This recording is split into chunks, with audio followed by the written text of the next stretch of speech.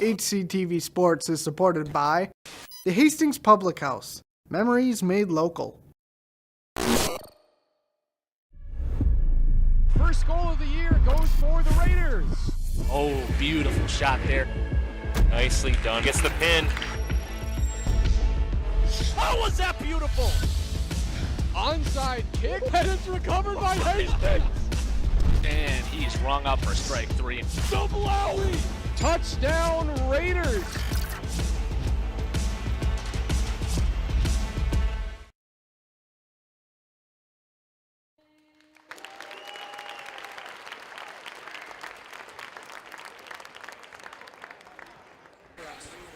Welcome, wrestling fans, to Hastings High School, where today our Hastings Raiders will open up the day against the Waconia Wildcats.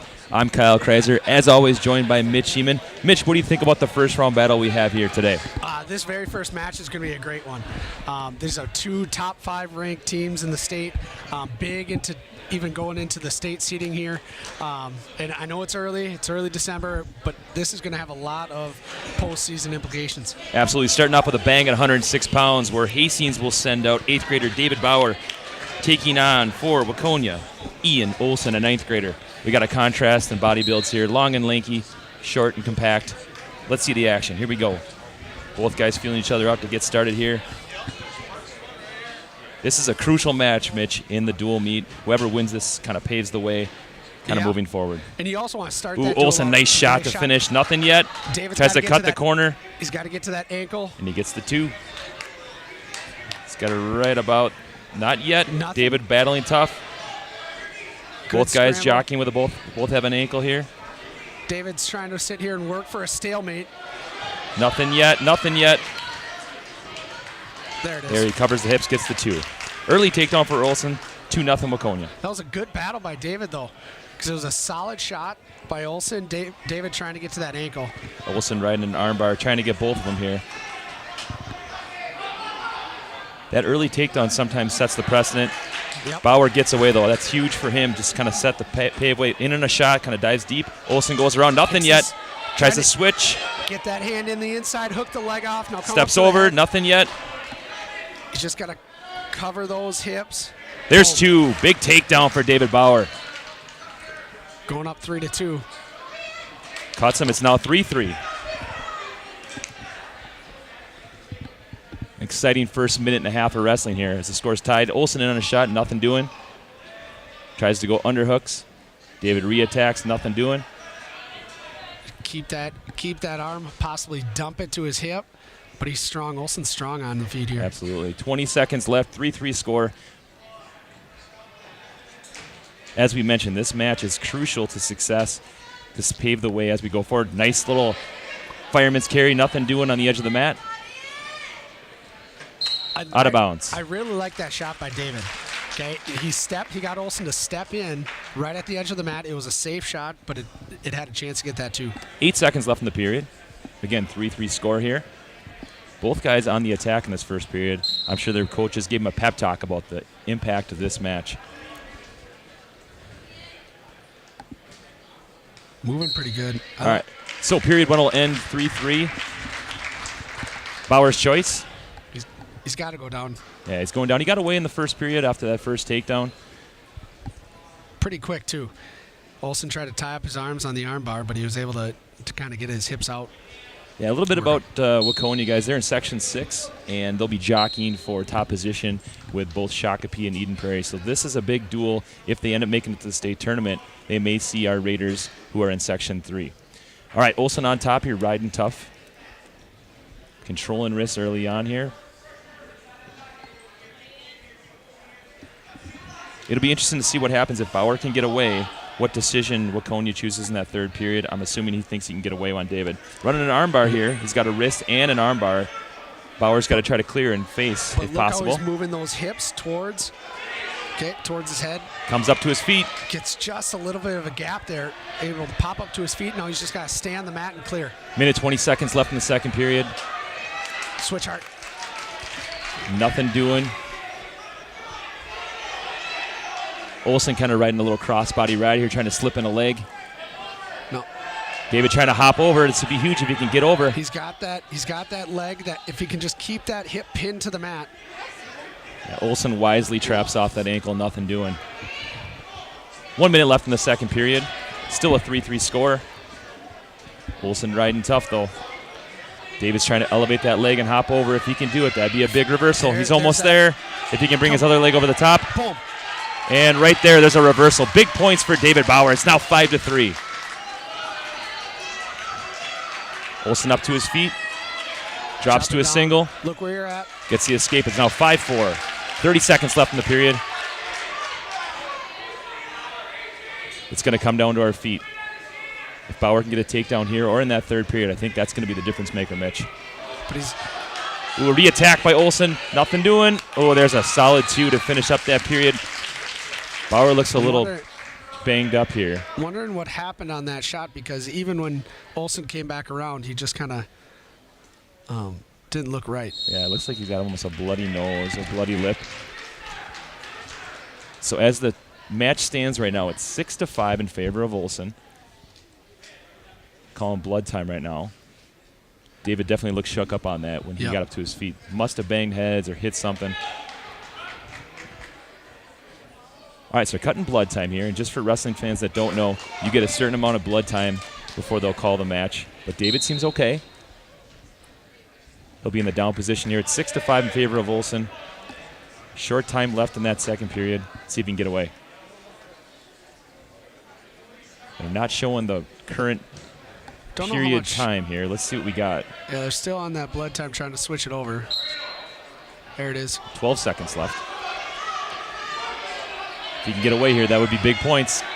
Runs on around the edge of the mat. Olsen wisely runs him out of bounds. He's got to pop up one more time. About 5 seconds left. He's got to get out here.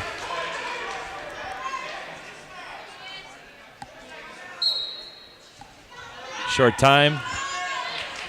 All right, so going into the third period, you're down 6-5. I'm guessing Waconia is going down. Do you just put him right on the feet?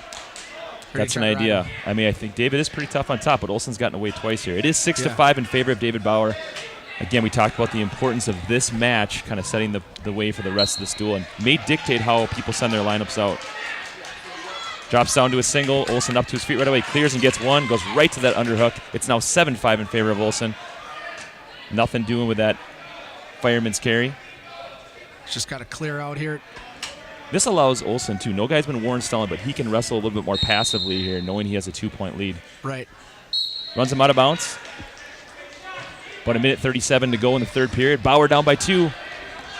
Got to get that takedown here. In on a shot. Oh, nice re-attack. Can he finish? Olsen clears his legs. Nice scramble, both guys. That was a great flurry. Nothing doing. Olsen on the leg. Wisely bails out. Nothing. There's a takedown for Olsen. That's really big in this match. Yep, that puts him up by 4. Minute 20 seconds left in the third period. He's up by 4.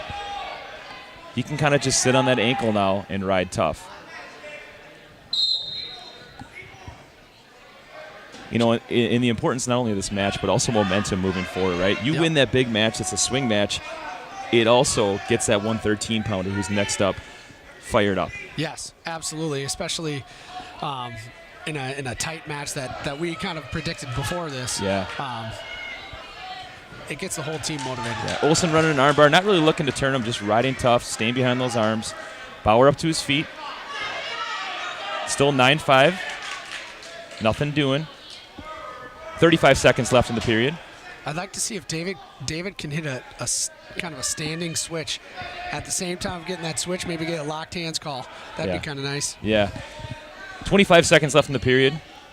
Olsen riding tough here. Trying to run that armbar, though he's not really going hard on it.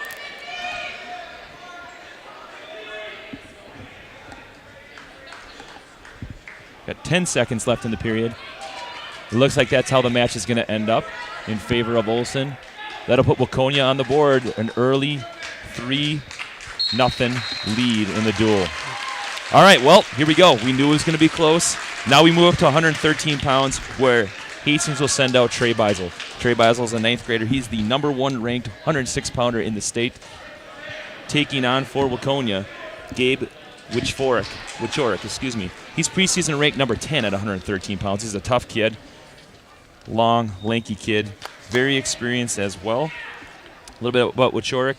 He was 4th at the 9th grade state tournament last year. Trey Beisel is a returning state qualifier at 113 pounds. Again, he's the number 1 ranked 106-pounder. He's wrestling up a weight class right now. Expect bonus points here for Hastings. They want to get on the attack. Nice shot by Trey Beisel. Goes duck under, hops over, gets the quick 2. I'm sure he has instructions, Mitch, to get bonus points. They need it. Yep. Quickly cuts him, goes to his feet. I want to know how many takedowns he's going to want to get here in the first period. My guess is Trey's fantastic on the feet. Just that power of that snap down. Snap down, goes to a shuck, nothing doing. And just for our fans that are listening in here, a win by 8 points or more is a major decision, an extra bonus point for your team. And in a single leg, tries to keep him on, works up, gets the 2. Nice shot and re-attack there by Trey Beisel. Goes to a crossface, looking for that cradle. Wieczorek wisely bails out. Got a minute 14 seconds in the first period. Beisel off 4-1. I'd like to put him back on the feet. It's funny that Wieczorek almost already knew that he was going up to his feet. Now 4-2. No, if you're nice shot on that single leg. 4 takedowns. As the way he's wrestling, he might get 4 takedowns in this first period, and then just kind of ride him out. But another takedown. Now 6-2 in favor of Trey Beisel. And as he's looking for as he's getting these takedowns, he's looking for an opportunity to work on top for a turn. When that opportunity kind of stalls out, that's when Trey's cutting him, trying to get back to the feet, and again, getting him into an opportunistic kind of pinning combination. Well, I'm sure the Waconia head coach too is telling him, you cannot give up a pin here. You cannot, right? So even if you give up a major decision or even a tech fall, you're saving team points against a top-ranked kid like Trey Beisel. Goes for a tilt here. Nothing doing with Wieczorek staying compact. Goes for it again. He's got a trap underneath his butt. If you can get that leg underneath that leg, you can arch and point that toe. If you can just elevate. He's getting bonus points right here. Back points here. Gets a 3-point near fall. That's big to end up this period. So now he's got an armbar. Trying to run that with short time left. Has not given him the 3. There it is. Once he let go of that armbar, gave him those 3 back points. Good solid ride on top. So the period will end 9-2 in favor of Trey Beisel. 3 takedowns and a turn. All right, Wieczorek goes down in the second period. Probably thinking they might get a free point if he can get him away. I think Beisel can turn him. He's turned him once already. Looking to do it again. But again, optional start here. He wants to get going on the feet and again try to work into that takedown to his back. Kind of a half-high crotch shot there. Goes back up to his feet, underhook. Wieczorek on the re-attack. Nice shot. Good re-attack by Wieczorek. That was nicely done. Takedown and escape here. It's now 10-5.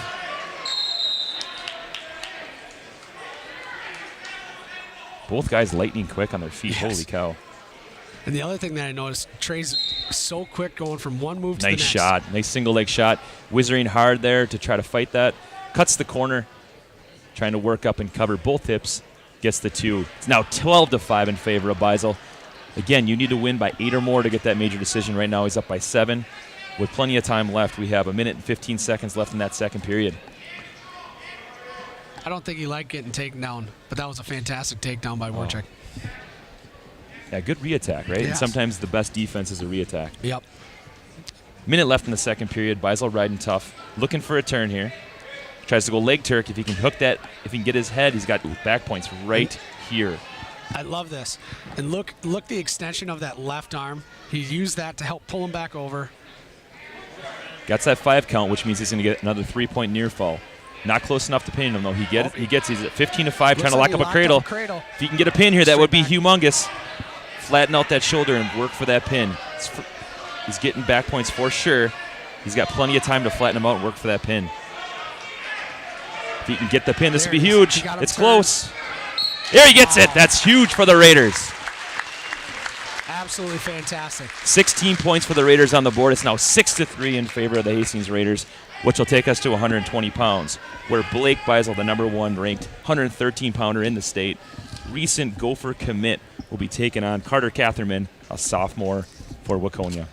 A little bit about Catherman.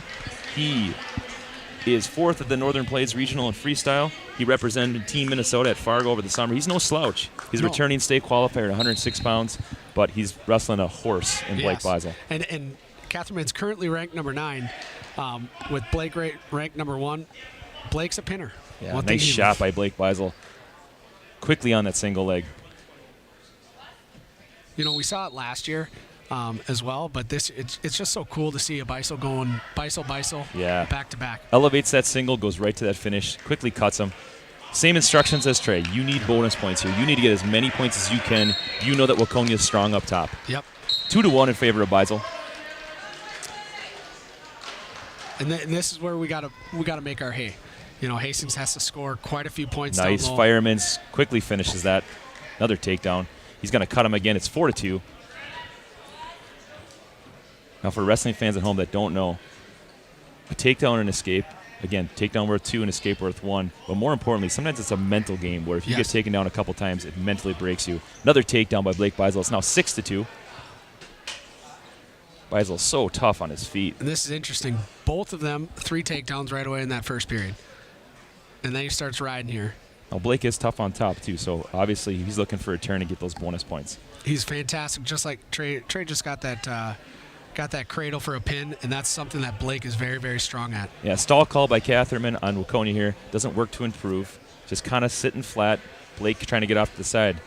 I like the early stall call because that tells guys that they have to get off their bellies and work up. Not just in this match, but in future matches as well. Yeah. The entire team kind of takes note of that. While a quick stall call, you have to move on bottom. Quickly goes to that crossface. He's working for a cradle. If he can lock this up, this would be big. Gets it nice and tight. 20 seconds He's left. got it. 20 seconds to try to bring him back. He bumps him sideways. There it is. Let's see if he can get a flat shoulder.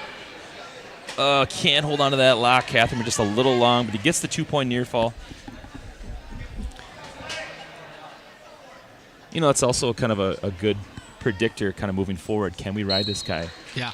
So 8-2 after the first period. Blake Beisel, a couple takedowns and a turn. Hastings' choice. We defer. Waconia is going down. Again, I'm sure Waconia coaches, like, his instructions are very strict. Do not get pinned here, right? Right. And as he's sitting there working on bottom, he's trying to get wrist, but Blake is so tough. Yeah. Beisel working to try to get a turn here. Catherine not really looking to improve. Goes back to that crossface cradle series. See if he can get it. He's got it locked up pretty tight. If he can get to the side here and bring him back, he might be able to turn him. Catherman wisely controlling those hands, but Blake's got it locked pretty tight. There it is. Can he fly? Oh, he gets the pin. That was a quick call. Yes, it was. And just like that, the Raiders are up 12-3. All right, this is a crucial match in the duel. 2 young guys going at it here. We have, for the Raiders, Talon Little Soldier, an 8th grader. Taking on, for Waconia, Blake Miller, an 8th grader. 2 8th graders going at it. This is going to be a big match in terms of the team score. And we talked to Coach Hanniberd. These 2 have wrestled before. They wrestled last year, I believe. Miller getting the advantage against Talon, but Talon's been on a kind of a different level the way Coach has been looking at him in the room. So. And for wrestling fans that are familiar with Hastings or even the sport of wrestling, this is Skylar's little brother, Talon, young 8th grader, very talented, and he's a big move wrestler. Yes, he is. He's fun to watch. He's been on the mat for a while. Yes. Miller goes underhook, nothing doing. Miller's a pretty put-together 8th grader. Tries to go underhook and circle behind, nothing doing. Pulls out, wisely faces him. Smart wrestling by Talon, nothing doing. Good edge wrestling, back on her feet. That was awesome. Good action to start. Nice shot by Miller. Tries to come through. Good scramble position here for Talon. Miller trying to pop his head to the side, see if he can score here. Nothing doing yet. They're going to call 2. There it is. Talon wisely bails out, but he's got his ankle trapped. He's got to be careful here. He's got to work that knee forward. If he can work that knee forward, then he can get back into his base, but not giving up. This bar is... Yeah, that looks pretty tight, but it slips out pretty quick. Didn't look super tight. No. Nice wide base by Talon. Go back to our feet. Way to cut the corner by Miller. Smart wrestling. Just under a minute in the first period. Miller up 2-0 for Waconia. Again, we talked about the importance of this match, and at 106 pounds, if whoever wins these kind of paves the way. Ooh, nice armbar. That's really tight. He's getting back points.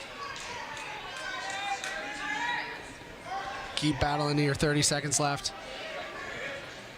Now, correct me if I'm wrong. I think they might have wrestled Carter Catherman up. It sounds like they're bumping him up. So this was Catherman. Okay. Okay, they must have wrestled a different guy at 113 pounds, which is wise. So this is not Miller. This is Catherman, their state-ranked 120-pounder. So they're bumping him up, which is probably a smart tactic on Waconia's part. Right. So our apologies on that. They bumped a different kid at 113 pounds. So again, this is Carter Catherman for Waconia. Back on our feet, it's 5-1 after period 1. I suppose in regards to Waconia's strategy here, they know they're probably not going to win 113 pounds. So let's bump them up to at 120 pounds. Let's bump them up to 126. Yes. Waconia goes down second period. Talen's going to look to ride here and hopefully hold them down for a little bit.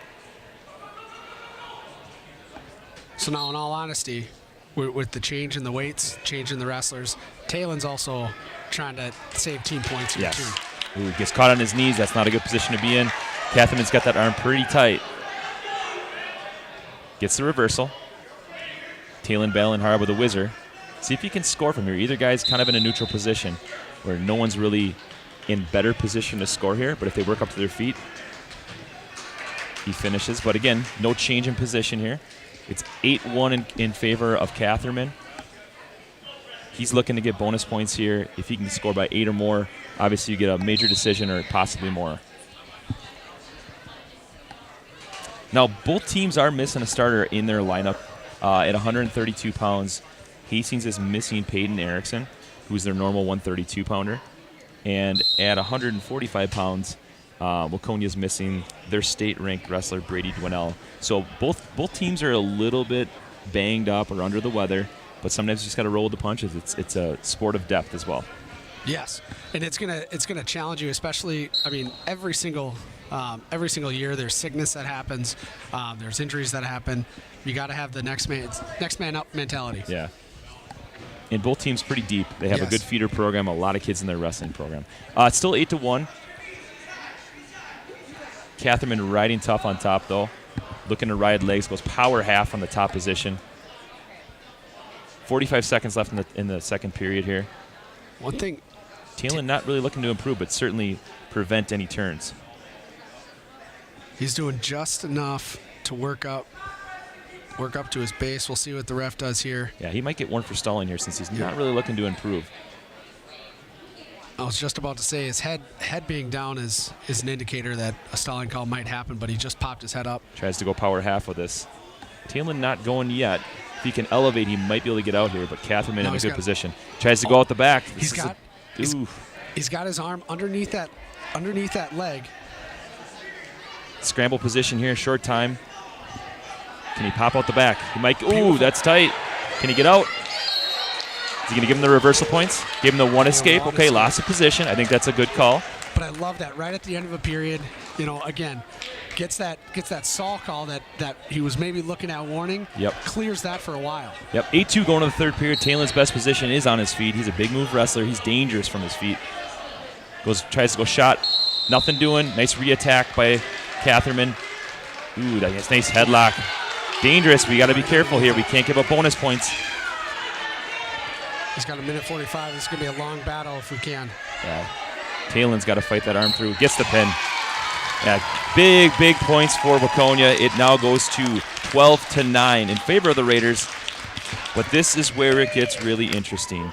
At 132 pounds, Hastings is going to send out Jack Bainbridge.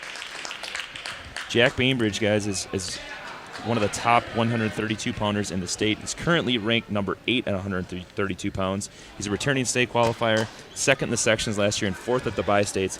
He's taking on Maverick Miller, who's currently ranked number 6. You got two top 10 ranked guys going at it here. Nice shot by Bainbridge. Wisely backs out. Miller, definitely a physical wrestler here. You can tell both guys pretty put together. Yeah. Jack's physical wrestler. Nice shot by Miller. Nothing doing yet. Nice single leg shot. Is he going to get a takedown? He gets it. He's a little bit longer than Jack. Yeah. Throw it again. Looks like Waconia is going to be trying to leg ride here. So quick 2 for Maverick Mueller. Oh, trying to tilt here. He's got that arm trapped. Nothing on the Turk yet. There it is. He's got a tilt. He's getting back points. Mueller's a junior. Bainbridge is a sophomore. Gets the 3-point near fall. Gave him the 5 count. This is 5-0. Gets the escape. It's now 5-1. I'm excited today. We got 3 top 10 ranked wrestlers at 132 pounds going at it. Oh, it's a phenomenal weight between that and 220 today. Holy cow. Wizard position. This could be either guy's position. The guy with the head up is going to score here. Whoever can limp arm out might get the takedown. Jack's got that ankle hooked. Can he drag? Can he pull that arm out? He's working for it. That should be close to 2 if he can get his arm out. He's covering the hips there. That should be Gotta 2. watch that shoulder Good takedown there. for Bainbridge. Watch him stop for that shoulder, too. Okay, so he gets the takedown, calls potentially dangerous with the arm. 30 seconds left in the period, 5-3 in favor of Mueller. And Jack right there just wisely covered the hips. Battled that underhook down, and then kind of slowly moved his hips over the top. It was awesome. Now, for wrestlers that know anything about Hastings, we know Bainbridge is extremely tough on top. Ooh, nice movement by Mueller. Gets the escape right away. 6-3 in favor of Mueller. Kind of goes to a fireman's position. This is dangerous. Can he score here? Gets the takedown. Now 6-5. Nice movement by Jack Bainbridge. Good shot and finish. Yeah, look for Jack to do this. I mean, he's tough in this position. He's got a great cradle. He's got his hands Short locked time here, underneath. though. He's only got about 5 seconds to operate. Can he get does it? have it locked. Oh, short time. Can't get the turn. All right, Green's choice. It's Hastings' choice. He defers. Let's see where Mueller goes. He's going down. Hey, want to give a big shout out to Hastings Public House, a big sponsor of HCTV Sports. Head down to Hastings Public House after the match. They got great food. And a little shout out to Rodney Havard, who's probably working today. He probably is. Hopefully he's got this turned on. Yeah. Best bartender that at Hastings Public House there is. I tell you what, great conversationalist. Absolutely. You know, he'll tuck your ear off. I love it. So will you, Mitch. Yeah, I absolutely will. All right, he's got a cradle locked up. Let's see if he can bring him back. This is dangerous. He's got it locked up. That's tight. Can he flatten him out? He's got to get that. Can get that bottom knee in the side. That'll really flatten out that shoulder. Can just get in that hip. Oh, it's still got that cradle locked, though. He's got a 3-point near fall. Big points for Jack Bainbridge. Now it's an 8-6 match. Ooh, a reversal just like that. Good movement by Mueller. Now 8-8 tie score. He's got a crossface now. Both guys exchanging that crossface position. He's got a cradle. Oh, and he's got it locked up. Can Bainbridge fight this? Shoulders off the mat, which is good for us. Trying to work to flatten him out. Boy, what a topsy-turvy match here in the second period. If Jack can just use that right hand and start picking at the lock, I'd like to see him do that because that lock looks like it's so close to getting broken. Yeah, a minute left in the second period. It's going to be 11-8. He's got that 3-point near fall. Jack working to fight that shoulder off the mat and not give up a pin. Still got a cradle locked pretty tight, though. There those hands go. Okay, so it's now 11-8 in favor of Mueller. Back and forth match. Holy cow, get the blood going this morning. Goes back to that crossface. Jack's got to control that hand and bring it around his head. Still got that cradle pretty tight if he can break that grip. He's got it locked up again. Oh, he goes suicide cradle. This is dangerous. He gets it again. Short time. Oh, he gets the pin. That is humongous for Waconia. Yes. Jack tried real hard to keep his hips low, bring that arm around the back, and it got stuck behind what a it. battle, though. Okay, that takes us to a team score of 15-12 in favor of Waconia, which will bring us to the next weight class at 138 pounds. Waconia's going to send out one of their captains, Lincoln Vick, a senior, really tough kid. A little bit about Vick. He is currently ranked number 4 at 138 pounds. Hastings will send out Mark Svoboda, a freshman, returning state qualifier at 120 pounds. Tough young kid, but he's handling a horse here. Probably one of the toughest Waconia kids they have in Lincoln Vick. Absolutely. Again, this is another match where Hastings has to save team points, if at all possible. You know, one thing I like about Mark is he's been in this position many times, and he doesn't back down from a battle. Absolutely not. He wrestled the top kid from Annandale Maple Lake and battled him to his decision last week. So he's no stranger to this position, wrestling top kids. Nope. He understands his job. That's one thing that I like about him. But he's aggressive. Yeah, I good mean, snap look at that down snap. position. Nothing doing. Tries to go ankle position, controls it. Oh, off the mat. I love the action so far early on.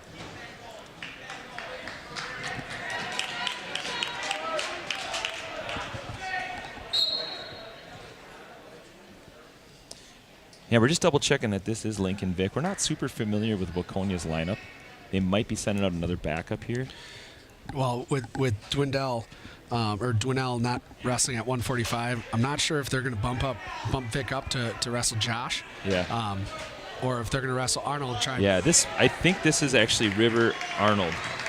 Or Amold, excuse me. Amold, who's a junior. Mark gets a quick takedown. They're going to bump him up to 145 pounds, their senior captain, Lincoln Vic.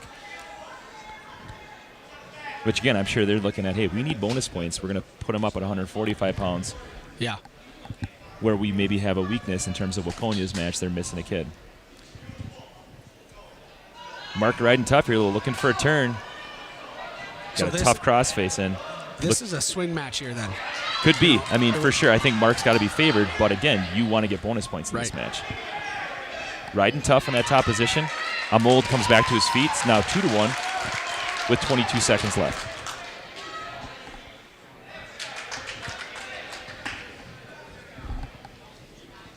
Trying to control that head.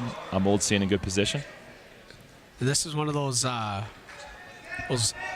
coaches' decision where there's strategy that goes into the sport. You know, you got to know who you're wrestling and where you got to get your points, especially when you have one of your top wrestlers out.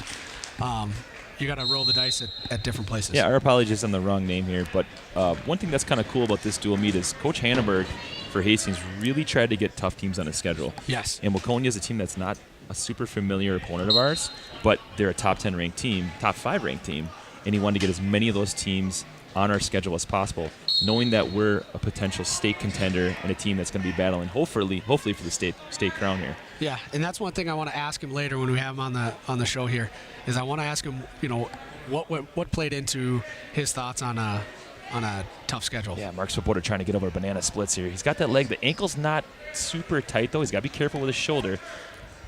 Doesn't have it locked up super tight. He's got to watch himself here. He's getting back points though. This is good.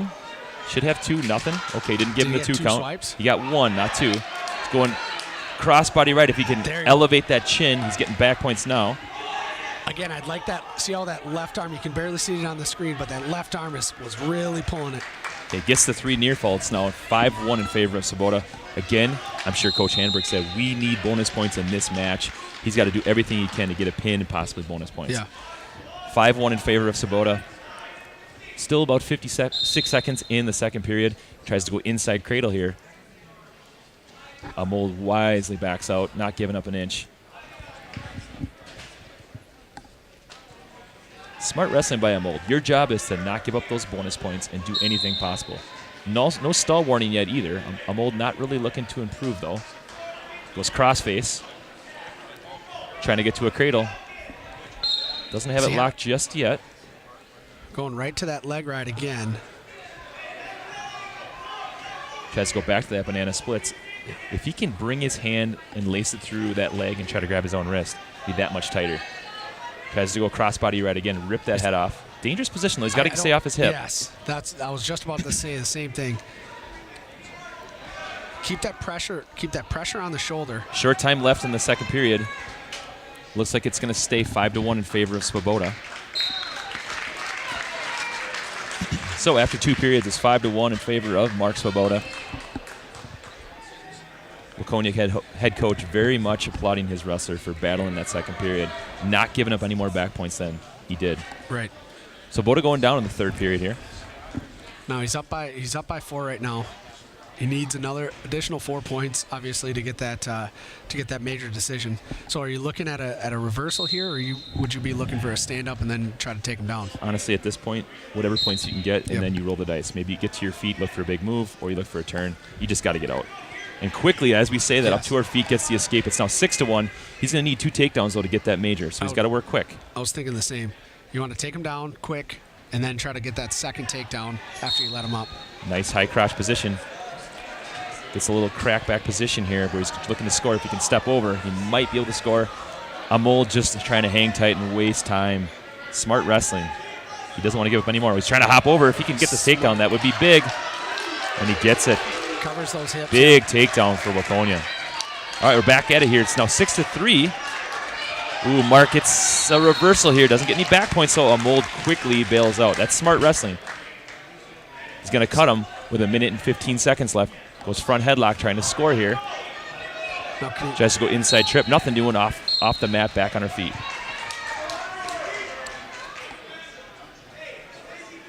So, Coach, what do you do here? Do you take down, let him go, take them, let him go, or do you go big move? Mark's a big move guy, so I would try to get something to his back here. Yeah, I like that he went out to that front headlock, looked to do something big from that position. But he doesn't have a lot of time to operate. He's got 1 minute left to try to score and get up something to the back. It's up 8-4 right now. And here it is. Oh, there's a whip over. If he can step through. Oh, wisely backs out. Amol does.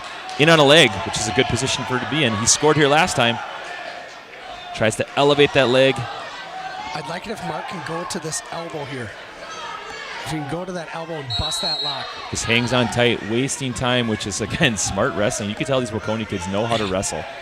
And they've got locks. That's one thing. Their locks aren't breaking. Yeah, 30 seconds left. Amol trying to cut the corner and hop over. If he can catch that leg, he might have a spladle. This is a dangerous position. He's got to adjust his grip, though. He's got to grip backwards if he can go inside that leg. Yep. He's going to run out of time, though. Only 15 seconds left, and we're at a stalemate position. Back on our feet. Mark Swoboda up 8-4. He'll need a takedown and a turn to get the major here.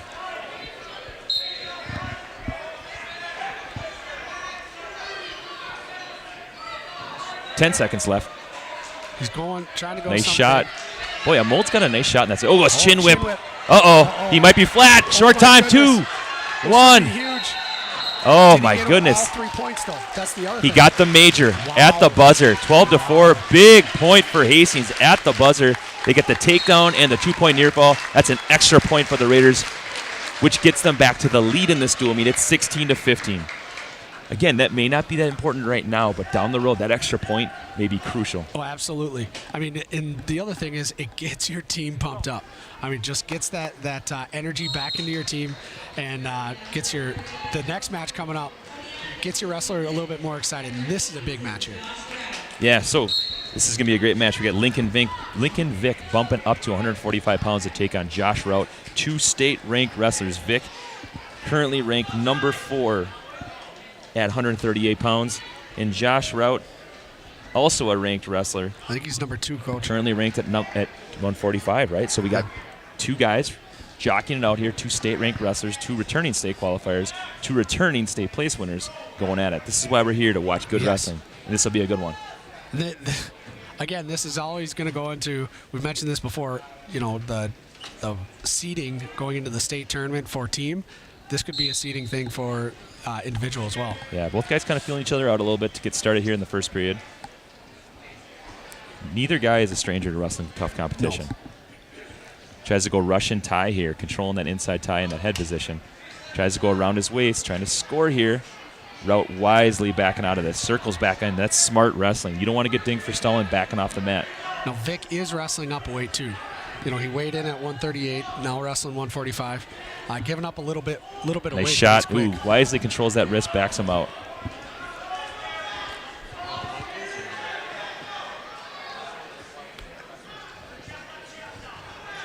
Ooh, nice shot. Elevates that single.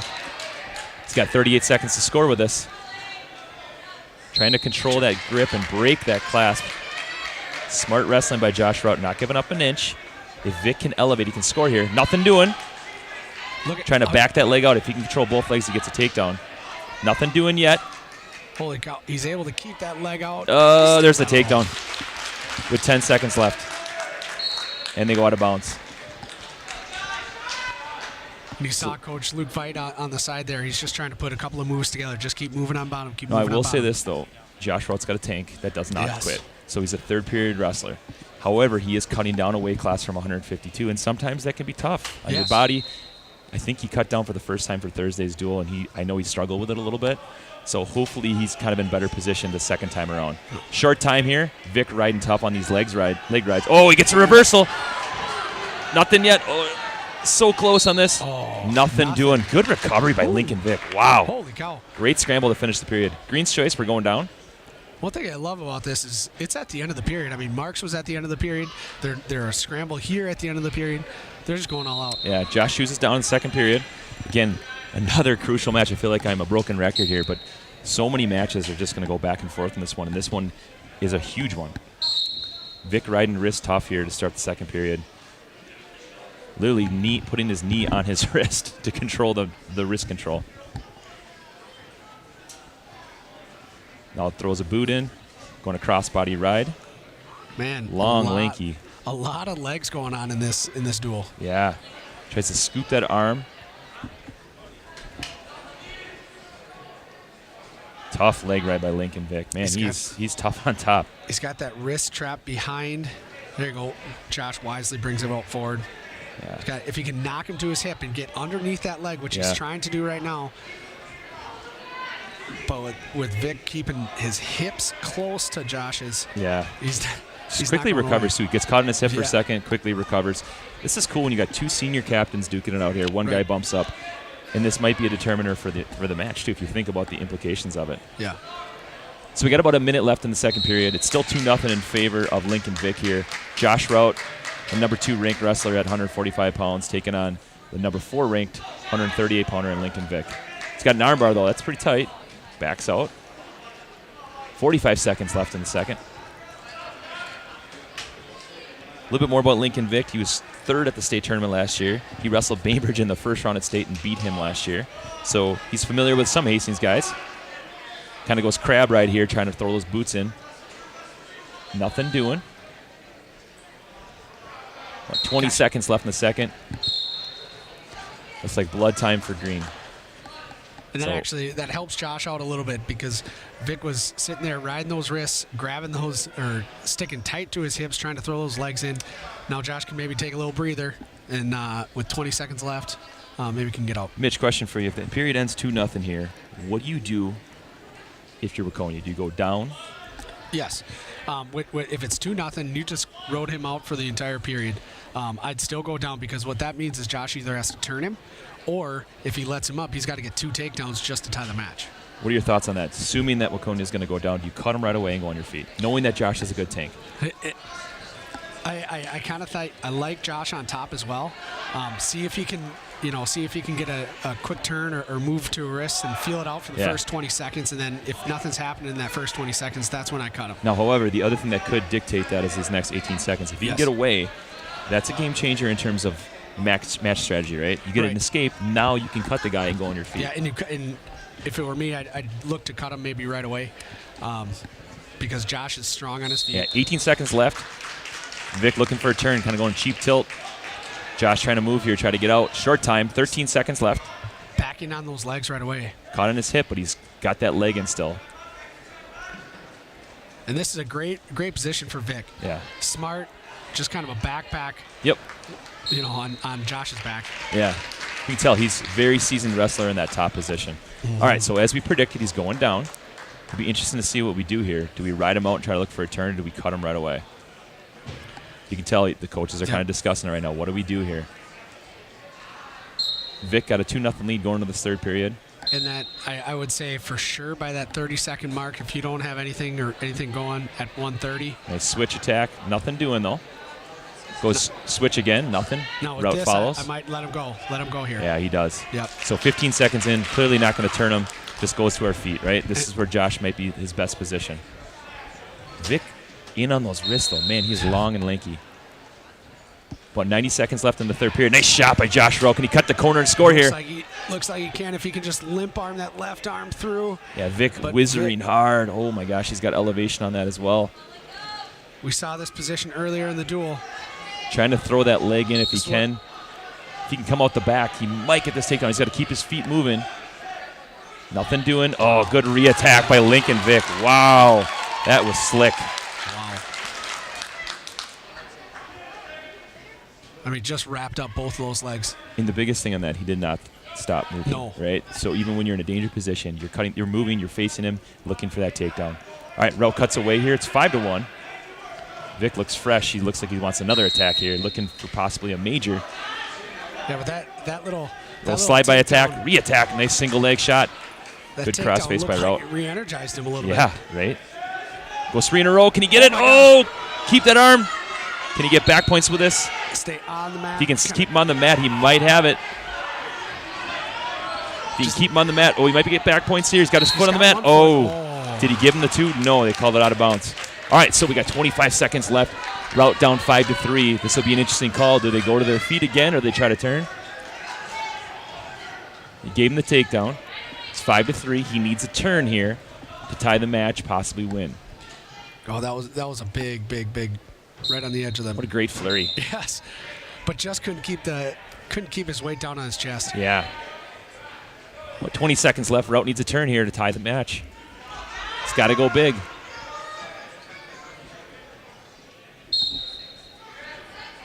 I'd go for an inside cradle right here. So it looks like the match is going to end right there, which it looks like he's going to end up winning 5-3. So close to that till at the end, which will make the team score 18-16 in favor of Waconia, which will take us to 152 pounds. This will be an interesting one. Okay, Raiders are sending up one of their backup wrestlers who does have some experience in Isaiah Laverne, a physical, strong kid. He's a sophomore, taking on, I believe, Aiden Mavison, an 8th grader. So we got 8th grader versus 10th grader, 2 put-together kids that are going to battle it out, younger kids. Isaiah Laverne is a returning 9th grade state place winner. I believe he took 4th last year. Yeah, he's definitely not shy to the big stage. Mavison was 8th at the 9th grade state tournament at 126. He qualified for the state tournament with a below 500 record last year, which is very interesting. You don't see that happen a lot. Working wrist control first period. So 2 young guys going at it here. You don't see a lot of 8th graders starting at 152 pounds. That's pretty impressive. It's an upperclassman weight. Yeah, for sure. You know, I had this when looking at the duel of Waconia versus Hastings. Ooh, elbows are in on that. That's not a good position to be in. This guy gets hips out. If he can turn and face, nice wrestle, nice scrambling wrestle by, tries to cut the corner. Nothing doing yet. Isaiah's got to try to clear out of there. Smart wrestling by Laverne. I like it. Laverne has wrestled a little bit of 145 as well. Today's wrestling up. Now, if you're Hastings, you're looking for this win here. Yeah. You need to win. Well, both guys. I mean, this should be a fairly even match. Nice finish by Mavison. Well done. Kind of goes at a duck under position and controls. He's got an armbar here. He's got to be careful. Early 2-0 lead for Mavison. About a minute left in the first period. Sorry about that. Does get it right behind his back. You'll notice that Mavison has the arm tight to his armpit. He's reaching for underneath for that far wrist. He's going to look to try to, turn him with that shoulder going through the ear and stepping over here. Now, what I've noticed in a lot of these big matches is Waconia's gotten the first takedown, and that's really crucial to success. You get that first takedown, it sets the precedent. Isaiah's close to getting turned here. This is not a good position to be in, especially with that armbar tight. He's trying to fight it off. He's got that far wrist trapped underneath. Okay, wisely gets his arm down, but still got that armbar slightly. He's got to work that shoulder forward. He's getting 1 swipe, He's 2 swipes. He's got back points for sure here. Yep. He's got the 3-point near fall. Short time, though. 10 seconds. Not close to a pin yet. 5 seconds. Laverne's got to fight this.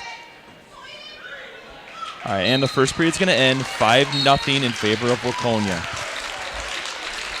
And Mavison's a pretty put-together 8th grader. Yeah.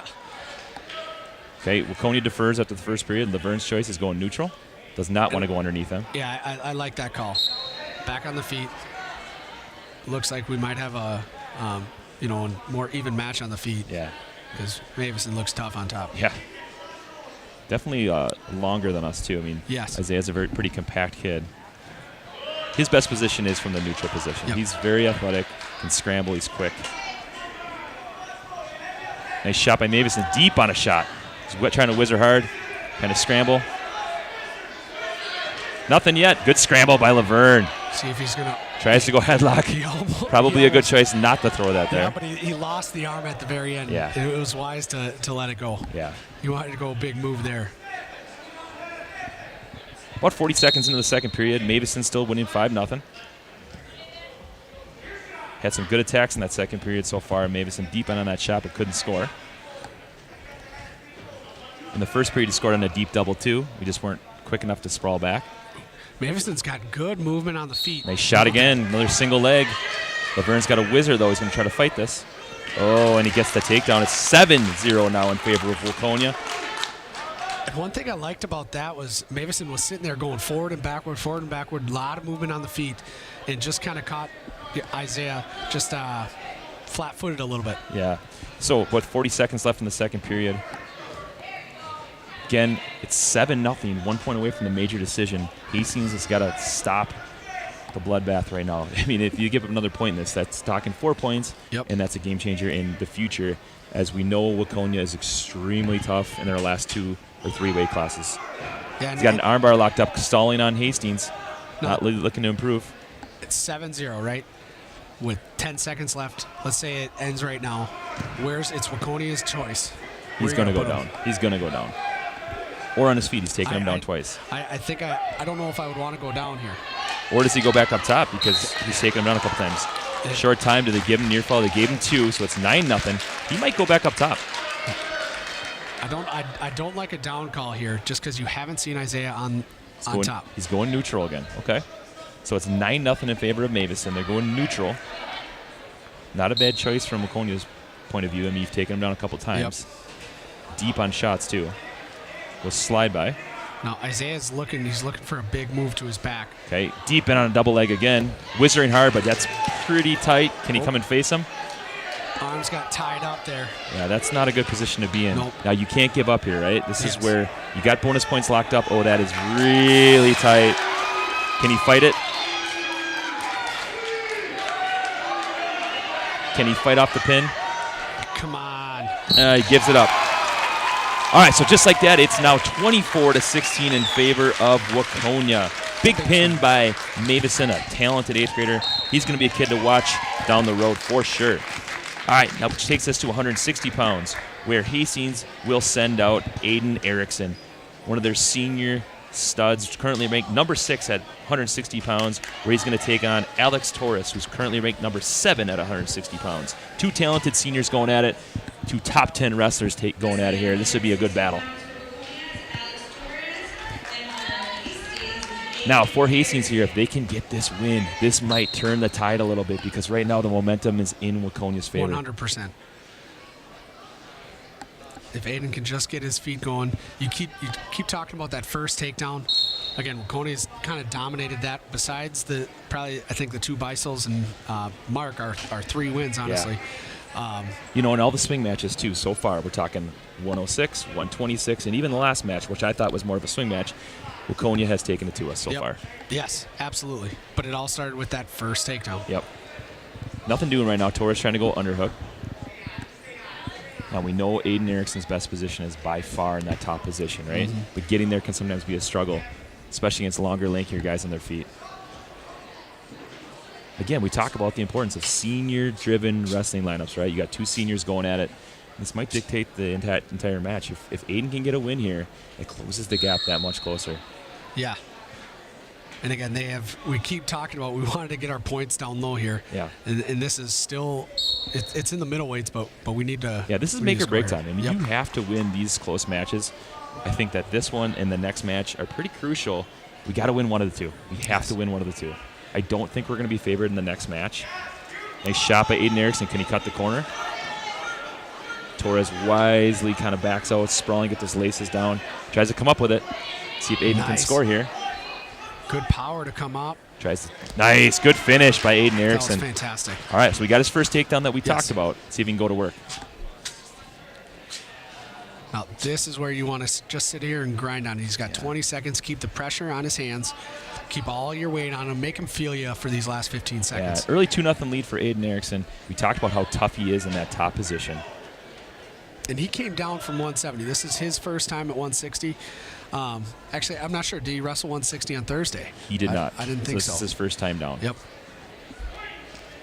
All right, good first period for Aiden Erickson. He leads 2-0 after period 1. Green's choice. I'm guessing they're going to defer, and they do. Let's see what Waconia chooses to do here. They know that he's tough in that top position. They're going down. All right, well, this will be interesting. Again, unfamiliar opponent. We don't see Waconia very often besides maybe the Christmas tournament. Yep. But they know enough about Hastings wrestling to know that Aiden Erickson's pretty tough on top. Just quickly throws that leg in, trying to get both of them in there. Hey, I want to give another shout out to Hastings Public House, one of the big sponsors of HCTV. We appreciate all you guys do for Hastings athletics here. Works power half. Can he get back points here? Back points Trying to would be- stretch him out. Can he get it? There's one there's swipe. One swipe. Torres wisely backs out. Good battle. He catches that leg. That's a dangerous position to be in. He's got to stay compact here. Can't get stretched out. Aiden tried to sneak it in there, but Yeah. it just wasn't quick enough. Well, you can tell these Waconia kids know how to ride legs, right? Yes. A lot of those guys do it. We've seen it so far. So they're no slouches when it comes to riding legs and defending legs. Right.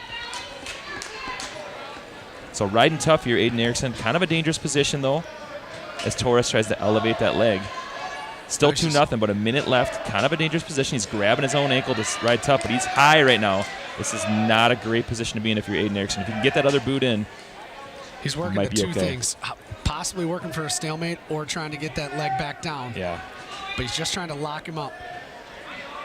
Torres trying to pull that leg in tight, trying to elevate it. Aiden just holding on to his own leg. 45 seconds left in the second period. Hopefully they call it a They stalemate. call a here. stalemate right here. Exactly what That's Aiden wanted. helpful. Yes. So 45 seconds, 41 seconds to be exact in the second period.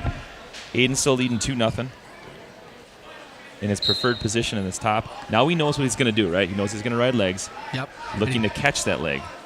And you you can saw see- it right there. You saw it. He tried to throw that leg in on the right, and he just blocked him because his elbow was there. He was knowing it was coming in. Yeah, he knew it was coming. He almost Yep. looked back, Yes. thinking, hey, I know this leg's coming, just waiting for it. Now can he sneak that left leg in?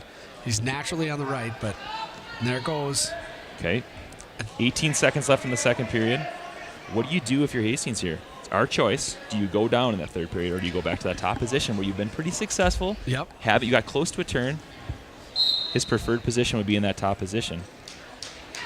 All right, Yes. stalemate, 6 seconds left. And this is where it kind of makes your coach mind wander. Yeah, I know he's not going neutral. Correct. So I think he does go down, but again, that top position is his best spot. Okay, period 2 ends. He's going down. All right, I like the mentality. You got to be able to get away. Yep. Worst case scenario, you get ridden out. You don't give up any back points, right? And hopefully Torres has enough sense to know that he might have to cut him if he can't turn him here. Now, one thing that I like, okay, Aiden's up 2-0. If he can somehow pull out this match, right? This is a big mental thing. Get your head in it, knowing that you're one of the best wrestlers in the state. You just beat a best wrestler in the state. Kind of sets it up even at early December through the rest of the year. Yeah, it'll be interesting, too, as we progress forward into the next weight. We got 2 more seniors duking it out again. Yes. So this is a very senior-laden lineup for both teams. They're very similar last year. Yeah. They didn't graduate too many seniors, didn't graduate too many starters. Yeah, and when I looked at the early season rankings, too, I looked at Waconia as a team that Yes. very similar to Hastings, kind of up-and-coming program that is built within a lot of kids that have been born and raised in Waconia. We see a lot of kids from other programs that Yep. are transferred in. This is a developed program from youth on. Okay, we got 1 minute left in the third period. Aiden Erickson still up 2-0. No warning stalling calls yet, which is good for his behalf. Not really working to improve, but Torres hasn't really been close to a turn yet. You wonder at some point, do you look to cut and go on her feet? I don't know. He's looking like he wants to. Okay, interesting call. He's Wow. riding hips and not really looking to turn. They're going to call Waconia warning stalling. Okay. I will say that Aiden has gotten up to his base a couple times. Yep. So 2-0, 42 seconds left. Comes up to his feet. You wonder if he's just going to cut him here. Nothing doing yet. Nothing doing. Get off your knee here, Aiden. There you go. Okay, dangerous Nice. position, though. We're up to our feet. Wisely clears out of that underhook. It's now 3-0 in favor of Aiden Erickson. Now, if you're Aiden, you're trying to grab wrists. You're not trying to be in Yeah, that you upper clear body out of this stuff. position. You Yep, don't want to be as here. fast as possible. Get out of that ear to ear, because watch this big move trying to happen Yeah, with 20 nice. seconds left. Good fake shot. Gets back to this power position. Ooh, I like it. Wow. Can he score here? Can he score? Nice Fantastic. takedown. This is a really good match for Aiden Erickson, the confidence Absolutely. builder. Beating a state-ranked kid who's right below you in the rankings. Yep. He's controlled it from start to finish in all 3 positions. You know, one thing I liked is he wanted to challenge him up top, and took the challenge on. Big win by Aiden Erickson with a 5-0 win, which will close the gap. It's now 24-19 in favor of Waconia, but we go to 170 pounds where Andrew Torres, Alex's brother, is taking the mat, another senior, taking on Ian Peppel. Ian is a tough kid. He's no stranger to the big lights. He's currently ranked number 9 at 170 pounds. Over the summer, he wrestled at Fargo, won a couple matches, was a couple matches away from placing. I think he won 4 matches, which is a big confidence builder. He's been wrestling really well. This is a huge match in terms of moving forward. You know, and last year he took a huge step. Okay, just grew over the entire year. Now he's in that senior position where, you know, he's a leader on this team. Absolutely. Now it's, again, a couple of leaders going at it. Fireman's carry, looks to try to dump. Ian goes chin whip. That's not a good position to be in. Got to bail out here. Controls those hands. Nothing doing. Deep on a shot, though. Nicely done by Ian Peppel. Those long legs came in handy in that position. He literally had him off the mat, and that's saying a lot because he's about 6'4". Yep. But one thing, Ian was on the football team. He was a fantastic football player for him. Nice Coach shot Strain. by Torres. Goes single leg, whizzer hard. Goes 3 in a row. Can he catch him? Nothing doing yet. Good scramble wrestling by both wrestlers. Well done. That's twice now that move's been hit. Yeah. And the 3 in a row is done off of that whizzer position. Yep. He hit that at the right time. Just didn't keep that leg tight to his body. Still 0-0, but wow, a lot of action in that first minute. So just a little heads up for wrestling fans here. I think in the next weight, Hastings should be favored. You got Rico Cooper coming up, who's a state-ranked wrestler, going against an unranked wrestler from Waconia. We know that Waconia is going to be heavily favored at 195 pounds, but what will be interesting is what do they do with their lineup? Do they bump up McAnally, the best pound-for-pound wrestler in the entire state of Minnesota? They have a lot of flexibility there. Yes. What are they going to do with their lineup? Okay, Hastings has a little wiggle room, but they're kind of landlocked at 220 and heavy. Correct. What do they do with 182? That is a crucial weight. If we can win here, that'll change a lot. Nice shot by Peppel. Can he finish? Torres wisely kind of goes to a switch position. He's got that ankle hook, but nothing yet. Deep in it. Scramble position, nothing. Nothing doing. Can he elevate that leg? Are they going to give him the takedown? They gave it to him. Okay, he's covering the hips. They gave him the takedown.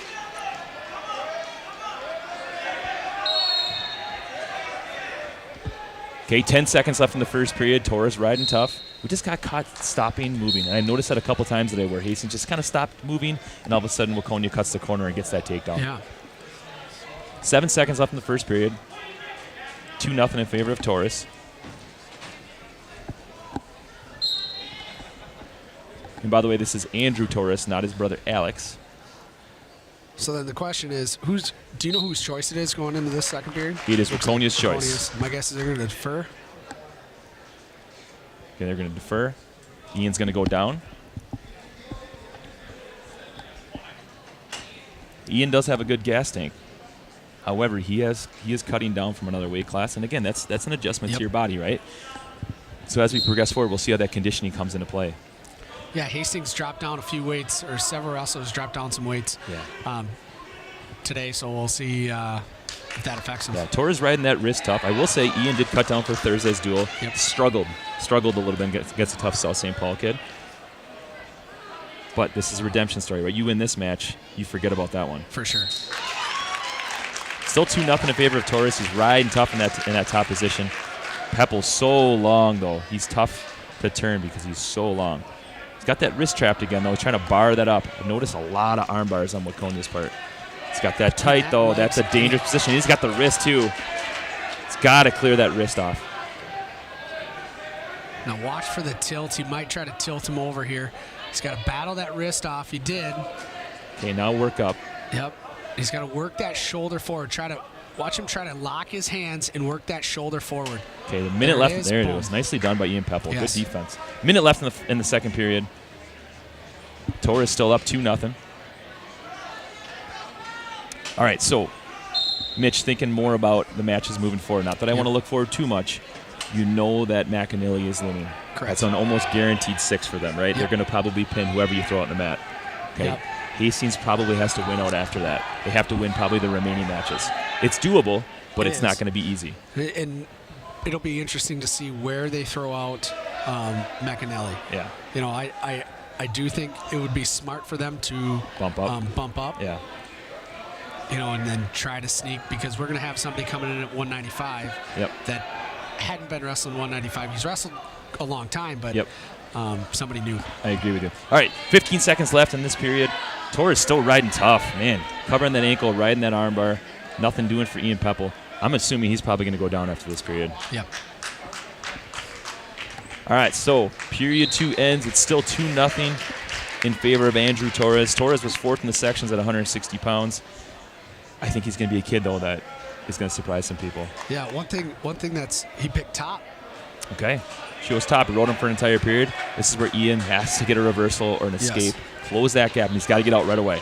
Gosh, these Waconia wrestlers are so tough on top. Yeah. They've been fantastic all the way from down low till now. They're strong. Riding legs, and riding conditioning-wise, too. Yep. I've seen several wrestlers just peak in that third period. Wrestling fans, just so you guys are aware, after this dual meet, we'll be doing the announcing for the Forest Lake and Waconia duel, and then we'll finish the day, with Hastings versus Forest Lake. That'll be around 11 o'clock. So we'll have all 3 dual meets live for you. And if you want to stay and watch wrestling, come down to Hastings High School. We have a really unique opportunity to watch some of the best girls wrestlers in the entire state compete. They have over 100 girls coming here to start wrestling at noon. Yeah, and which is pretty cool. And that'll be cool. We'll have 4 full-size mats. Yep. A lot of good wrestling from across the state. We got teams that are traveling 3-4 hours away. All right, minute 20 seconds left. Torres still in the lead in top, really controlling that position, not giving up an inch. Bar. Ian's got to keep moving here. Kind of got our ankle trapped and kind of stopped moving. If he can knee slide out here, tries to, kind of stops moving. Minute left, still 2-0 in favor of Torres. At one point, do you think they're going to ding someone for stalling? Because, yes, Torres is kind of working to improve, but he hasn't really gotten off those hips. But again, he's got a pinning combination right here. Still has that bar. Yeah. I mean, you can sit here on that arm. I mean, he'd call a stalemate before he calls a stall call. Yeah, and we talked about it one more time. I feel like we're beating a dead horse here, but that first takedown is so crucial. In almost every match, we've seen that first takedown be the difference maker in almost every single match. All right, 30 seconds left. Peppel's got to get moving here. It's down 2-0. A win here might just ice the dual meet for Waconia, unless Hastings pulls out 3 more wins. 15 seconds left. Torres still riding really tough, covering those hips. Tries to get up to his feet. Oh! Step over here. Can you get the 2 here? What is Nothing doing. Nothing doing. They don't give him the reversal. That's a good call on the referee's part. He did not have control. Match will end up 2-0. Good battle by 2 seniors. My heart got going on that one. I got really excited. Torres pulls out a 2-0 win, which will extend the lead for Waconia now to 27-19, which will take us to 182 pounds, where the Hastings Raiders are going to send out Rico Cooper, returning state place winner. Tough kid. He's currently ranked, I believe, let's see here, He's I'm checking it out. Number 4 4. At 195, but he brought that, or came down to 182 here. Yeah, 6th at the state tournament. Cooper Jonke, though, not a slouch at all. 2nd in the 9th grade state tournament. Looks like they're going to send, we got Jackson Green instead. Sorry about that. Jackson Green's going to be wrestling. Jackson Green is a junior. I don't know much about him. You think that Hastings has to be heavily favored in this match, but we'll see what happens. And we're going to be looking for 6, because it looks like if Jackson Green's going to be wrestling at 182, they're going to bump Cooper up. And then, and that's a smart move by It is. It's a smart move by Waconia. Yep. Deep in on a shot, though, is Green. Rico's got the laces down. Although he's deep in on a shot, and he scores. Wow, that first takedown is crucial again. So Jackson Green's a junior, taking on the senior Rico Cooper. Again, Rico's preferred position is in that on his feet. He's really lightning quick. Got that early takedown, though. Gave up that early takedown. Yep, he's got a cradle locked up. Ooh, this is dangerous. Kind of goes to suicide cradle. Rico tries to keep it. Wisely gets the reversal, and he gets the near fall points. Gets 4 on that. Up 4-2. So he really tried to force that suicide cradle, and Rico got that left arm around and was able to keep his hips back. Yep. Yeah, I mean, that sometimes happens when you have a guy that goes out there and gets a little too excited when he gets that cradle. Rightly so, right? You got a cradle locked up on a returning state place winner. Right. You go for it. Just got a little too high with that. So Rico up 4-2. About 38 seconds left in the first period. Riding tough. And again, we talked about this. Hastings needs a pin. They got to get a pin right here from Rico, however they can get it. But a testament to their depth in Waconia. You can send a backup guy out there. They sent a couple out today. He gets a take on it. Gets the early take on a returning state place winner. Yep. And you got to remember, they're still without their top 145-pounder. Yeah. That shows you to the depth that they have. Yeah. Not to Hastings' defense, right? We're both missing a starter. Yep. Peyton Erickson's a tough wrestler. He had a really good day last week, went 3-0. So it looks like period one's going to end in favor of Rico Cooper, 4-2. Good period, though, by Green. It's got to build a little confidence knowing that you went toe-to-toe with him. All right, he goes down the second period. Let's see what Hastings decides to do. They want to ride out and look for a turn, or are they going to try to go neutral? Looks like they're going to ride him out. I think you work for jump the gun there. I think you have to ride him out a little bit. See if you can work for a pinning combination. I'd like to see Rico maybe even do a cradle. Yeah. He's got a strong lock there. He does. He's long and he's pretty strong. Yep. He's gotten better in that top position over the years. Yes. He's always been good on his feet. Green tries to hop over. What are the chances that he hops over and he does that? Oh gosh, what's that move where you lock your hands right by your face? I can't remember. The stretcher. Yeah. I'd like that. That would be good too. I would take that. All right, still 4-2 in favor of Rico. About 30 seconds into the second period, riding tough in that position. Man, this kid is tough, though. Jackson Green's really battling him here. Not giving him an inch. No. That's for sure. Tries to run a half. Ooh, he wisely bails out of that position. Riding wrist tough. Keep all your weight on top of him. So, Coach, where do you go third period? If this stays 4-2, which I know we got a lot of period left, Yep. It's Rico's choice. I'd go back on his feet. Yeah, I think so, too. I don't want to go underneath.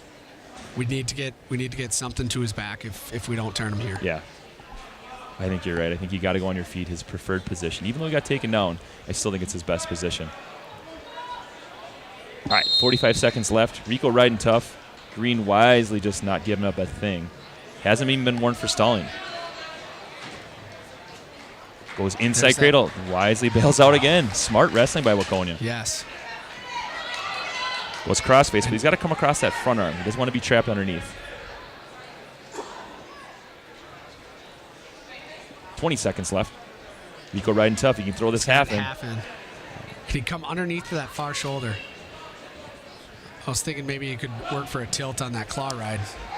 8 seconds left in the second period. It looks like it's going to end 4-2 after the second period. It was a good ride by Rico, but at the same time, this is what Waconia wants. Yeah. You call the coach. Third period is going neutral. See if Rico can get his attacks going. Again, though, I will say, this is his first time down to weight. He's cutting the weight a little bit. Not an easy thing. First time down is never easy. He needs to get his feet moving here. Yeah. That's one thing that Rico's really good at. Is get deep in on a shot. This is where he scored the first time. Powerful to a cradle. He's got an inside cradle. Can he pull him to his back? He does. Can he get a pin? We need this pin. And he gets it. That is humongous for the Raiders. Wow. Just like that, the meat changes. It's now 27-25. Waconia has a lead, a narrow lead. This is a big, big match. And that was a fantastic match by Green, but he just held on to that leg. And to Rico's credit, he was able to just kind of lock up those hands, get those shoulders flipped, and get the pin. That was awesome. Yeah, so Hastings is going to send out Derek Stanky, a junior, a very seasoned wrestler, a kid that's gotten a lot bigger over the years, finding the weight room. It's been fun to watch him kind of grow and find success. He's all of 195 pounds, super tough on top. Returning state qualifier from a couple years ago when he was at 113. It's changed a little bit. Russell Cooper Jonky, who is second in the 9th grade state tournament last year. He's a tough kid, and they're bumping him up for a reason because they think they have a better chance of winning this match than they did the last one. Right. And then you have your last two horses at 220 and heavyweight. Yeah, so they're bumping up McAnally. You have to think that's going to be a guaranteed 6, right? So if Hastings can win this one, They get a takedown right here. Let's see if they can get it. They got it. Now Derek's going to go to work. He's really good in this butcher position. Really tough.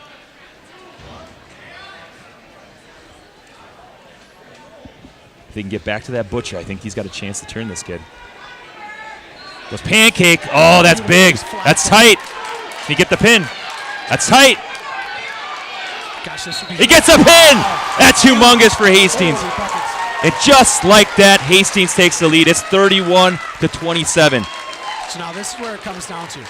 All right, you have one of the best wrestlers in the state, and honestly, pound for pound, number one, I believe. Yes.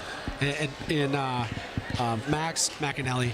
But holy cow, Derek's stepping up, getting that pin, putting Hastings ahead 31-27. Whew. All right, Hastings is going to send out senior Austin LaFleur, one of the top-ranked kids in the state, but ranked number 5, but wrestling the number 1 ranked 195-pounder Max McAnally, recent Gopher signee, 3rd in the worlds at the cadet tournament. 3rd. Yes. So not only good at the state level, good at the national level and the international level. Deep in on a shot and finishes. Let go of the head. Way to bail out Austin. That's smart wrestling. Quickly cuts him. Go slide by. Okay. Now But again, look, we're watching him before the match, how quick his feet were. yeah. And he's a running back in football, and you can tell that Yes. he is all-time leading rusher in Waconia history, and you can see the reason why. Nice ankle pick. LaFleur trying to hold on to that, but he's going to give up the 2. He does. Okay, I'm sure his instructions are to not get pinned. You can give up a tech. Yes. You can give up a tech fall here. However, it's really not going to matter either way. It does not matter, because the last match is what it's going to come down to, Yep. whether he wins. Unless Austin can pull something out. He's working. Tries to working go the big, battle. bails out wisely. Now, what'll be interesting too, obviously LaFleur is kind of outmanned here against Max McAnally. What'll be interesting to see too is strategy from Hastings' perspective. He's going to be wrestling a state-ranked 220-pounder. When a shot, re-attack. Yep. Nothing yet. They go out of bounds. It's 6-3 in favor of McAnally. They didn't give him the takedown. McAnally not happy about it, letting the referee know. Nice shot. Nice duck under He's that gotta let single. go of that head. Yeah, Wants he's to do going to want to let chin go of whip. that. He wants to do a chin whip, but McAnally going to cut him again. He's got plenty of time for more takedowns here. We got 25 seconds on the clock. 8-3 in favor of McAnally. 8-4 in favor of McAnally. Nice single leg again. Lightning gotta quick. get your arm out. Now 10-4. That's five takedowns in this first period. He's going to ride him out. Good math, Mitch. Yes. I carried the 1, too. Nicely done. All right, 10 seconds left in the first period. Looks like it's going to end up that way. McAnally's so quick and fun to watch. You know, Austin. One thing that I like about Austin is he's not going to his back. I mean, he hasn't been put to his back yet. Yep. He gets close to that position, bails out, and he's wrestling well there. Yeah. All right. So he's going to cut Austin. It was our choice. We went down, gave him the free points. 10-5. Tries going in a shot. Quickly goes up behind. Such quick feet. It's 12-5 in favor of McAnally. Hold on to that leg if you Yep, can. just- Waste some time if possible.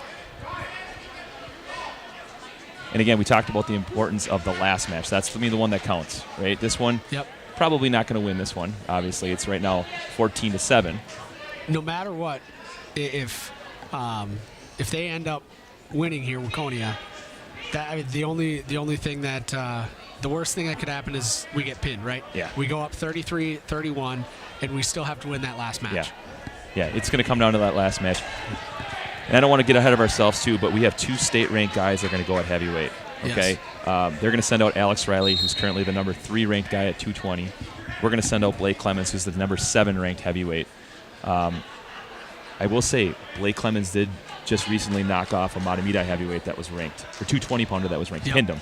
So he's no slouch. He's no unfamiliar wrestler. He's wrestled all over the country and is used to wrestling tough kids. Nice shot again by McAnally. 18-8 now. 18-9. You want to sit here and just start grabbing wrists. Nice shot by So McAnally quick. again. That high crotch is just so Let go lightning of that. quick. Another takedown. It's now 20-9. They can't keep up on the score clock here. And they're sitting here. I think McAnally's getting frustrated because Austin's wisely bailing out Yeah. at the right time. Yeah, so now it goes to 22-10. going to cut him again. He keeps 22-11. attacking. Step up, step Wow, up, step good up. hips. Another takedown. 24-11. Hope our producer, Hunter Pinkey, can keep up with this because that is a lot of points on the Oh, board. but he's got to bail out right at the end of the mat. 26-11. Let's see if he can get the pin here. 15 seconds. He caught him. Austin Short time. Slowly working. Keep that shoulder up, Austin. 10 seconds left.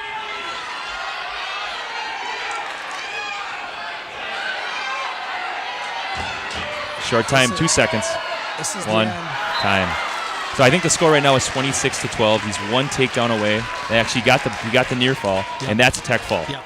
Now again, in the grand scheme of things, doesn't really matter, but you never know. Weird things happen in the sport of wrestling, right? That'll take us to heavyweight. Current score, 32-31 in favor of Waconia. Comes down to this.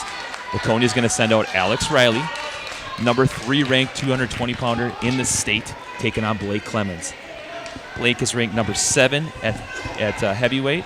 He was 6th at the Northern Plains Regional, 8th at the Bi-States, 4th at the Christmas Tournament, and 3rd in our section last year with 2 of the top-ranked heavyweights in the state. Yep. Anything can happen here. It comes down to this. This is why we came to watch today. This is fantastic. Coming down to heavyweight. And one thing that I absolutely love about this is Blake was on the fence coming out into the wrestling team this year. Yes. You talked him into it. He's a huge part of our team. Yeah. And we need him right now. For sure. Guys feeling each other out. Blake has the size advantage. You can see in the size of their legs alone right there. Yes. But Riley is no slouch. He's pretty put together, 220-pounder. Tries to go slide by Blake, wisely faces. And you may not see it right away, but by that third period, you got that extra weight pulling on your head, pulling on your arms. You're going to feel it. Nice shot by Riley. Comes up. You want to bail out here. Doesn't want to give up any back points. Wisely bails out. 2-0 early score for Riley. And I've been able to watch Blake in the wrestling room. Okay, you should see it. His hands and his feet are moving quite a bit. He's in good shape, right? All right, Riley wisely cuts him. Sorry to interrupt you there, Mitch. No, you're good. So I actually like him on the feet here. Sure. Just what I've seen in the wrestling room, constantly moving. I don't know if you're going to be able to muscle around Riley. Nope. He's a pretty put-together 220-pounder, but it is 2-1. Riley seems most comfortable on his feet. He cuts him. Blake goes underhook on that left side. I believe he is left-handed. You can tell his preferred side. Still 2-1 in favor of Riley. Nice shot. Nice single leg. Know where you are here.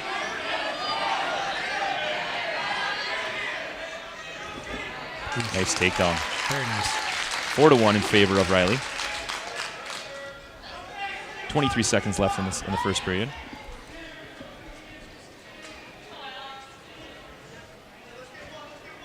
A lot of match left, though. Those early takedowns do matter, but again, he's wrestling up a weight class. He's giving up some weight. You never know. The only difference is I'd like to see Blake on top. Yeah. You know, make him hold your weight for that entire 2 minutes here, maybe. Yeah, in the if you get an second escape here, period. that would be big. Okay, it is Waconia's choice. Let's see what they decide to do. They go down. I'd go down right away. You don't want to go down in that third period. I'd rather go down in the second period, so you have the third period. So early 4-1 lead for Alex Riley.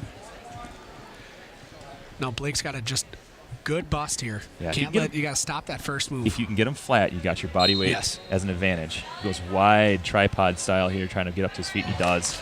Nice. That was quick. 5 seconds. Yeah, 5-2 right now.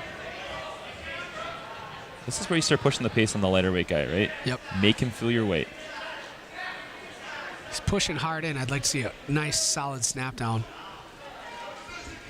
5-1 in favor of Alex Riley. Goes left side underhook again. Almost close to a takedown, out of bounds. Good action by Blake Clemens. Yep, he's looking for that single leg.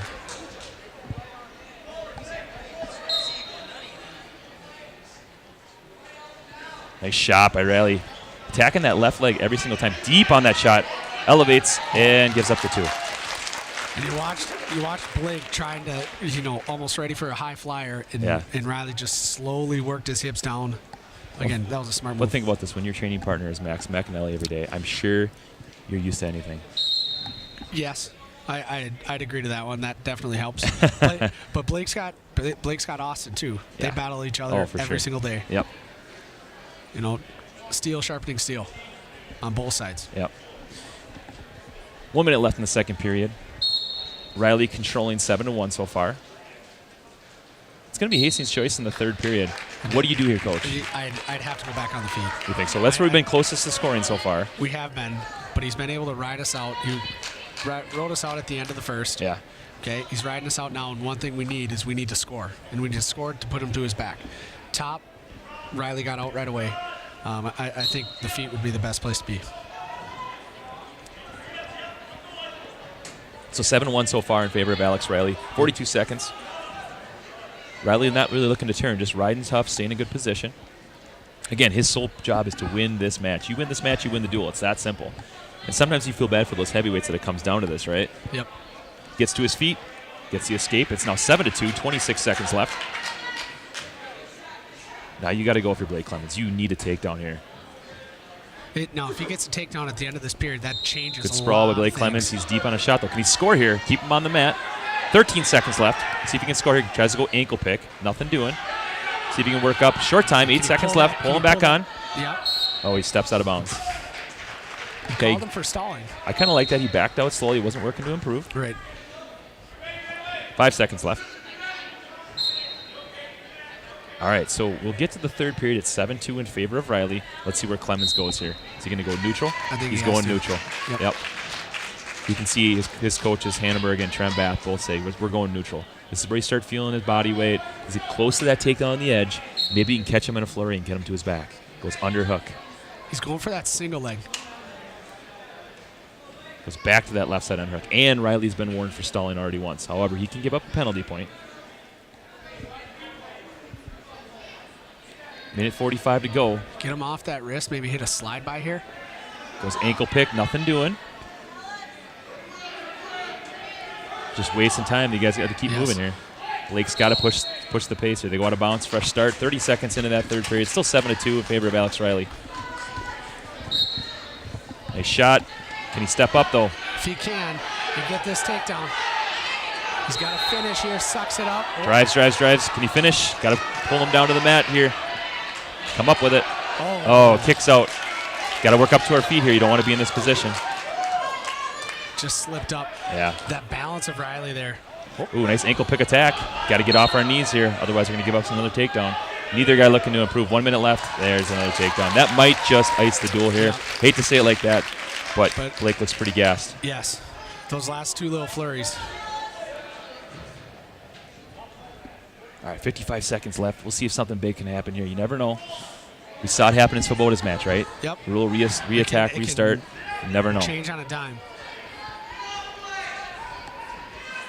Now, regardless of the outcome, what I like about this is both teams are getting a quality competition right away in the season, which is going to make them better, right? Yep. So regardless of this, both guys are missing starters, right? Hastings maybe not down to exactly the weight classes they want. They're going to be that much better. We know Waconia is also missing their state rank guy too. It'll be fun to see these guys progress throughout the season. Yeah, and when you look at the sections, Waconia's got a little bit tougher of a trail for us than we do. Yeah. You know, they have to go through Shakopee. They have to go through Eden Prairie. Yeah, out of bounds here with 11 seconds. Their section is much tougher than ours. Yes, we're in Section 3. The only other team that's ranked or close to ranked is St. Thomas Academy, who's in the lean and mean, so kind of in the bottom, 11 to 15 ranked. And we'll see them. They're in our conference as well. Yep. All right, 10 seconds left in the third period. It looks like he's going to hang on with a 9-2 win unless something a miracle happens here. He's looking up at the clock, and Riley will ice the duel for Waconia. And just like that, it's 35 to 31 in favor of Waconia. Great action in this duel. That was a fantastic match. And we knew it was going to be close. So a disappointing ending for the Raiders, but I think they have to go away from this duel feeling like we were right there with these guys, a team that was higher ranked than us. Yep. A couple matches go our way, things can change, right? Yeah. Now, when you look at it, what could, if you wrestled these guys, next, maybe in that state tournament, what do you think you would try to flip? That's something that as coaches we always look back. Where could we change those matches? And I'm not sure. I mean, it's well. I think if you get Creed Peterson down to 152 pounds, that might add a little bit, right? Returning state qualifier. Throw Peyton out there as well. You got Peyton Erickson at 126 pounds potentially. That could change the duel. We'll see these guys hopefully at the state tournament. I have a strong feeling that Hastings is going to make it back. I hope Waconia does. I like the way they wrestle. I was very impressed with their first takedowns, their attacking ability to not only finish matches, but in being better shape than most of our wrestlers. Yeah, absolutely. Hey, we're going to give a couple credits to our producer, Hunter Pinky. Again, I'm Kyle Kreiser, joined by Mitch Sheeman. I'm going to give a shout-out to our camera operators, Ian Andrusak. And again, thanks again for Hunter Pinky for all he does, along with Hastings Public House, our big sponsor for HCTV. We're going to come back for the second duel today. We got Waconia versus Forest Lake, 2 top 10 teams coming at you. It's going to start in a little bit. Thanks again, fans.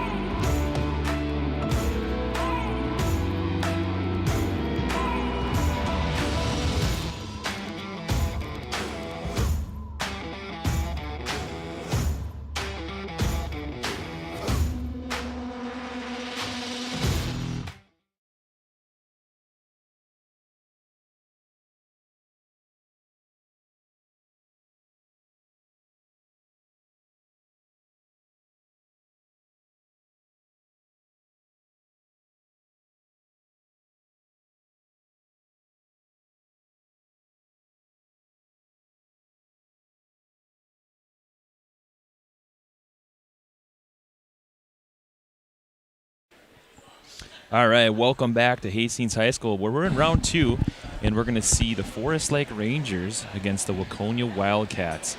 This is an exciting duel. We have 2 top 10 ranked teams, with Waconia Wildcats being the 3rd ranked team in the state, taking on Forest Lake, who's number 9, I believe, taking on the Waconia Wildcats. 2 top 10 teams. My name's Kyle Kreiser. Join with me is Mitch. Mitch, what are we looking for in this duel? You know, there's a lot of top-ranked wrestlers here that are going to be going at each other. Okay, now Waconia I would say, is definitely favored over Forest Lake. But one thing that I'm really looking forward to is I'm looking forward to that 132 matchup. Okay, if Maverick Miller wrestling Parker Lyde maybe up at 132, and then also Mark Grendel for Forest Lake is also a solid wrestler. Now he's going to be he's got a very tough matchup going against Alex Riley there. Yep. McAnally. McAnally possibly bumping up there, but I'm looking at it, that 220, that 132 should be a good matchup. Yeah, it's always good to get top teams in the state coming here and battle test, right? I know last year we kind of didn't see some of those top teams at the state tournament until we actually got there. And this year, it'll be a little bit different. We're going to be battle tested. Hastings will have wrestled Eden Prairie, Forest Lake, Waconia, Bemidji. Some tough teams, yes. Right? So instead of going into the state tournament where you don't really know these teams, you know them all and you see where you stand. Yeah. The first match against Waconia, razor thin, 35-31, came down to heavyweight.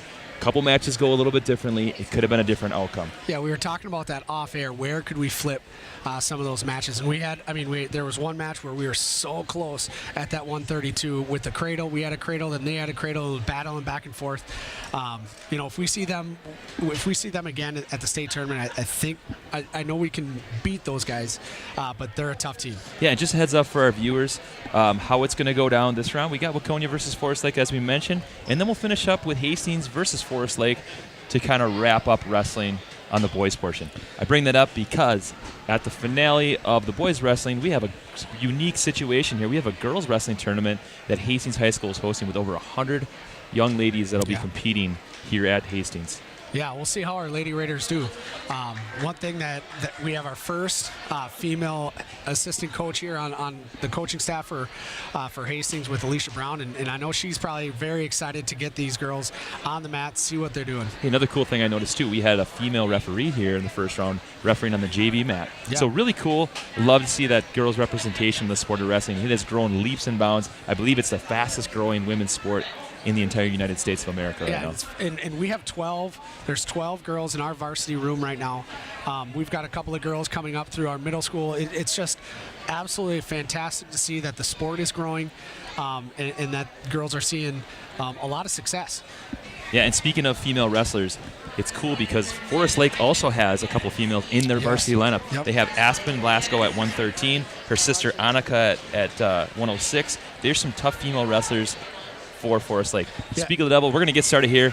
Forest Lake's going to throw out Devin Struntz, a 10th grader. Yeah, and these two have just wrestled. So one thing that's interesting about these two teams is they both wrestled at St. Michael in an individual tournament. So these two have wrestled with Struntz beating Olson 7-5 early on in the year. Yeah, so again, we got Ian Olson for Waconia, a 9th grader, taking on Devin Struntz. Struntz, a physical, long kid. We've seen him a lot at the middle school level being coaches for him. Struntz quickly gets to that underhook, tries to jack him up, and tries to push him around the mat. Now this will be interesting to see. I wasn't able to watch that first match that they had. Is how do you change it? I mean, they wrestled a week ago. Yep. So now if you're Olsen, you're looking, how can I maybe get those last 2 points to either tie the match and win the match? There's no surprise factor, right? Now, again, both schools in different sections, they don't wrestle each other that frequently in terms of head-to-head and a dual meet format. But again, stylistically, I know both schools really tough on top. Right. They run a lot of arm bars. They ride a lot of legs. So it's just a battle of wheels here. Nice shot by Olsen. And Clears out. One thing that we saw from Waconia is they were fantastic on that first takedown in that very first duel. We'll see if they continue that. Now, to your point before, Waconia is favored in this dual meet. I would say that they're pretty heavy favorites. Yes. However, Forest Lake, hoping to close that gap. They did finish behind them at the St. Michael Albertville individual tournament last week, excuse me. Still no score. Guys feeling each other out. No real shot attempts worth noting. About a minute left in the first period. Strunt's the bigger, longer of the two kids.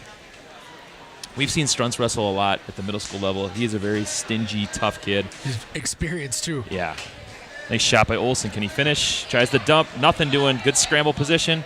Tries to roll out. He's got that arm trap. No takedown yet. Is he going to give it to him? He's only got one arm trap, though, I think. Where's that left arm, though? Dangerous for both guys, actually. Yes. Can Olsen fight his arm through? They're going to give the takedown to Struntz. They're going to give him back points now. Olsen looks like a lot of pain right now. You can see the grimace on his face. Not giving him back points, though. He's trying to clear his leg out and then kind of readjust. You tell Olsen in a lot of pain. The arm got stretched out right there. That was a lot of pressure on that shoulder. Yeah, it's going wrist and half on top position. Okay, after one, Devin Struntz gets the takedown. He's got an early 2-0 lead on Ian Olsen. Struntz's choice. He defers. Olsen going neutral second period. Yeah, Ian Olsen is a returning ninth grade state qualifier last year. He's a pretty tough kid. Looks a little undersized, but he did find a big win against David Bauer, which might have been a big win in terms of that entire duel. Yeah, one thing, I mean, we were looking at the weigh-in sheet here. He weighed in at right around 98 pounds, so he's given up some weight. And that, you know what, it's 8 pounds, right? But it's still a lot of weight, especially at this small of a weight class. So Struntz in a front headlock, kind of got his hands tied up, looking to score here. Had kind of a half cement mixer move. He tried to roll through and didn't get it. Kind of cutting that angle, see if he can score here. But look how Olsen is grabbing that wrist, and he was able to clear out. Yeah, good wrist control by Olsen. Fresh start here. Still 2-0 in favor of Devin Struntz. You can tell Olsen's preferred position is definitely to be on his feet. But had some good leg attacks so far. But one thing that's interesting, I didn't like it when I wrestled, was he's got that left leg forward. It's almost that opposite stance that I'm used to wrestling. Can frustrate some wrestlers. Struntz in the front headlock, but he's got his right arm trapped pretty far underneath. Not a necessarily good position because Olsen can drag out. Struntz grinding on that front headlock. See if he can get it. Steps over. If he can clear his head out, he'll get the takedown, and he gets it. 4-0 lead for Devin Struntz. Just long and strong. Trying to get those legs in. This is a dangerous position, though. He doesn't want to be here. But again, you talk about that. Way to readjust by Struntz. Yeah, but did you see that length? He actually had his head, but he was still able to get his legs inside of Olsen's and stretch him out. I mean, that's just, it's a big advantage, especially at 106 weight class. Yeah. So 4-0 lead here. 17 seconds left in the second period. Stretching him out with that power half. Legs are turked. Olsen getting stretched up all over the place here. Ian fighting it like crazy not to get turned. Call potentially dangerous here with just 3 seconds left. That arm gets stretched in a dangerous position. The referee will stop it to risk any potential injury. Yeah, you don't want to anything happening to these kids. Now, I don't think they realize that the end of the period. There's still 3 seconds left. Right. But I guess that tells me that Forrest Lake's going down next period. Not that you want to show your cards too early, right? Right, But you're assuming he's going down based upon his body language. Trying that quick switch there right off the whistle. Not doing. It'll end at 4-0 for Struntz after 2. Struntz's choice here. He's going down. Not surprising based on what we saw about 10 seconds ago. So Forest Lake's going to look to get early points right in this duel because they know there's some weights where they're outmanned. Yes. They are scratching 3 weight classes with preferred starters today. So they're up against definitely an opponent that has a stronger lineup. Right. However, there are several weights that I think that they're going to be favored. And we'll kind of highlight those as we go through. Ooh, tries to switch, kind of get caught in his butt. Nothing doing. He almost got caught in his back. Olsen comes out front. He's probably looking for a big turn here. It goes cement mixer. Oh, he catches him. Nicely done. He's got a dangerous position. He's for sure got back points. Looking to get a pin here. Gosh, that's nice and tight. Yeah, he hit that the perfect time, right? Yes, he did. Guy turns into him, catches that arm. Olsen's got that tight. Can Struntz fight through? If he can get those legs. Oh, way to fight that. But can he bring him back underneath? He's got to stick that head. Good battle. Wow. Gets the 3 near fall, the 1 escape. It's now 5-3. It's going to come down to her feet.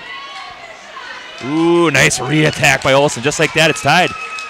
Is he going to look to cut him? He's got a minute left. No, Struntz looks a little gassed. I think the score might be a little off here. No, he had the Dude, 3 he near had the fall, 3. and he Yep. got the takedown. It's 5-5. Yes, you're correct. He's looking for a turn. He's got to step that shoulder through the ear, and I don't know if Strunt looks gassed. Olsen's just kind of taking it to him in this third period. Yeah. The conditioning of Waconia wrestlers has been fantastic, I have to Yes. say, in that first match. And he's getting back points. And he covers him. Oh, and he gets a pin. Big match for Ian Olsen. What a confidence builder. Absolutely. Not only comes back in the third period, but gets the pin over a kid that beat him last week. Yes.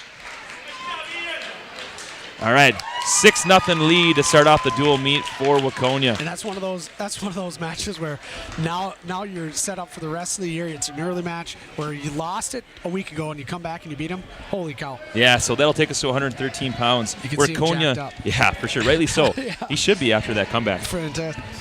Where Waconia's going to send out Gabe Wachorik, a sophomore, taking on Aspen Blasco, a junior. I'll say this about Aspen. I've seen her wrestle a lot. She's one of the most flexible kids you'll ever see. She's a gymnast. Watch her wrestle. She's funky. She's difficult to score on in the turn. Gets on in a single, Wachorik does. This is where Blasco likes to be, though. She can do all sorts of twists and splits. She's so flexible. Now, she's been pretty successful in this sport. Yes. She's currently ranked number 2, I believe, for the girls. Yep. And then I believe she's ranked in the nation, correct? Number 9 in the nation. Okay. Yep. She's one of the top girls in the country. Yes. Well, Wachorik is no slouch himself. Was preseason ranked number 10 at 113 pounds. He was 4th at the 9th grade state tournament last year and 5th at the sections as well. So a very skilled wrestler, been around for a while. He had a tough match in that first round going against Trey Beisel. Yeah. So I'm guessing you're going to try to flip that here. Yeah, Aspen just kind of uses that underhook to push him off. Are they calling him for stalling, backing up? Nice shot by Wachorik. Tries to step up and score here. Again, this is where she's so difficult because she's so flexible. Tries to cut across to that double. Nothing doing. But notice how she's coming over the top, looking for that anchor on that ankle. She's sitting on her butt trying to scramble, trying to hook that ankle. Nothing to do. She's got to move a little bit to score here. Maybe looking for a stalemate. If she can scramble a little bit, she might get this takedown. Well, watch him try to boost him forward. She's trying to boost him forward as she's trying to bring her hips back around.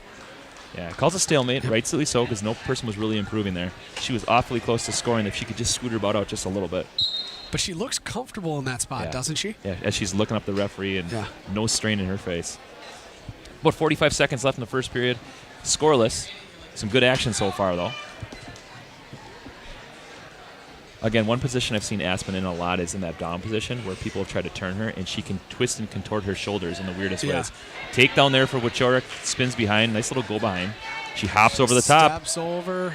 Is she going to get the 2 here? Wow, nicely done by Blasco. Wow, she stepped over, and as she was stepping over, throws those legs in. Holy cow. Yeah, she comes from a family of wrestlers, too. She's got some sisters that wrestle not only at the high school level, but also at the middle school level, too. So you'll be hearing this Blasco name a lot for the next couple of years. And I thought I saw that there was a Blasco on the coaching staff as well. Yeah, Chris coaches as well. Yep. He's really one of the top coaches for the female program across the state. I know he works with them at the national level. All right, so first period ends. It's 2-2. It's Waconia's choice. Let's see where they go.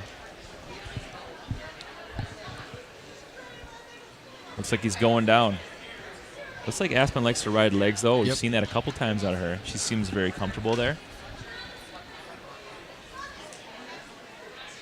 You know, one advantage that Hastings does have, too, is you kind of get to watch Forest Lake wrestle, right? You can kind of see the tendencies that your opponent has. Right. There is an advantage there, especially if you're an analytical wrestler that you can maybe, all right, they're grabbing wrists here, they're grabbing ankles here. Kind of changes maybe your strategy a little bit and your technique. Yeah, so Hastings has a little break in the action. They will come back and they'll wrestle Forest Lake in that last round. Blasco riding legs, though. She's kind of in a dangerous position, but as we've seen her before, she loves to be in those dangerous positions where she can scramble. Got both the legs in right now on Wachorik. She's a little high. She is a little high. Trying to stay underneath those armpits where she can kind of stay in a good position.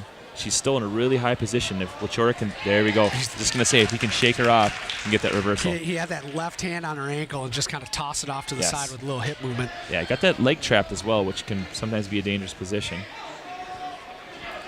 Now, Blasco was able to get a reversal in that first period. Yeah, it's 4-2 right now in advantage for Wachorik, but as we've seen, she likes to step over and put wrestlers in an awkward position. About a minute left in the second period. Again, Waconic's got the early lead, 4-2. We're about halfway through the match. Now, I am curious too.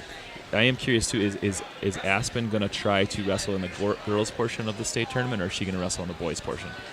Oh gosh, that'd be a long day. I'll tell you that. Yeah. You know, you're wrestling. Cuts away now, 4-3. She'll probably be wrestling both both varsity matches for sure. Yeah. And then does she enter it? First off, does the timing work? Yeah. And then after that, who knows? Now, one thing that is cool about Aspen, and probably would persuade her, she is a returning state champion at 107 pounds last year at the girls' state tournament in the state high school league's first state tournament. Okay. Nice slide-by attack there by Wachoric. Extends his lead to 6-3. It's got kind of a stretcher position. Yep. Although the ankle's not hooked that it's well. Not hooked tight, and she's trying to step over. She can get that ankle hooked. Wisely just adjust. This is, again, where we said she is so flexible. 3 seconds left, short time, nothing doing. And that's where those shoulders come in handy, because if you're like Gumby, you sit there and they call it potentially dangerous and you get out of them freely. So yeah. So Forest Lake's going to go down in the third period. 6-3 lead. Yep. Hasn't really been put in danger since that first period. She gets that tripod position quite well. Now she's just got to attack hands as she's coming up quickly. Yeah, she's looking for a big move here, try to hit a Granby roll, step over the top, try to catch him. Because at this point, Wachoric's been able to kind of control.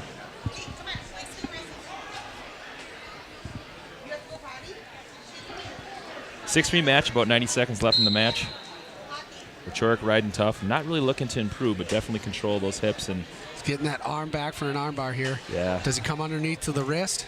I've seen a lot of these Waconia wrestlers go right to that armbar. They're tough in this position. Just so physical and in good shape in that third period. Tries to extend that arm across the back. It's a lot of torque. Aspen wisely gets out of there. Minute left in the match. Blasco trying to step over. She gets it. And he's got the arm trap too. If she gets some back points here. 6-5. Just like that, she's back in this match. Unbelievable. She's got to pressure that shoulder going forward while also keeping it trapped. Maybe roll his head over. Getting back points here. She's got the lead here with about 40 seconds left in the match. Now, if you're smart, just kind of sit in this position. Yep. Don't let him move. Stay there. Yeah, you're not going to get dinged for selling when you actually have the guy on his back. Right? But you got to keep that arm trapped. He's slowly working it through. Warshek is. Yeah, if Wachoric's can back out of here, we obviously have the three-point near fall. She's got a lead. Third period. This is absolutely smart. About 10 seconds left, just riding those hips. Yes. Totally in control here. What a comeback. Yes, and she's not adjusting at all. No. Even though, yes, you'd like to get that pin, you're looking for the win first and foremost. What a big comeback by Aspen Blasco. Savvy, smart wrestler. Gets the win, 8-6 over Gabe Wachoric, who was, again, we talked about preseason ranked number 10. Yeah. Great wrestling. She's a fun wrestler to watch. All right, that'll take us to 120 pounds. We're going to see who they send out here. I know that for Waconia, they have Carter Catherman, a 10th grader. I am curious if they're going to bump up and move guys around. It looks like Forest Lake might be open, so that looks like they might be forfeiting here. Okay. So it looks like Waconia's going to take a forfeit, I believe. And at 126, they throw out. Which means they're going to send out Carter Catherman up to 126 pounds, which is exactly what I want to see. Two state-ranked guys going at it. Yep. So for Waconia, they're going to send out Carter Catherman, a sophomore, going against Jake Bajo, ranked number 5 at 126 pounds. This should be a good one. Catherman, returning state qualifier, tough kid, ranked number 10 at 120 pounds, bumping up to take on Jacob Aho. He had a big win in the first round against Taylor Little Soldier from Hastings. This should be a good one. And these are the fun matches. Nice shot by Aho. Drives across to that double, climbs up the back, gets the 2. Nicely done by Aho. He's so slick. Oh, Careful. that was close. Close to a slam. Yep. Remember, the rule is your body has to hit the mat before his. He was awfully close on that mat return, but big mat return to set the tone. Yeah, if you drop him on his head, that could be you could be disqualified. He's got an arm bar and wrist here. This is a dangerous position to be in if you're the bottom man. Tries to do a roll through. Wisely puts that knee in. He's got back points. He might get a pin here. It's awfully close to a fall. Gets the 3-point near fall. He's still got that arm bar trap. He's going to try to reload the other way. Early 5-0 lead here for Jacob Aho. So good on his feet, and we can see some quality wrestling on top too. Some physicality. Another big mat return. Just pops his hips out at the right time. Absolutely. That's for sure. So Aho last year was 4th at 120 pounds. He was also 4th in the state tournament at 113 pounds, a section champ. Again, 2-time returning state place winner. Absolute horse at 126 pounds. Working on that wrist. Ooh, nice. Just tried to torque him over. Yeah.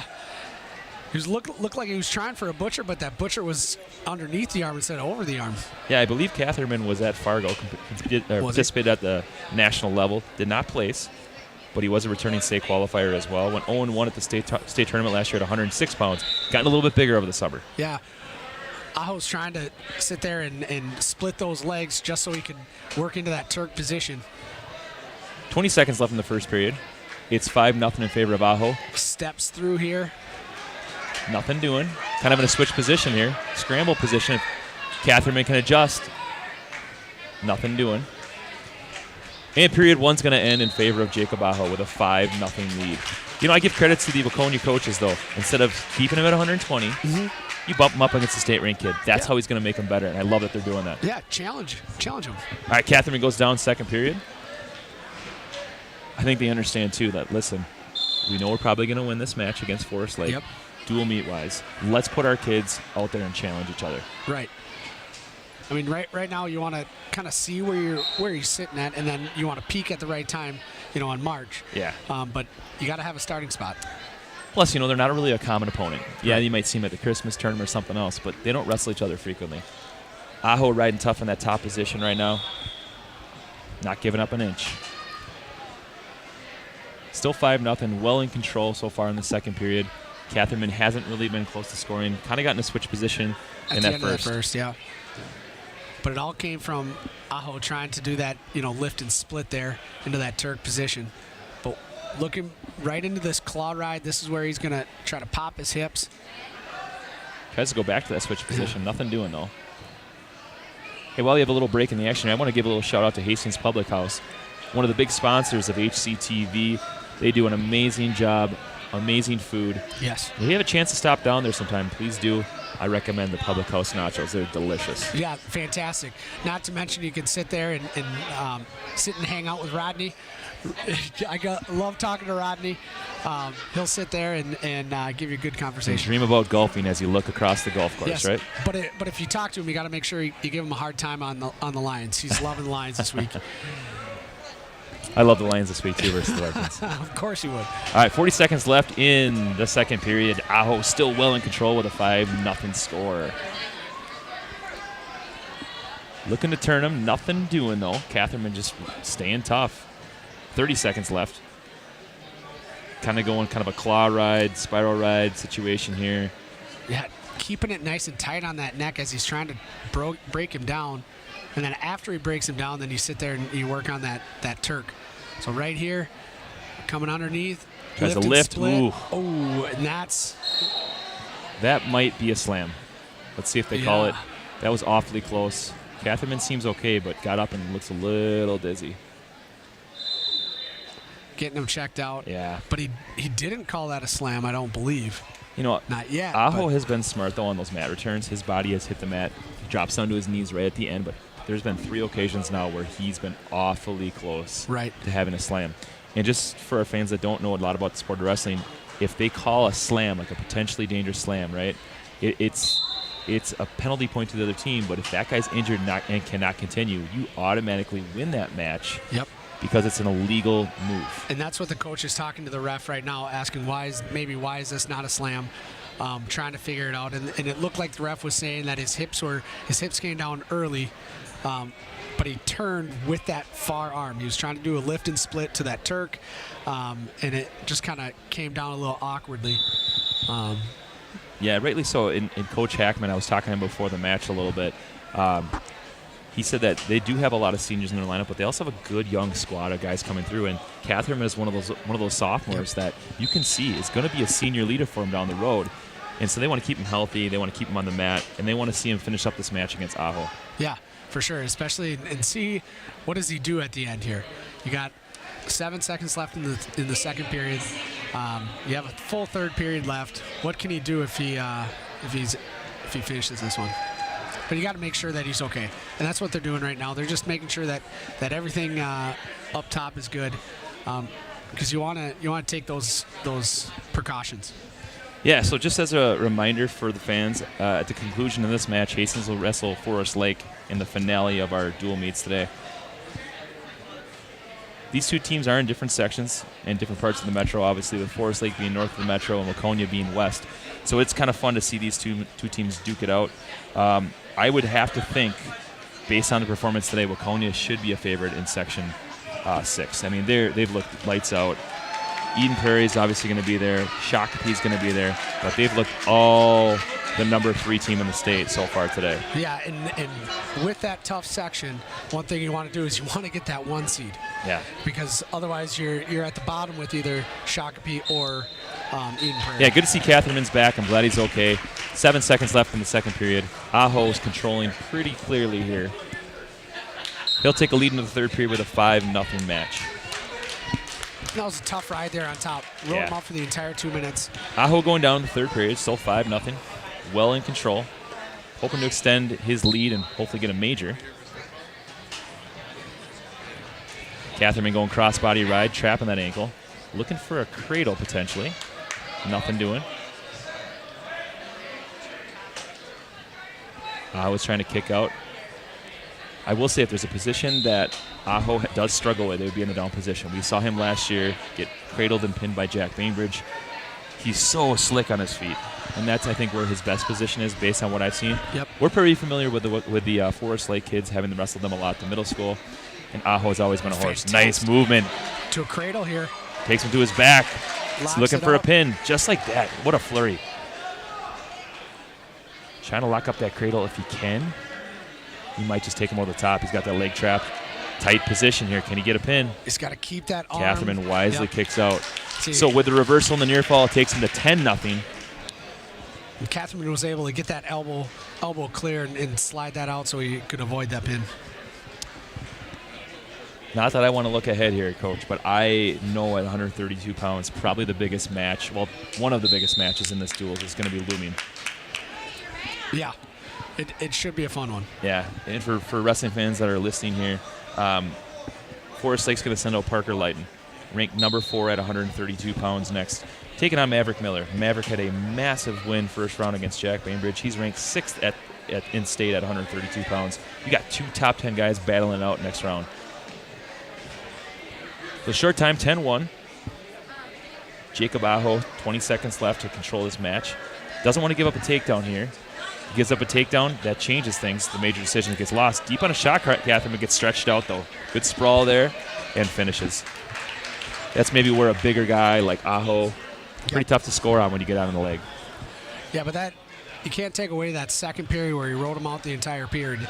That takes a lot out of the guy. All right, match will finish up with a major decision for Jacob Aho. He'll win 12-1. All right, that'll be more points on the board for Forest Lake. It's now 12-7. All right, which takes us again to one of the premier matches of the day. Parker Lydon, the 4th-ranked wrestler at 132 pounds, taking on Maverick Miller, the 6th-ranked wrestler at 132 pounds. Maverick Miller had a massive win against Jack Bainbridge. He had a pin against him, a topsy-turvy match. It could have gone either way. He was on his back, then he was on top. See if you can extend that. Parker Lydon, a very skilled wrestler, just upset the number 3 wrestler in the state. He was 5th at 113 pounds last year. A cadet state champ, super stingy, tough wrestler. He lost to the number 1 ranked wrestler last week as well. So he's definitely looking to shoot up the rankings. Yeah, and Maverick actually just beat the #1 ranked kid from Tracy. Wow. Yeah. Single A, different levels, but again, you're not ranked #1 for nothing. Yeah, Leiden goes double unders trying to jack him up and score. We did see, though, in that first match, Mueller's a little bit prone to getting turned in that top position. He got caught in a cradle. He did get turned once, too. Front headlock position here for Leiden, tries to shuck out. Switches to a double right away, drives, out of bounds, so nothing. But did you see that? He went to the shuck straight right into a shot. Man, it's one move into the next. Yeah, that chain wrestling is fantastic to watch. For the younger wrestlers watching today, enjoy, because watching these two guys just go one move to the next is just a joy to watch. Nice shot. Switches again. Another chain wrestling. Single to a double. Traps that leg, though. This is a dangerous position for him to be in. He can get a leg turk. Wisely bails out. And Leiden's just taking what he's given. Yeah. You know, he has a plan with one attack, and then he feels for that second attack. Yeah. That's what's awesome. 50 seconds left. 2-0 lead for Parker Leiden.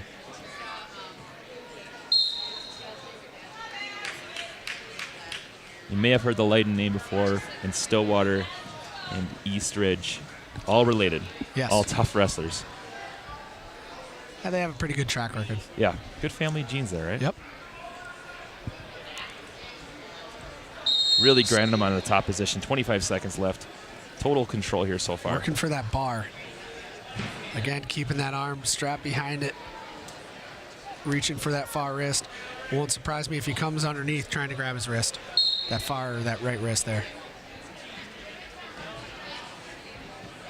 Ooh, trying to hit a roll here. He's trying to cut through. Can he get it? Pop his head Short out. Just time. needs to pop his 4 head out. seconds left. But watch this roll through by Leiden here. And Be he's just going to careful play in it this safe, position. and he does. Smart Yeah, wrestling smart. by Leiden. Why not give up a big move, not go for anything safe, be smart. He defers after the first period. He's got a 2-0 lead. Maverick Mueller goes down. He had that arm and head trapped with that leg wrapped around on the inside. He was in actually a powerful position if Mueller would have given more power into him. All right, so after one again, Leiden's in control here. Great action in that first period. I love the chain wrestling. Great to see two state-ranked kids going at it. Ooh, it goes grab ride and or claw ride, trying to pull them on top. It was the same thing that the other wrestler did. Just coming under that claw ride right up by his neck, trying to control him and break him down from there. Just pull him in your lap, right, and see if you can get a little tilt here. Probably not going to pin the guy, but get some quick back points.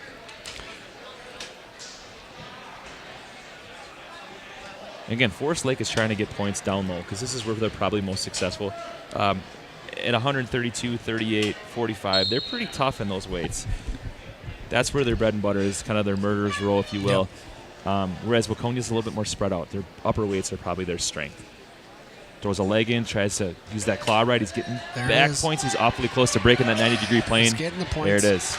So for wrestling fans at home, if you get 5 swipes or more from the referee, you get a 3-point near fall.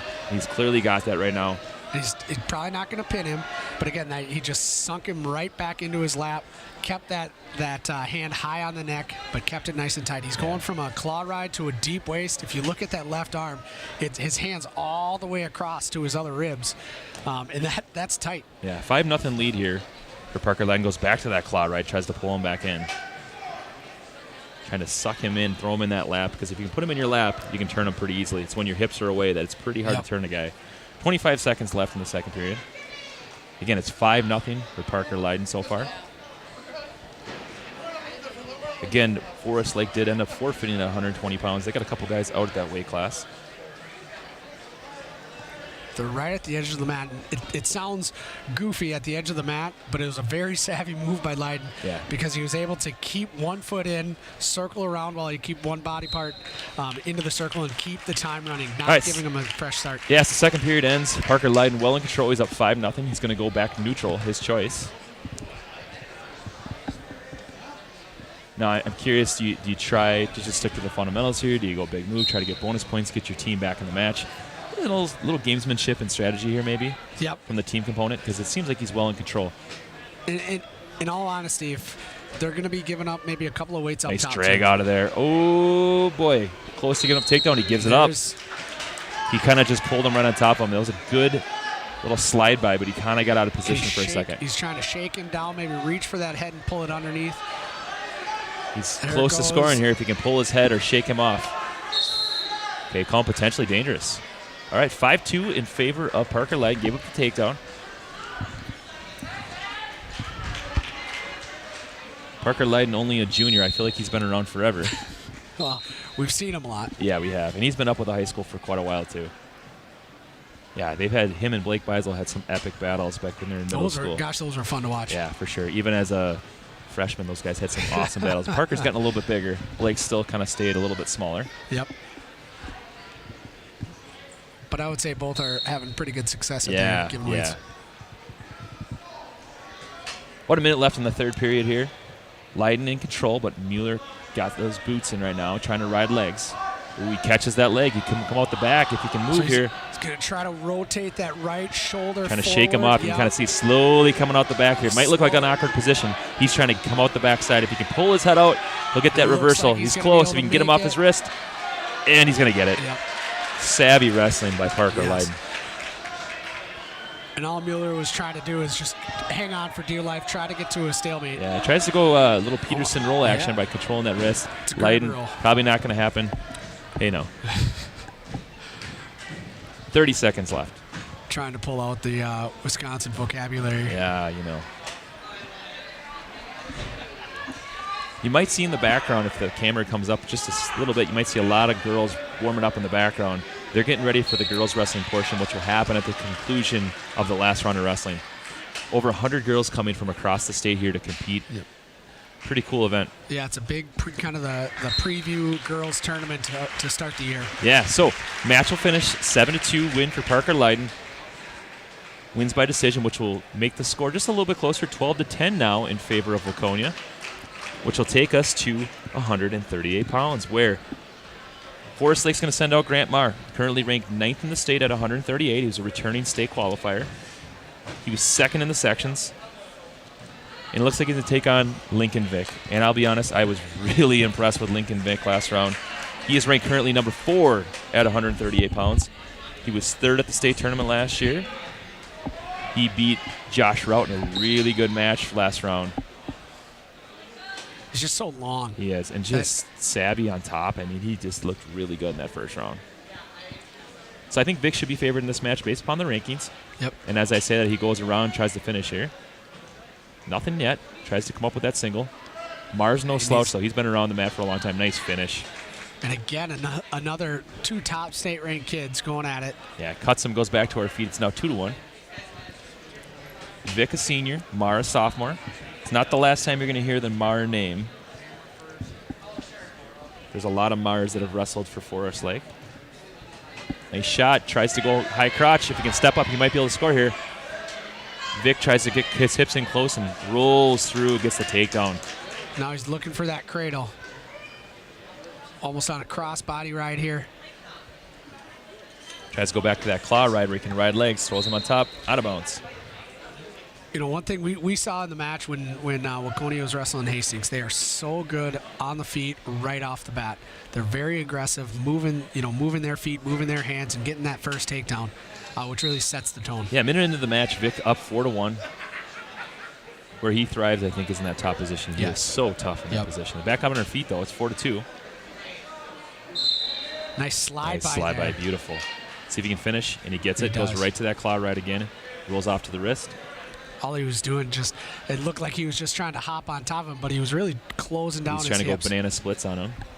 Nothing doing. Switches to a guillotine. See if he can stretch him out. Might be looking for a little roll or a little bit of a Turk here. Chain wrestling's been fantastic in the school so far. One move into the next. You don't just sit on it. You're actually moving, working to improve. At this point, I'd like to have him come up to that arm a little bit. But good wrestling by hip. Marr. Yeah, good hip movement by Oh, Marr. goes banana splits. This is dangerous. If he can roll backwards with this, he's got it. He's got a pressure towards those shoulders. Oof. Good wrestling by Marr, though. He knows where he's at position-wise. He's got to be safe, and he does. 2 seconds left in the period. And period 1 will end with Vic having the early lead. 6-2 so far. You know what I like is I know he's just tapping right now, but I love to see one of our middle school wrestlers watching this match and tapping Landon Zajac. Yeah. Fantastic. All right, Vic tries to go switch here, bring his hand with him. Nice switch, hits that hard. He's got locked hands. He Didn't lock see hands, it. but Didn't they see missed it. So again, top wrestler can't lock his hands unless it's a pinning combination. And just for a split second there, Mar had his hands clasped. Vic's still moving on the bottom position, though. He can lock his hands now when he comes up to his feet, but if he is down on the mat, you cannot lock. Yep. Wisely just backs away, gives up the escape. Vic up 7-2. 90 seconds left in the second period. He's had the advantage on the feet. But one thing you're seeing him just continually moving forward. Nice re-attack. Wow. Vic on the feet, he's continually moving forward. He's continually attacking. Yeah, Meyer just kind of took a half shot, Yeah. and as soon as he changed his level, Vic just exploded through him. He's picking up the tempo here.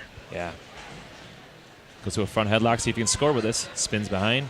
Another takedown, another cut. 11-3 now. Off the mat. Vic is a physical kid. I mean, he doesn't look like he's the most physical kid, but he's just got an engine that doesn't stop. Go snap down, score right but there. this also gets into your head. Absolutely. When you get takedown, you know, it gets into your head and you get an advantage on your opponent. Yep. Looks like he's going to Okay. cut him again, and he does. Now 13-5. Vic's got the major decision, but he's looking tech fall or pin. Nice blast, double drives through him. Good scramble there by Mar, though. Holding on to a leg. Not really looking to improve, though. He's got a quarter Nelson. He's going to walk this around slowly and just gets the takedown smart. Nice. Now keep him down for the next 30 seconds if you're Waconia. Going back to that claw ride we see so many of these Waconia kids do. No, goes cross-face cradle. 17 seconds left.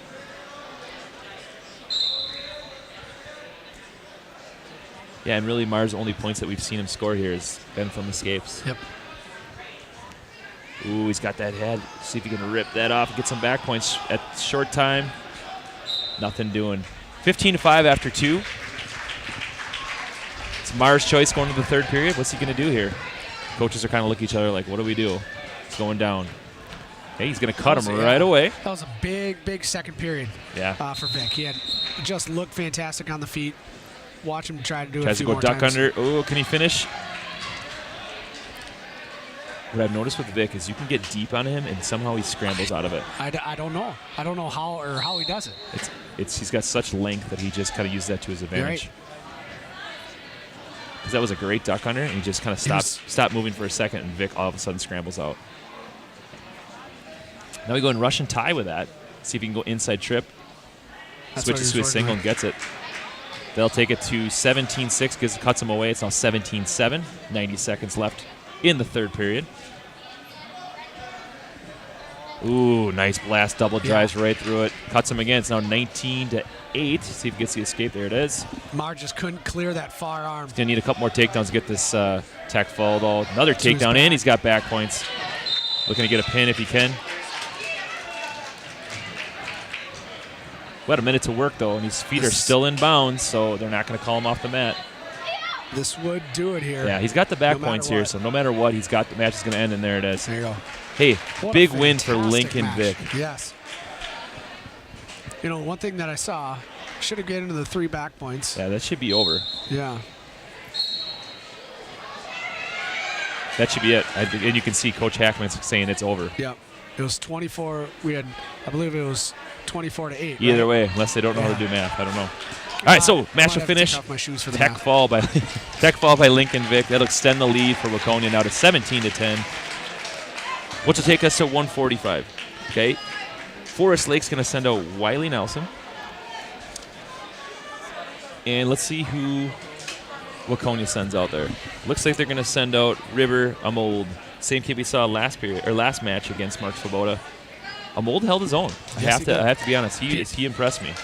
Yeah, we had that flurry right at the end of the match that Mark did, but yeah, he looked good for the majority of the match. Yeah, Wiley Nelson, a senior, taking on Amold, a junior. Neither guy ranked. I know Nelson's been around the mat for a while. You've seen him at the middle school level. So again, this is a match where maybe you feel good. You got a chance to win this one. Nelson was a 9th grade state qualifier in 2020. He's been around the mat for a while. He's a good wrestler. Both these programs, they build within. Yep. They do it the right way. And they have a lot of depth. Now, if you're a mold, I mean, he's got a couple of kids that he's wrestling in the room between Vic and Dwinell. Yeah. Right? He's just trying to continue to get better for his time maybe next year. Yeah. But again, also going to be an important piece on that section team. Both guys going ear to ear. This could be dangerous. Someone's going to be throwing someone.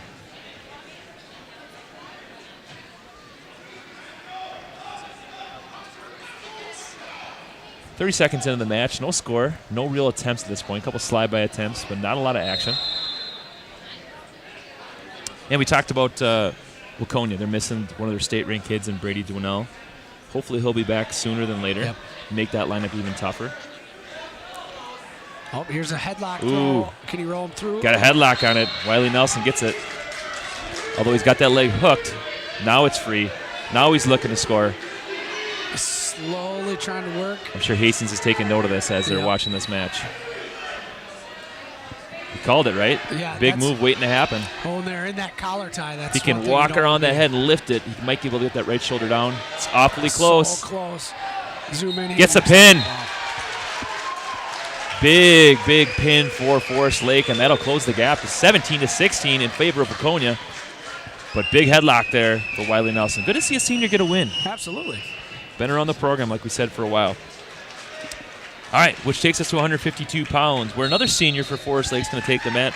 We got Jimmy Morgan taking on an 8th grader in Aiden Mavison. We saw Mavison win a big one in the first round against Isaiah Laverne. Yep. This should be a good one. Yes, absolutely. Jimmy Morgan, JV Conference champ. He's been around for a long time. Probably know the Morgan name a little bit. They're pretty synonymous with success in Minnesota. And then Aiden Mavison, a very talented 8th grader. An 8th grader bumping up to an upperclassman weight. We saw him get deep on a lot of shots in that first match where he just powered through guys, which is surprising for an 8th grader at this weight. Mavison tries to slide by, nothing doing. But he definitely has a bright future there as an 8th grader, jumping up to that high school room, getting a lot of practice in there. Yeah, you think about it, like, not that I'm saying he's at the level of a Max McAnally, but McAnally was in those middle weights and worked his way up to 220. Right. And clearly Waconia has a weight program that's been working for him. You just see some of their upper weight guys. All right, no score so far, about 45 seconds in. Both guys just kind of feeling each other out, getting a feel for what each other's going to do. Definitely a contrast in body styles. Morgan's pretty long and lean, kind of goes high crotch. Nothing doing, though. Shoots from space. He's got a circle and really re-attack there. Mavison more of the shorter, compactor wrestler.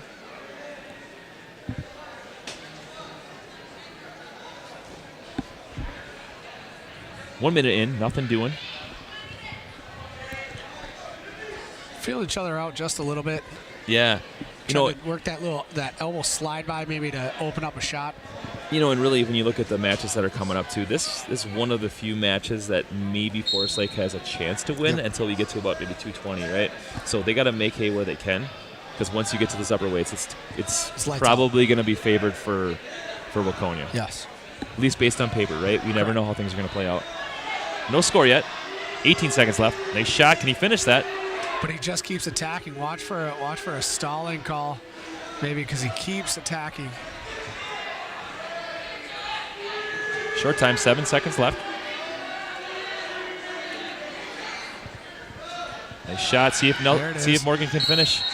Right at the edge. Oh, good shot though. Yes. And sometimes too, you know, there's a confidence builder. Even when you don't get that takedown, you feel like, all right, I can do this. I can get on this guy's leg. Now 0-0 matchup. You'll see Waconia going down. That escape, scoring first, does help you if it's a really tight match. You go into some overtimes. Scoring first would be big because it gives you the opportunity to choose first later on. Yep. So chooses down. Mavison trying to get out, trying to reach back there and hit a switch. Nothing doing. You saw him come up to that collar again, going to a claw right there, tying up arms, keeping him tight, just trying to almost wait out until he makes a mistake. Yeah. No points yet. Up to his feet. Maybe see if he can score here. Morgan's going to be smart, though. He knows that's on the edge of the mat. Yep. Now, you can't just push a guy out of bounds, because if you do it intentionally, you'll give up a point. Good mat return. And they go out of bounds. So as you mentioned, if you just ride a guy to the outside and push him out of bounds, you intentionally give up a point, which is smart of Morgan. Right. Do a mat return, get him out of bounds, and get a fresh start. Right. You want to get him out of bounds, but you got to do it in a certain way. Yeah. 45 seconds into period 2. No points yet. Trying to leg ride, go back to that claw ride we've seen a lot of Waconia guys do. Back on the mat. See if he can do it. He's got that arm trap. See if he can go guillotine on this, stretch him out. Still got that crossbody ride. See if Morgan can do something with us. He's coming underneath to that far elbow, almost like he wants to hit that guillotine or that, almost work into a bar with a leg in too. Yeah, sometimes you can get a tilt with this too Yep. if you can get that arm trapped. It looks like he's pretty content just kind of riding tough and not giving an inch. It was stalemate there. Yeah, nothing really improving, just kind of hanging on. Scoreless still. 38 seconds left in period 2. Current score, Waconia's up 17-16. As we mentioned, Forest Lake had to win these matches down low to keep it competitive, because we know that Waconia's horses are coming up at 160 and up. Tries to switch here. Morgan riding tough. Throws that leg in again. I see a lot more leg riding in high school than when we were wrestling. There's a lot more now than there were before. It's a tougher ride. Yeah.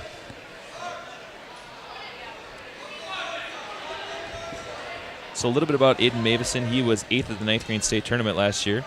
At 126, he got a lot bigger. He qualified for the state tournament as well, the varsity state tournament at 132 pounds last year with a losing record. So not only did he get a little bit bigger, but you can tell his confidence has grown too, wrestling at a bigger weight. Yeah. Ooh, he got back points. He's going to get one swipe. Only one swipe, I think. Good riding by Morgan, though. Yes. He's really wrestled well in that second period. All right, got to go down, right? Forest Lake chooses down for this third period. We were sitting there. I was waiting for them to immediately point down, but they had a little discussion as coaches. What did they want to do? My guess is the other spot might be on the feet. Yeah. Because he was close on the feet, but he's got to get away here. We saw Mavison ride really well with those arm bars in that last match, so maybe they saw that and think, well, maybe we don't want to go down. We don't want to go down underneath that. Likes this deep waist ride here. Yeah. Comes underneath, grabbing wrists. Maybe working for a little tilt here. Trying to score points there. Gets that arm behind his back. Got that arm trap. Nothing doing, but he's going to switch off of that arm bar where he was successful. Morgan wisely just kind of keeping that arm tight. Not give it an inch. Oh, now he's got it locked up, but he's close to the edge of the mat. Trying to clear space, though. Can he come up to his feet?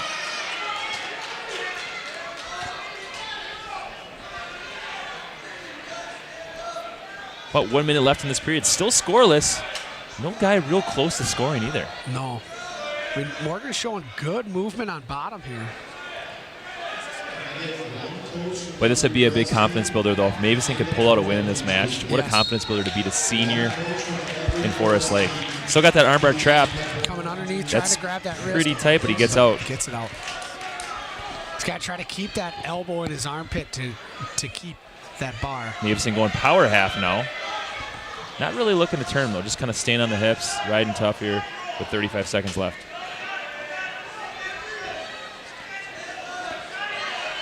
Just needs one here to get an escape, and good mat return.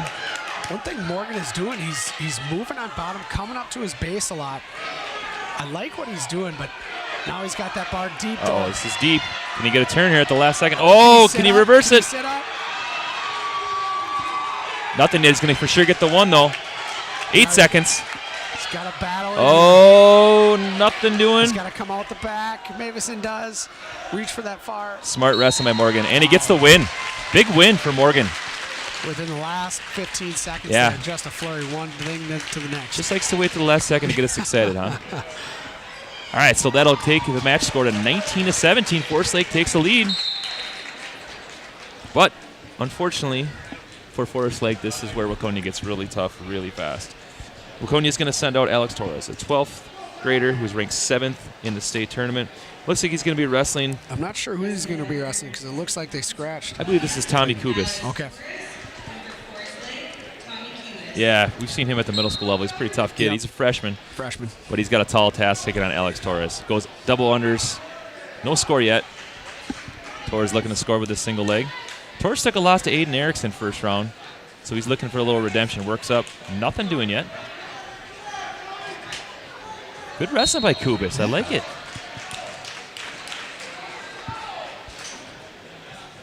No score yet, but good scramble position. Way to keep it moving there. I love it. Waconia coach asked something there. You know, like I said, I haven't seen Waconia wrestle a lot since they're on the opposite end of the metro from us. But I've been thoroughly impressed by not only their conditioning, but their ability to get that first takedown and to turn guys on top. I mean, they have looked really solid. The one time I did watch them was last year in that section finals against Shakopee. When they took them, they battled a close match. I think they lost 35-30 because that was the match that we were looking at as far as placing for seeding for Hastings. Yes. All right, Torres with the early takedown here. About a minute left in the first period. 2-0 lead for him. And Waconia returns a lot of those starters, most of those starters.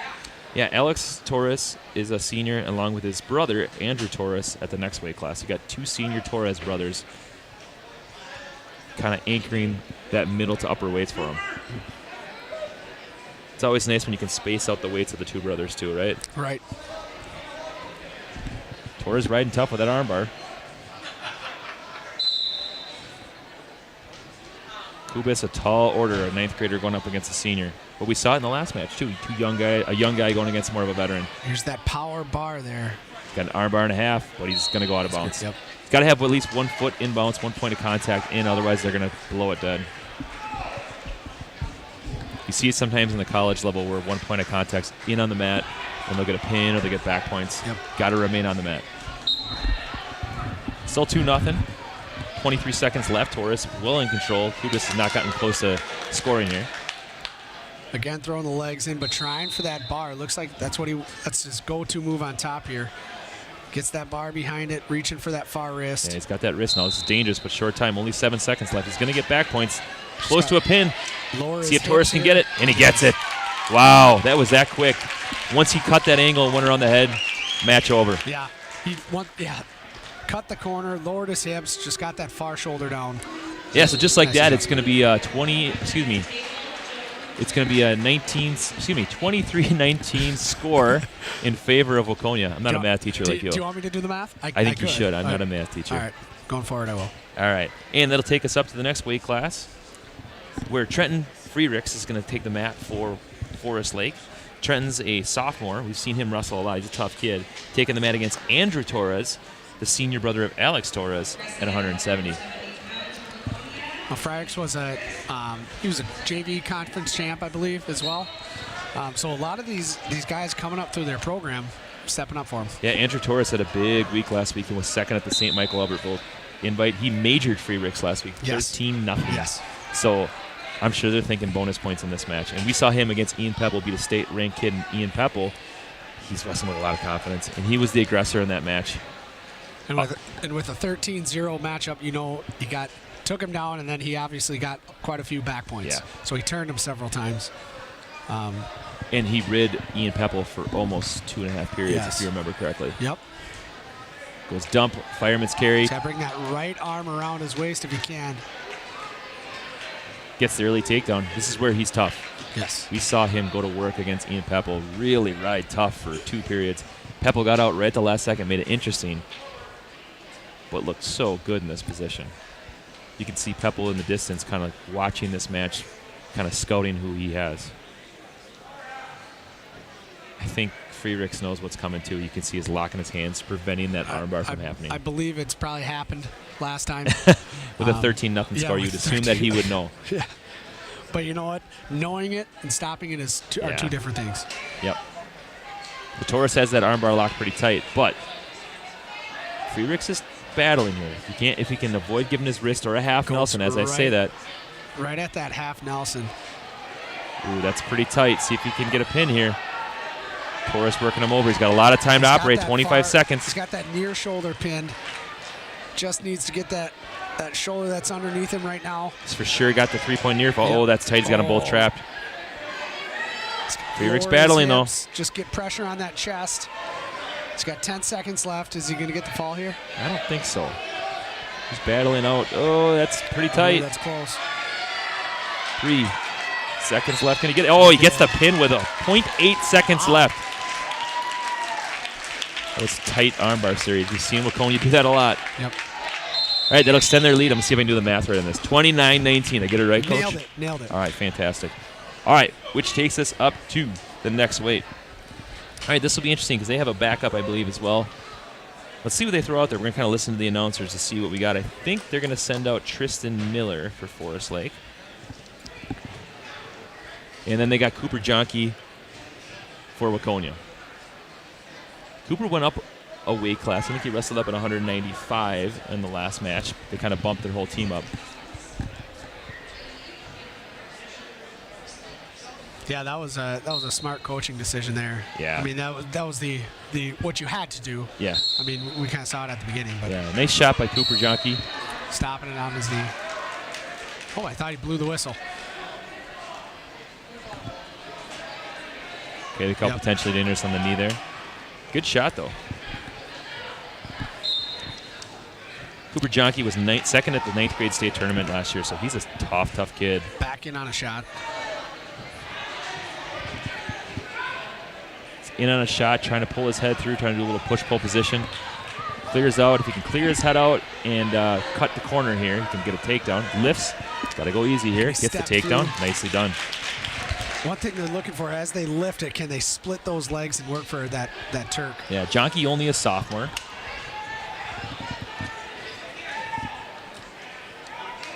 And I believe this is Tristan Miller, and he gets a pin.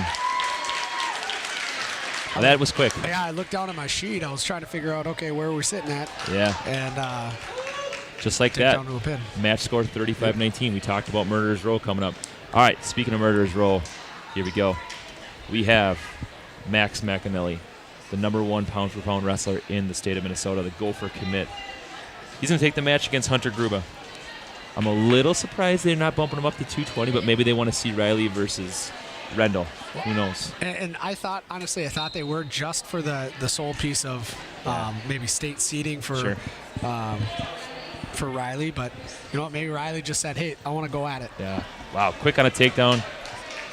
Quick 4-1 lead. McAnally in on a double again. Good scramble, though, by Forest Lake. Reattacks so quick on his feet. Spins behind. It seems like guys can hang with McAnally for about 30 seconds, and then they get wore out really quick. So now the question is, in your mind, if you're Max McAnally, how many takedowns are you trying to challenge yourself to before you start doing something? Yeah, you almost have to set your own personal challenges Yes. in these matches because they're kind of easy for him, and I hate to say it as a disrespect for the Forest Lake kid, but we saw him against a state-ranked kid in Austin LaFleur Yes. just absolutely break him. And he even bumped up for it. Yep. Another takedown and escape. Hard to keep up with the score here, but it is 12-6. Now Make that 14. 14-6. Right. And that was seven takedowns in that first minute. Now he's going, letting him up again. All right, 14-7. And you Look see at the that, score again. You see that quickness. He's a solid running back for Waconia. And his feet are just changing from one position to the other. It'll be fun to watch him wrestle for the Gophers. Yep. He's kind of tipping the scales, kind of right in between 197 and 184. I wonder where he's going to wrestle in college in terms of weight classes. A little bit about Max McAnally, too. Not that we haven't mentioned already. He's returning state champ. I believe he's going for his 4th state title this year. He also is a Fargo national champion and a cadet world bronze medalist. So not only does he excel in the state and the national level, internationally as well in the freestyle component of wrestling. Yep. All right, short time on the clock. Hard to keep up with this score here. 10 takedowns in the first period. Literally one takedown away from tech falls. That's amazing. And I actually think he got 11 takedowns. I believe the score is 22-10. 22-10. Yep. And there it is. Thank goodness I have a math teacher I next know, to me. I know. That's what I'm here for. All right, so 22-10 going into the second period. Good thing Hunter Pinky's working for us, too. This guy's got good math skills. All right. Good math skills and Escape, quick on the fingers. Reshot on that single leg. Shelfs that, brings it up. Nice finish. And just like that, it's a tech fall. All right, Waconia's going to extend their lead. It's now 40-19 in favor of the Wildcats, which take us to 2:20. Alex Riley's going to take the mat against Mark Rendell. This is going to be one of the premier matches of the day. A little bit about these two wrestlers. Mark Rendell currently ranked number 2 in the state, taking on Alex Riley, number 3 in the state at 220. Rendell was 3rd at the state tournament last year. He was a section champ. However, he does have some experience here in Hastings. Last year he was pinned by Austin LaFlay. This is going to be a great match. I'm looking forward to this. Mark Rendell's a junior. Riley's a senior. Should be a great battle. This is one that I was looking forward to. There's one down low that I really wanted to see right around 126, well 126 and 132, but this was the third match that I wanted to see where does Riley sit. What's fun too is when you see two guys like this wrestle, you can see that everybody kind of stops what they're doing and they just watch. And on the edge of the mat, you can look around right now. People are glued to this match. Two physical, strong kids going at it. Number 2 against number 3 here. I am curious, did they wrestle last week at St. Michael? We got to look that up. I did not see. I looked at it, but I do not believe that it happened. These guys look all the part at 222. Sometimes, too, when you got a lot of skilled wrestlers, nice shot by Riley, you're a little bit hesitant to open yourself up a little bit. Yep. I'll be curious to see how these two wrestle. Still scoreless, about a minute left in the first period. Riley has had one good shot. Now, when you look at Riley, he is ranked number 3 in the state. Okay. He's also got in his section. He's got the top-ranked kid in Hellerud. Okay, but then at the same time, we saw there was a kid at 220 for Eden Prairie that's ranked number 4. So there's 3 kids in Alex Riley's section that are ranked in the top 4 in the state. Yeah. So he's going to have to wrestle kids like Rendell just to make it to the state tournament. Yeah, good slide by attempt by Mark Rendell. They go out of bounds. And to your point, too, right? Just making it out of the section is almost harder than the state tournament. Mm-hmm. But on top of that, too, if you do win this match, it boosts up your confidence to know that you can go with anybody in the state. Yep. That's unbelievable, though, to have 3 top guys in the top 5 in your section. And I'm guessing Riley was, all week long. Oh, big throw, big slide by there, but kind of just throws it off with a little whip over position. Rendell gets the takedown. That was a complete feel move, too. Once he felt no pressure, he attacked and drove into him. Yeah. And Riley just got caught in his knees for a split second. Yep. Rendell felt it, hit it hard. But that's what what happens when you have really, really, really good studs wrestling each other. Wise wrestling on Riley's part. Good mat return there to go out of bounds and get a fresh start because he could have very easily got caught in his back. Yep, and he wants to try to get this one before the period is over here with 1 second left. Savvy wrestling by Rendell. Finish up the period. He's up 2-0. Hey, let's give a quick shout out to Hastings Public House. I want to thank you for sponsoring HCTV Sports. Head on down to the Public House today if you're looking for a good lunch or a good meal, and say hi to Rodney for us. Yes. Always does an amazing job. And again, I recommend the Public House nachos. They're fantastic. You love those nachos. I know where I'm going tonight. We got to figure out, they're a sponsor, for HCTV, but we have to personally get them to sponsor our table here. That's a good idea. And at least a try to get T-shirt. some nachos. Yeah, there you go. I'll work on that. Okay. All right, minute 40 seconds left in the second period. 2-1. Riley gets that escape. One takedown could be the difference in this match. We saw it. Ooh, as I say that, hits the slide by nothing net. Oh, they gave him the takedown that early. Wow. Goes into a stretcher position. Let's see if Riley wants to get there. As I say that, he hits that slide by. 3-2 in favor of Riley. Rendell's got that leg, though. Did he hit his hand? Is that why they gave him the takedown so quick? Yeah, he did. He hit his hand and kind of worked up. Wisely stays behind. Nicely done by Riley. Just staying in good position. 1 minute left in the second period. And that's Riley now in control. And that's where I think I like Riley. Rather than trying to drop down on a shot, hit those slide bys, hit those ducks. Yeah.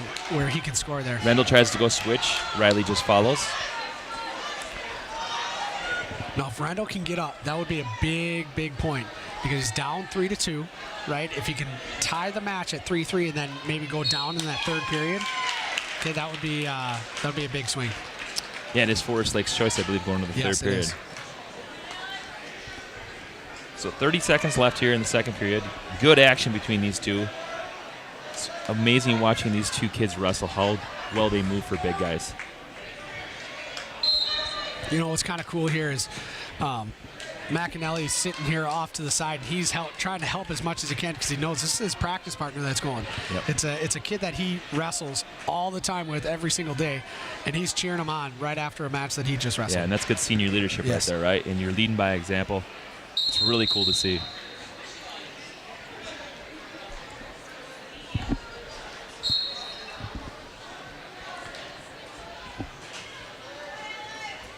All right, 12 seconds left in the second period. Riley wrestling tough here, just riding tough for the last 4 seconds, trying to ride him out. All right, that'll take us to the third period.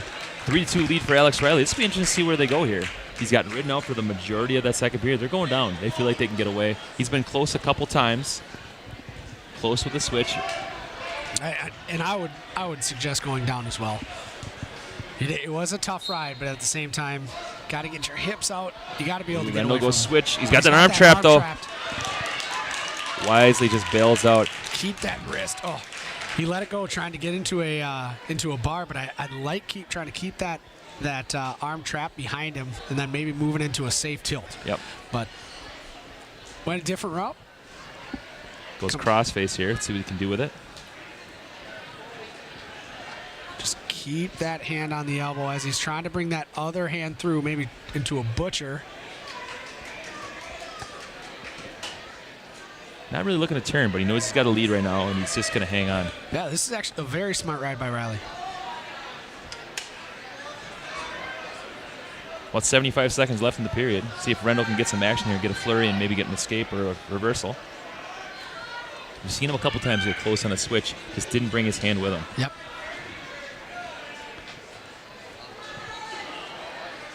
One more time for our fans. They'll be at the conclusion of this match. We have one more round, Forest Lake versus Hastings. That'll be the finale for the boys portion, and then we'll jump to the girls action. That will not be on HCTV. If you want to watch some of the best high school girls wrestling individuals, come on down to Hastings High School, guys. What a cool event for these fans to watch. Yeah, absolutely. Get a tournament started at the beginning of the year and just grow that sport. Yeah, one of the fastest growing sports in the United States of America and in Minnesota. Throws legs in and stretches him out. Smart wrestling, though, yes, by Riley, knowing that, hey, listen, all I have to do, I haven't been warned for stalling yet. I just got to stay riding his hips. Nothing bad's going to happen. 30 seconds left. You wonder at some point, are they going to ding him for stalling? He's really not working to improve. He isn't, but with Riley throwing those legs in, it allows him to have a little bit more flexibility on top. He can ride the hips a little bit longer. Now he just needs 10 seconds left. Rendell needs a small flurry, but this leg coming in is going to make it tough. Yeah, 5 seconds. Seems like he's in control, but you never know. Here we go, 3 seconds. Tries to raise up. Nothing doing. Alex Riley with a big win for his resume as he progresses to the sections. 3-2 win extends the Waconia lead to 43-19, which will take us down to heavyweight, the finale of this duel. We got Evan Locke going for Forest Lake, and we got Vincent Halliday, a 9th grader at heavyweight. A ninth grader. That's a big boy, 229 pounds. And I thought he was up there last year as well, if I remember right. Big fella, anchoring down this Waconia team. Well, speaking of big fellows, we got 281-pound Evan Locke here for Forest Lake. Evan's a senior, taking on the freshman. Size difference, age difference. We'll see what happens here. Yeah, Halliday coming in at 230 and Locke coming in at 280. That's one tricky thing about these big guys. There's such a big gap that you can from 220 all the way up to 285. You know, giving up 60 pounds at times. Right now, giving up 50 pounds. It might be one of those matches where whoever ends up on top first wins this duel. Yeah. Especially with the big guys, right? Because there's a lot of weight involved and torque on top. Okay. Locke tries to score here, tries to go front headlock. Halliday wisely backs out. He tries to go upper body. I like it.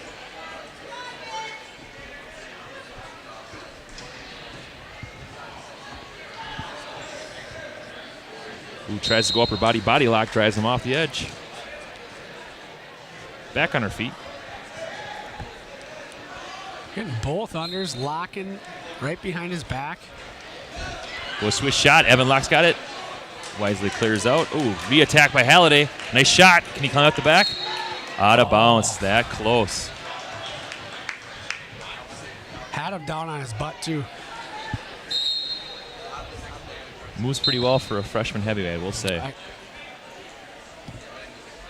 So as you kind of look at the Waconia lineup, right, kind of looking on paper, they got 1, 2, 3, 4, 5, 6 seniors in their lineup and a sprinkle of sophomores and juniors. They're going to be tough for a while. Yes, they have a good program. Even looking at their JV, they have a lot of 11th graders coming through, 10th graders. We saw a couple of kids popping into the lineup between Green and Amold. Yeah, and I think on top of that, too, their youth program is a pretty tough program, too. So they're going to be good for a while. And that's a credit to their head coach. Yes. I know Nick Hackman was talking to me a little bit before, saying that they really try to build within, and they do a lot with their numbers in their youth program. And it's playing out for them. And that's what I love. You know, the homegrown wrestling for your the varsity team and in the city that you grew up in. It's a pretty cool atmosphere. Yeah, and that's what he was talking about too. How there's a lot of programs in the state that are getting kids transferring in, but he's like, every kid in our lineup is a Waconia kid. Yep. On the flip side of that, Joe Kunter's the same way. Yes. They do the things the right way. Kunter's a teacher in the district. They build within. Scoreless after one period. We see a lot of those, the Forest Lake wrestling. Yeah, we do. We see them in our conference. We see them at the middle school quite a bit. They always throw on a stud or a good squad there. We're going to see them on Friday at our conference tournament. Yes. At the middle school. And kind of looking at their lineup, they have 1, 2, 3, 4 seniors in their lineup. They're going to be even better next year because they don't lose a ton of state-ranked guys besides Jacob Aho. They're going to be solid. Yep. And they have a lot of depth pieces. They're also kind of in a unique situation where they have 7th through 12th grade in their room. Some of those 7th and 8th graders, by the time they're at a senior, they'll have 5 years, 6 years experience in a varsity room. And that's a huge difference, right? It's almost like a small town atmosphere in a bigger building that's a AAA school. He's still scoreless in the second period. Not a lot of action between these big guys. Halliday did choose under in that second period.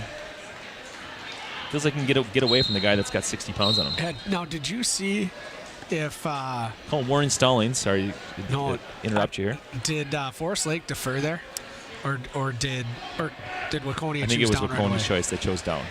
And I don't know. As a coach, seeing that you're giving up 50 pounds, I might defer in that situation. Yeah. And just not to have to go underneath. I am curious if these two maybe wrestled last week too, so maybe he knows something we don't know. Maybe. 1 minute left in the second period, still scoreless. Locke trying to grind on him, get off to the side here. He got called for stalling because he was just riding his hips, not really working to improve. He's still got that wrist. Oh, got to go a little side roll goal. Good idea. Oh, can he catch him? Oh, nothing doing, just too much weight. It is. And the guy that was his size, he might be able to catch him. Yep. 40 seconds left. Locke's still riding tough. He's going power half. And one thing, you see Locke just making him carry him the entire time. Yeah, goes crossface here. This is a smart, he did get dinged for stalling, but it's a good ride here, keeping all of his weight, trying to really work him down. With 20 seconds left, he's had a solid ride so far.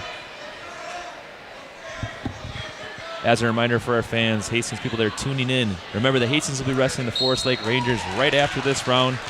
We'll get back at the action as soon as we can. We'll take a short little break after this round, then we'll get right back at it.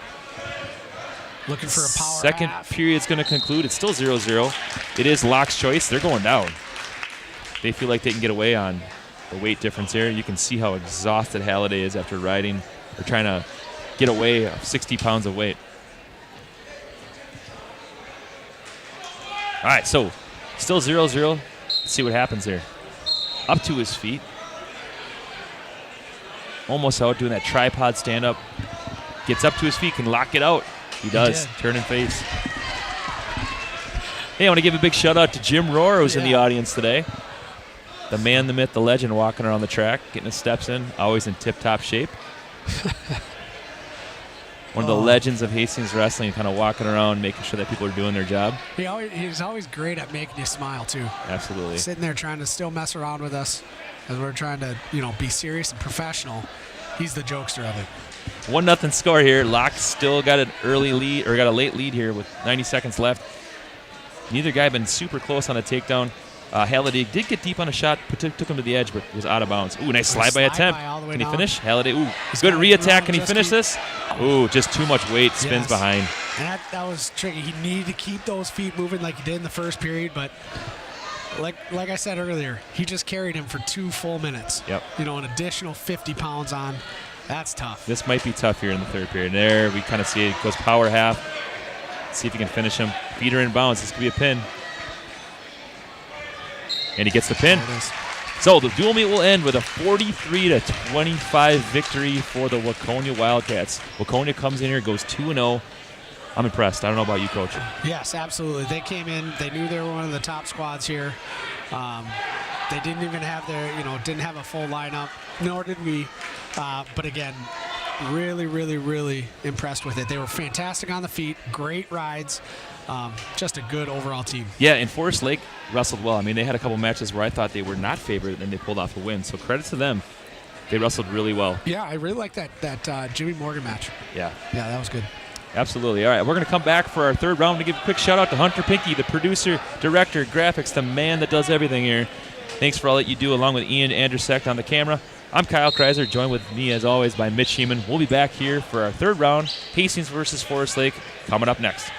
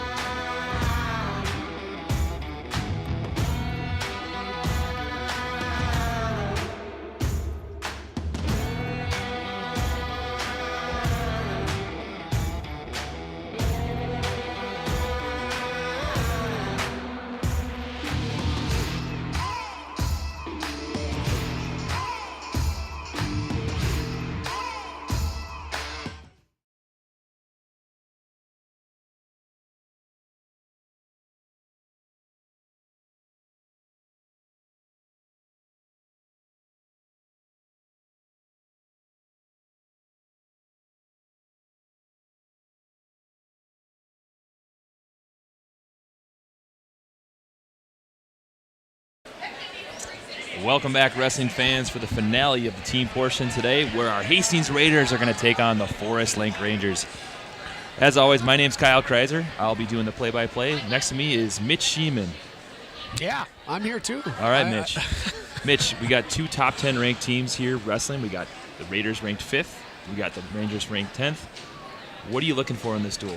You know, I'm looking forward to see how the Raiders respond. So this is the second duel now in the day. Forest Lake just had one against Waconia. We wrestled Waconia earlier. Waconia ended up beating both teams, but this is the second duel. How do we respond after a close loss to Waconia? Yeah. You know, they a very good team, but again, where do we start here? Yeah, we're going to start off with a bang at 106 pounds. Forest Lake's going to send out Devin Struntz, a physical sophomore, against 8th grader David Bauer from Hastings. Bauer lost a close one to Ian Olson. Olson then pinned Struntz in a match where he was down and came back. This should be fireworks from the start.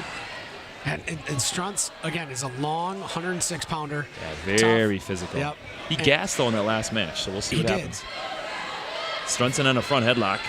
I'd like David to maybe drag out here, control that elbow. That's what he's trying to do there. Out of bounds. All right, so contrast in styles. We got long, lean, strong Devin, kind of a shorter, compact David Bauer. See what happens in this match. Still scoreless.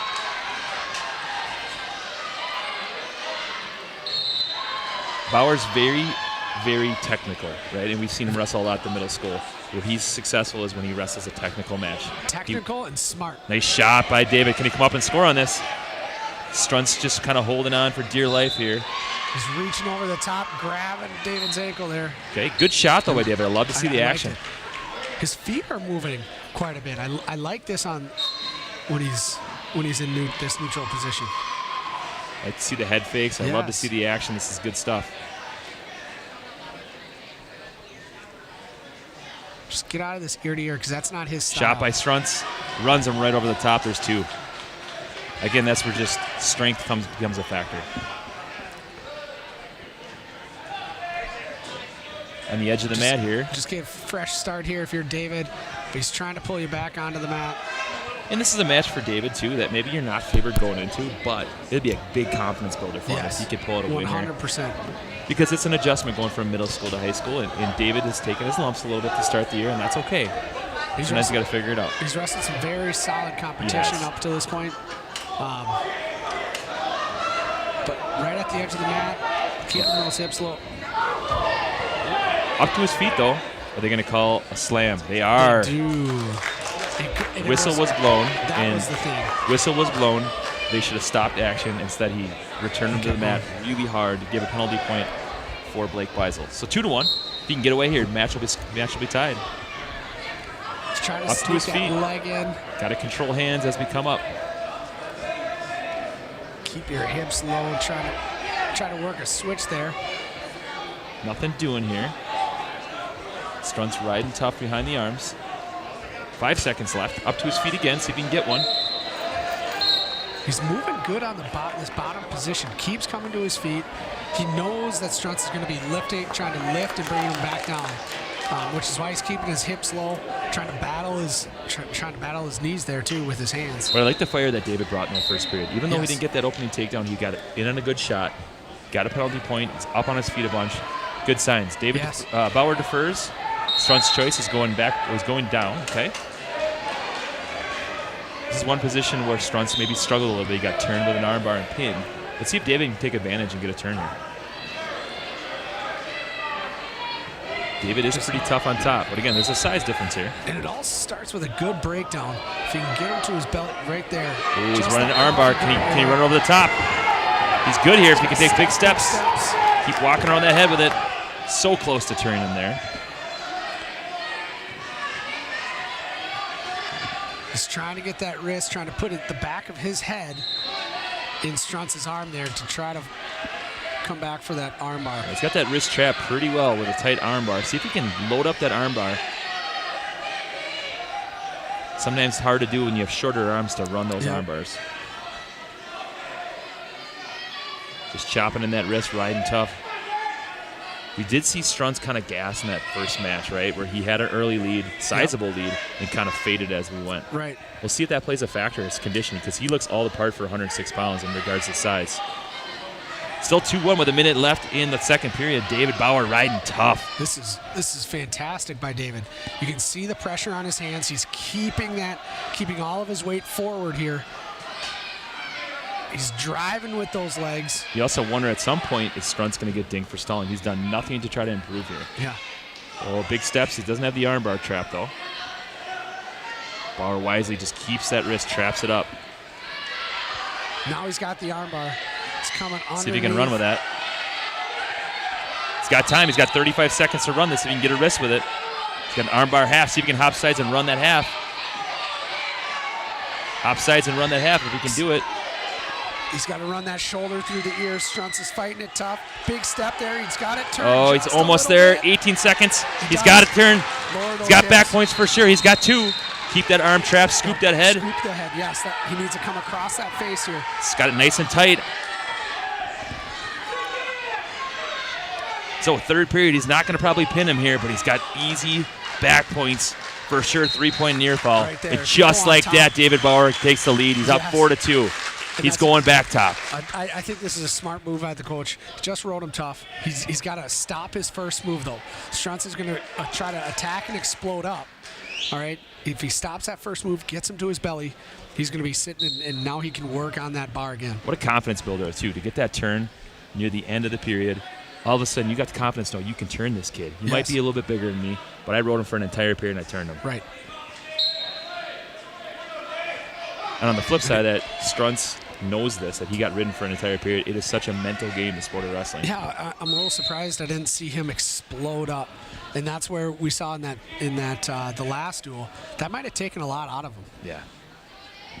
Well, and for sure, mentally, it breaks you when you're up big on a match. I mean, he was up 6 points, I think, on Olsen. He came back and ended up getting pinned, right? Yep. So that's tough to come back from. Bauer riding tough. Looking for that armbar yet again. He's got it. If he can grab that wrist or even get to that half Nelson and go back to it. He's looking. Get a half Nelson with it. He might be able to run this. But keep that bar tight. You got to keep it right in your armpit. That elbow in your armpit. Now sneak that left hand underneath. Yeah, if he can suck in that wrist, he really could run this tight. And now he's got that wrist trapped the other way, I believe. And this is looking to. He's Oh, close. he lost it now.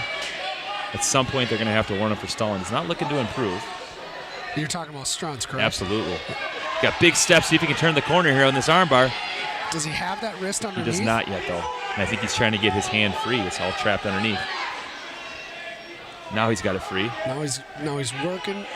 Keep that Still got that armbar. See if he can run around the corner now. He's got 43 seconds to make this work. As he steps, he can catch that wrist. And there it is. See if he can get it. Now he's got to be careful because that other arm wants to come on top of David. See if he can get the pin. Way to reload that, David. Nice. Well done. That was a savvy move right there. 25 seconds to get this pin. This would be a big confidence builder for David. Another 3-point near fall. He's up 7-2 now on Strunz. Bauer still has that armbar. He's running it again.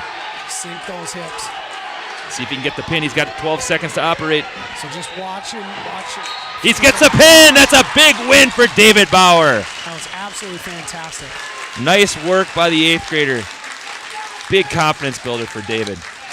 And the Raiders take an early 6-0 lead against the Rangers. And you could see the tempo of David right away at the beginning. His feet were moving a lot better. His hands were moving.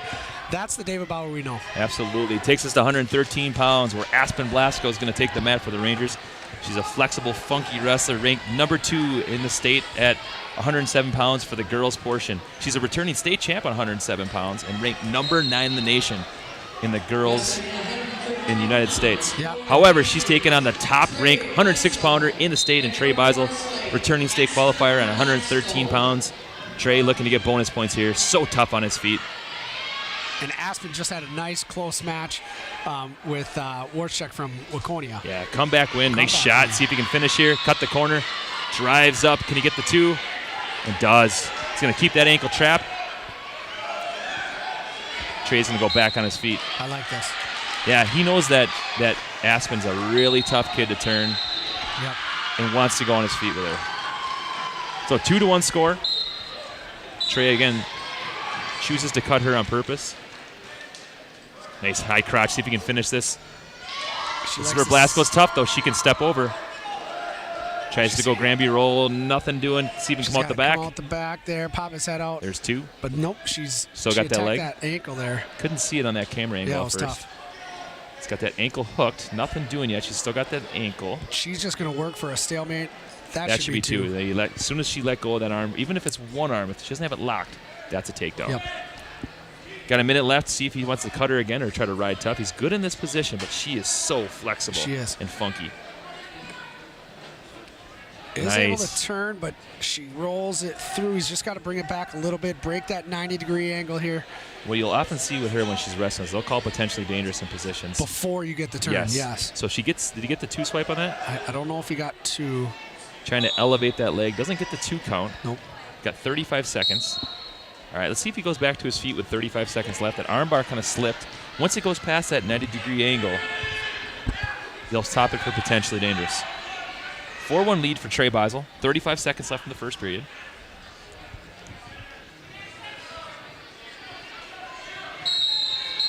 Back at it here. Good breakdown by Trey. Goes right to that armbar. They're working those arms. I like it. David had a nice armbar in that first match. Trey's going back to it, trying to get a little tilt here. Yep. Roll through. Short time, 20 seconds. See if he can get another turn here.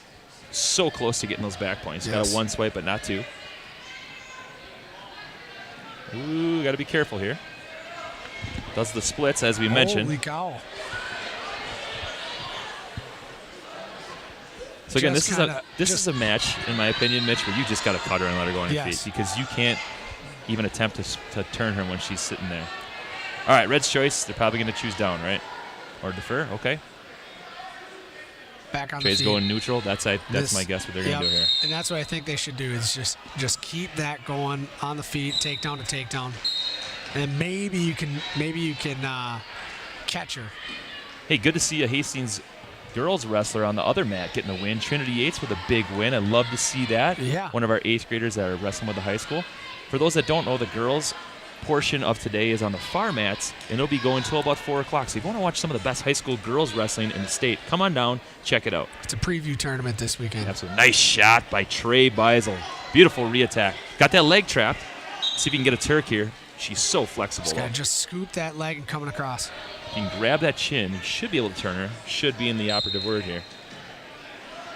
Post up high, see if you can get the turn. Scooping that head. Nothing doing yet. Just got to turn that face just a little bit, and that comes with the shoulders. The shoulders come with it. Should be getting some back points now. I think we broke the 90. Doesn't look like we have done it yet. I'm not sure if he's counted yet. You see Trey's frustration. Like, what more can I do to turn this opponent, right? There you should be getting it.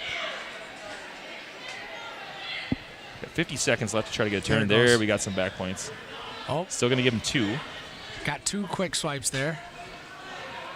If you can just elevate that leg, but it's kind of slipping out. Yeah. You can see that's the tough part. So he's got a 3-point near fall now, right? It's 9-1. Good shot of Coach Luke Veit on the mat and Coach Tim Hanneberg in the chair. 30 seconds left. It's now 9-1. There's Joe Kuncher on his bench. Well, of course, for Joe Kuncher, it's probably like, hey, how do we even defend what do we do? Trey Beisel, right? It's so difficult to defend. And if you're Forest Lake here, do you go back down hoping I that think you you get do. There's another. that you get cut or Watch yourself there, Trey. You don't want to be good. Well done. She's going to try to look step at that, over. and that's exactly what we saw her do last match. So Got flexible. to. Unbelievable. All right, so match score should be 12-1, I believe. There it is. Nope, they gave her 2 on the reversal. So it's 12-3. Excuse me. They got the reversal at the end. It's Aspen's choice. She's going top. She loves to ride legs. Interesting little fact here. So Aspen is the returning state champ in the girls' state tournament. The #1 kid in the state right now is Gigi Bragg, who Trey beat at the state tournament last year. Yeah. So he's wrestled 2 that's top girls athletes now, right? Yep. She's going leg riding. Not a surprise. She's so flexible here. Right. See if Trey Tossing can. those legs in. Yeah, she's riding both legs and stretching him out. Just so flexible from that top position. And then she can she really stretches. Yeah. Really stretches her out. Trey coming underneath. Trey's almost looking for a stalemate here to get a new start. Yeah, and they do call the stalemate. That's a good call. She's really not working to improve, just kind of hanging on tight. 90 seconds left.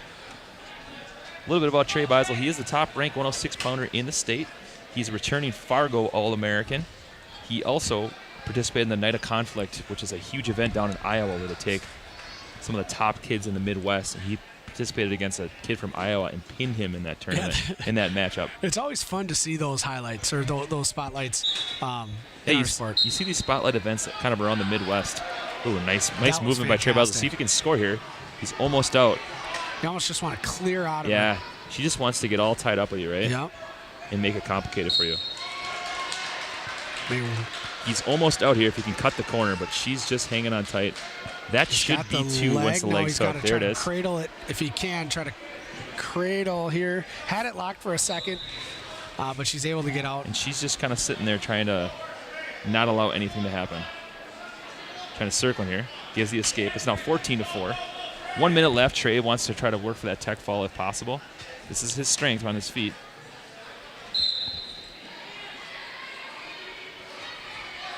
Nice shot. So quick. Lightning quick.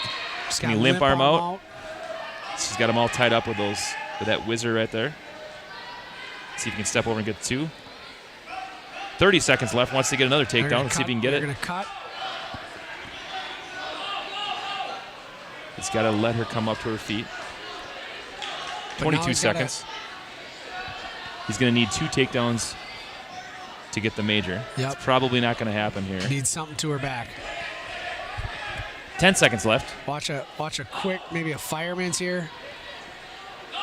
So the match will finish. Trey kind of just conceding with the major decision. 16-5 decision, major decision, for Trey Beisel. That'll add 4 more team points to the score, which will lead us to 10-0 in favor of the Hastings Raiders. At 120 pounds, I believe Forest Lake will be forfeiting to Blake Beisel. They forfeited in the last round, and let's see what they do here. Yep, they're going open. So they're going to forfeit to Blake Beisel. He's got another 6 points added to the team score. That'll take it to 16-0, which will take us to 126 pounds, where Forest Lake's going to send out one of their horses. They're going to send out Jacob Aho, a 5th-ranked wrestler at 126 pounds. He's going to be taking on Talon Little Soldier, an 8th grader. A little bit about Talon, guys. He's an extremely talented kid. He's young. He's a big move wrestler. He battled a kid that was a state-ranked wrestler from Waconia in the first round. Ended up getting pinned, but it was close going into the third period. It was like 6-2, and just kind of end up getting turned and pinned. Yeah, no matter what, he can't count Tay out because he's got those throws. Yeah. He can throw anybody. But it's next level with Jacob Aho. He's so quick. In on a single. Tries to cut the corner here. And then he gets the 2. Aho is so physical on his feet. Oh, he's going to try to get him going here. Gets the quick takedown. Cuts him again. It's 2-1.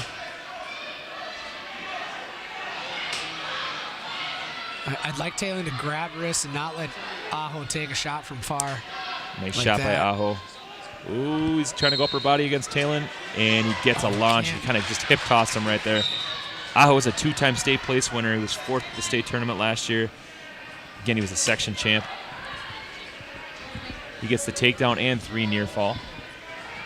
7-1 now in favor of Aho.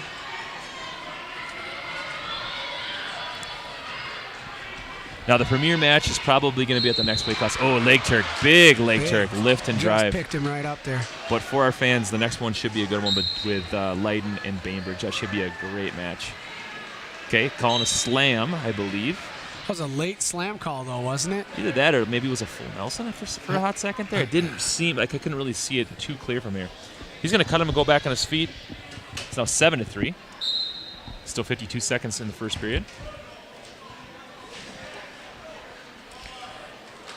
Nice shot. This. Good action by Talon. Good sprawl. Yeah. Good shot. Drives to the side. Cuts the corner. Wisely bails out. Smart. 8th grader going up against a senior. He's got to know where he's got to bail out, and he did that. 9-3 in favor of Aho. He's now got that armbar trapped. 30 seconds to operate. He's got a double armbar. This is not a good position to be in. This is very painful. Yep. Just watch that shoulder. Maybe he can 20 seconds left. See if you can fight tight. this. Watch for Aho to sit through here. That's where it becomes a little tighter even. Short time. See if you can avoid the pin. 6 seconds here. Not much. Oh, he way to slipped battle. That arm slipped out. Nice work. Hey, good work by Talon. Way to Yes. battle that. All right, so after the first period, it's 12-3 in favor of Jake Aho. Aho's going down. But I will say this, all it takes is one big move, and for those that have seen Talon wrestle before, he is a big move waiting to happen, so you never know. You can't count him out. Up to his feet. Talon lifting here, see if he can drive. Oh, he goes big move. Big move. Tries to All the kick way over the through. top. He's got a whip over position where he's dangerous here. Just got to look to see. On it, and he gets the pin. All right, hey, good battle, though, for Talon Little Soldier. That was a tall task going against a senior.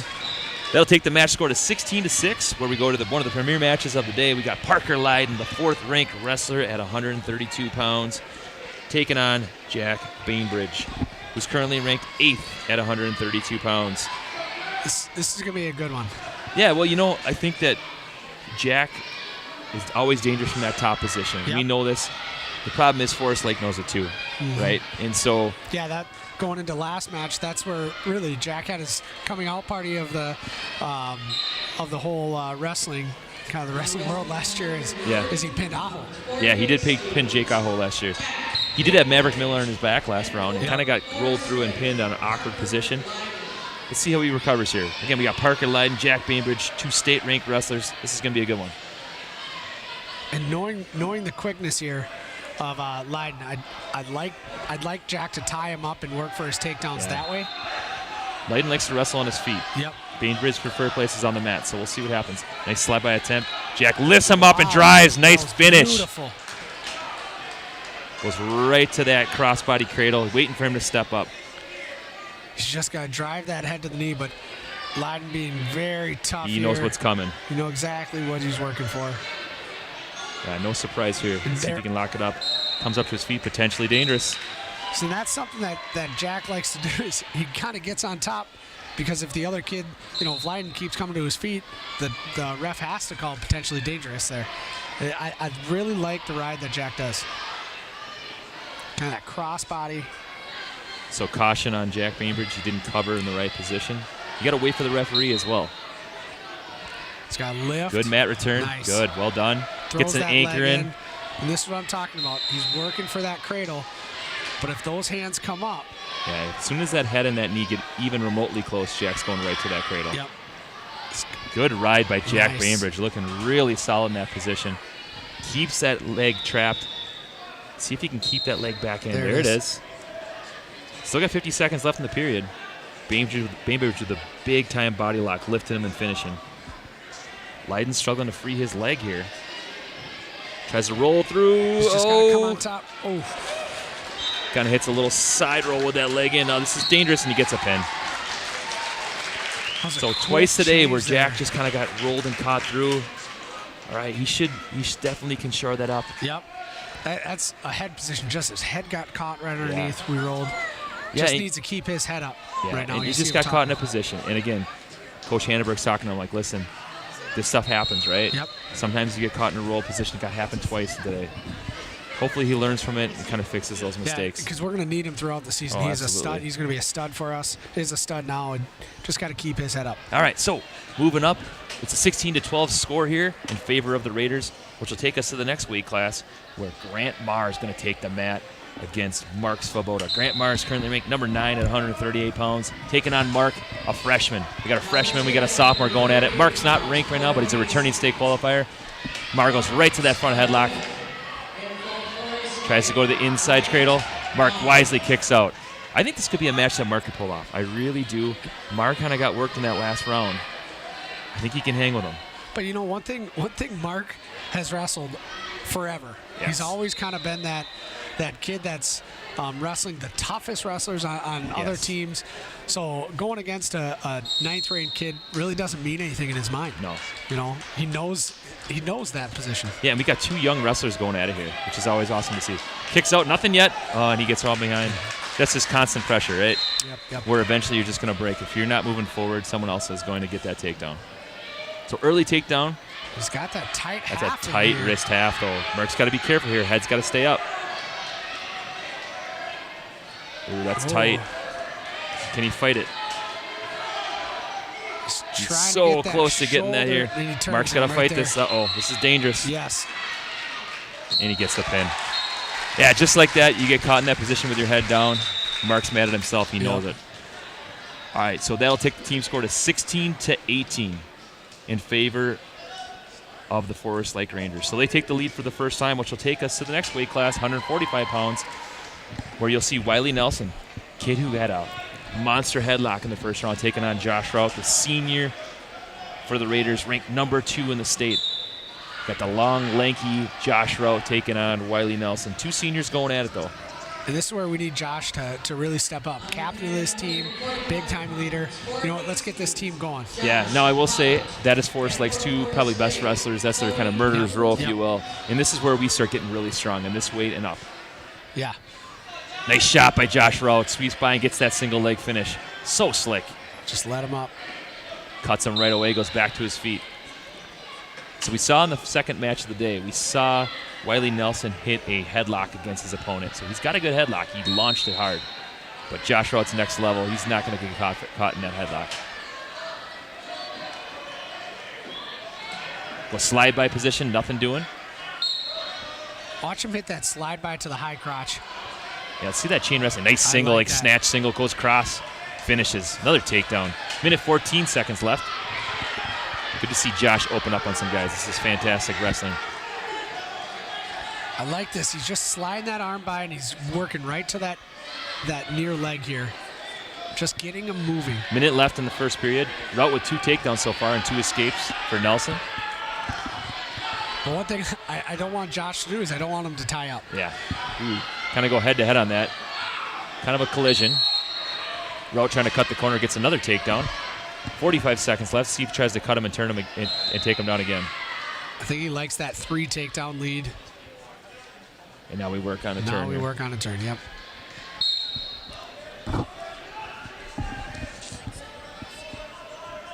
Just as a reminder for people, you can probably see in the background, but we have a lot of girls wrestling in the background. There's a girls tournament going on in the background. Some of the girls from all over the state of Minnesota. I saw schools as far away as Bemidji. I saw LeSueur Henderson. I saw all over the state, Lake City.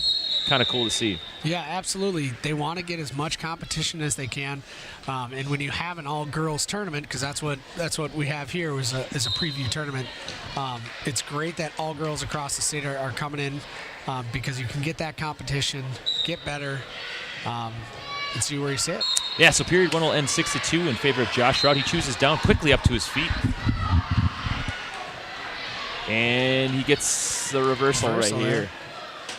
Not yet. He's still holding on to that leg. As soon as he hooks that ankle, that'll be 2. He's got to break that lock. There's 2.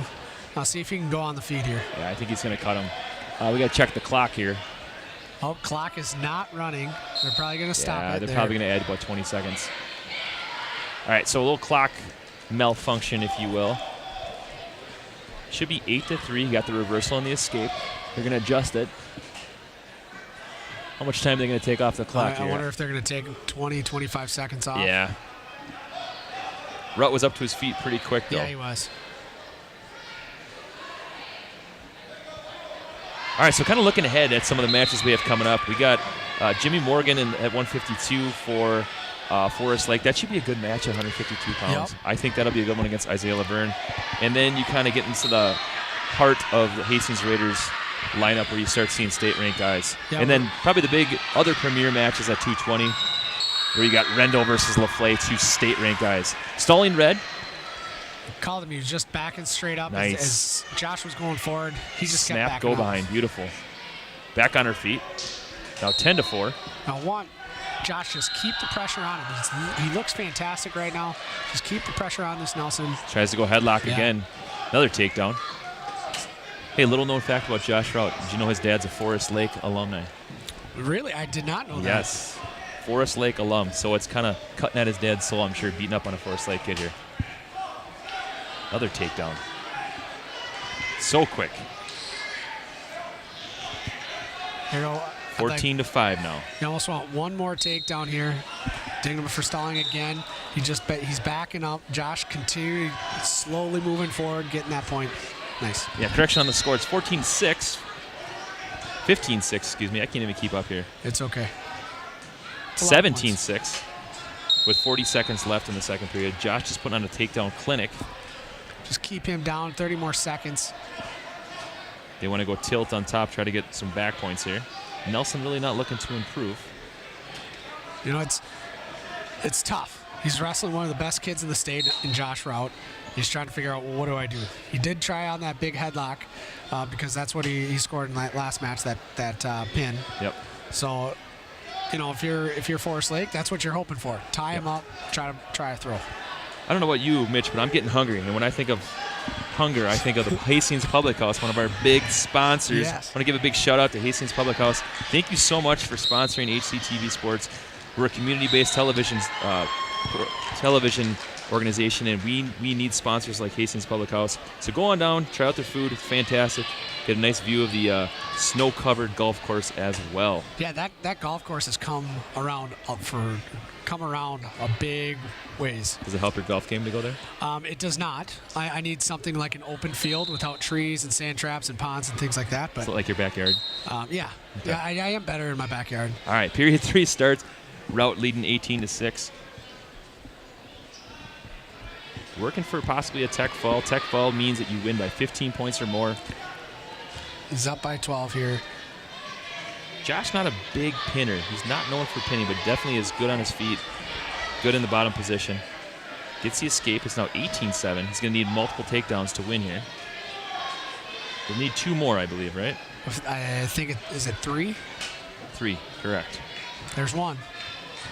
So now 20-7. He's going to cut him again, I believe.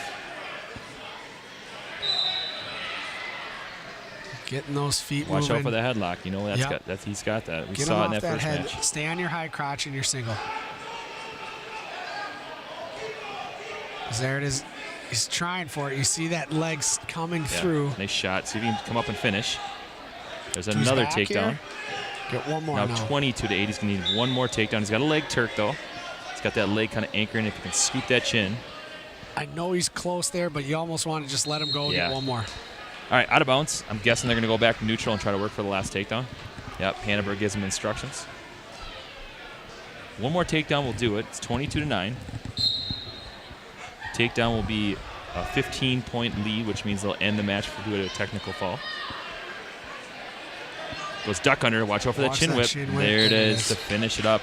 So a 5-point added match score to the team score, and it takes us to 21-18 in favor of the Hastings Raiders. Good battle by Wiley Nelson, a senior that's been around the program for a while.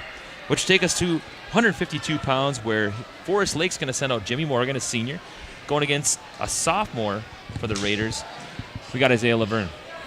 Yeah, and Isaiah's a compact kid, very, very, very strong. He's made nice growth since he's come up to the high school. Placed, I believe, top 5 in the top 5 in the ninth grade fourth in the state ninth grade tournament. state tournament. There you go. But he's come a long way technical-wise. He's always been a strong kid. But I'd like to see his technique is starting to come through. Yeah, and we saw Morgan in the first one just say technically sound. Never Yes. gave up anything big, waited for his attacks, and in the third period he scored and won that match. Smart wrestling by Morgan again. Stays in good position. Tough to score on. He goes underhook on that right side. But Isaiah doesn't mind this under-over. Okay, good way to face him. Nothing doing, though. Off the edge of the mat. It's one place where Isaiah likes to be, is that over-under kind of position. We know he can throw. He's strong. Still attacking short drag out here. Got to be careful in this position, though, with that over-under position, though, 'cause especially with the guy with length. Yes. Makes me nervous. No score yet. About 45 seconds into the first period.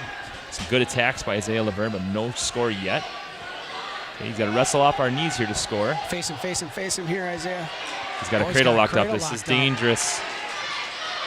He's trying to kind of lock that leg up and score from it. He's trying to scoop This in. is Now, really dangerous. You do not want to be here. Really tight cradle here. If you can get that leg, Morgan's trying to get that leg in his own hip socket there.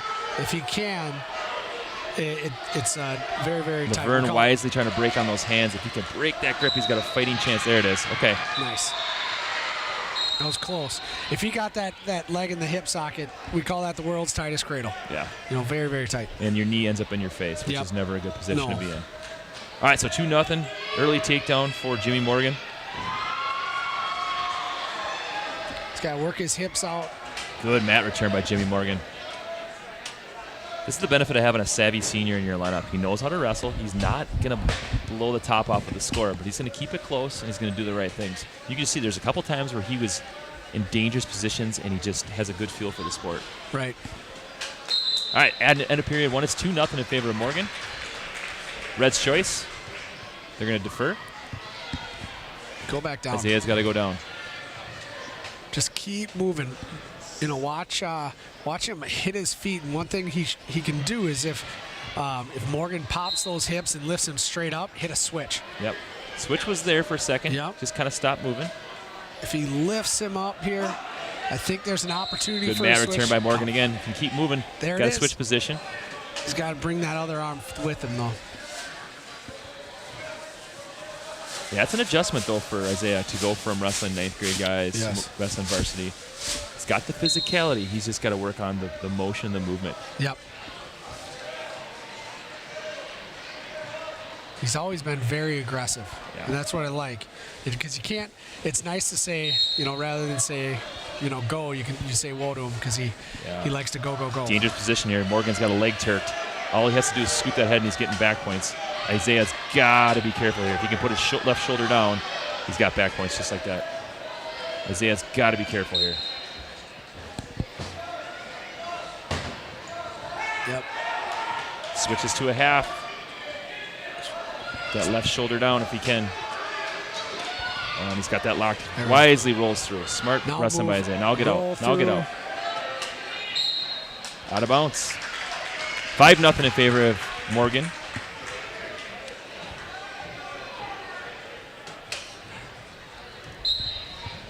Pops up right away. So a little bit about Forest Lake, and we haven't had a lot of chance to talk about them. They are ranked currently 10th in the state. They've been kind of floating between 9 and 10.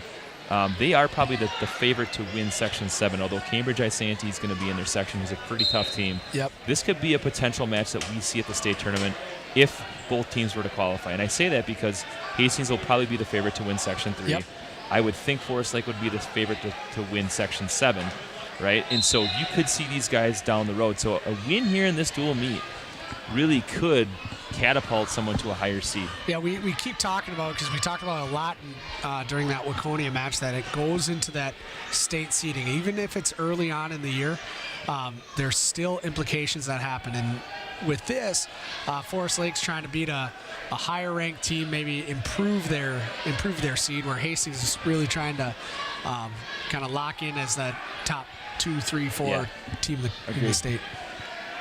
Yeah, and like we mentioned before earlier in the broadcast, Hastings has really beefed up their schedule this year. Yes. I mean, they went from a team that had not wrestled a lot of top 10 teams to wrestling almost all of them this year.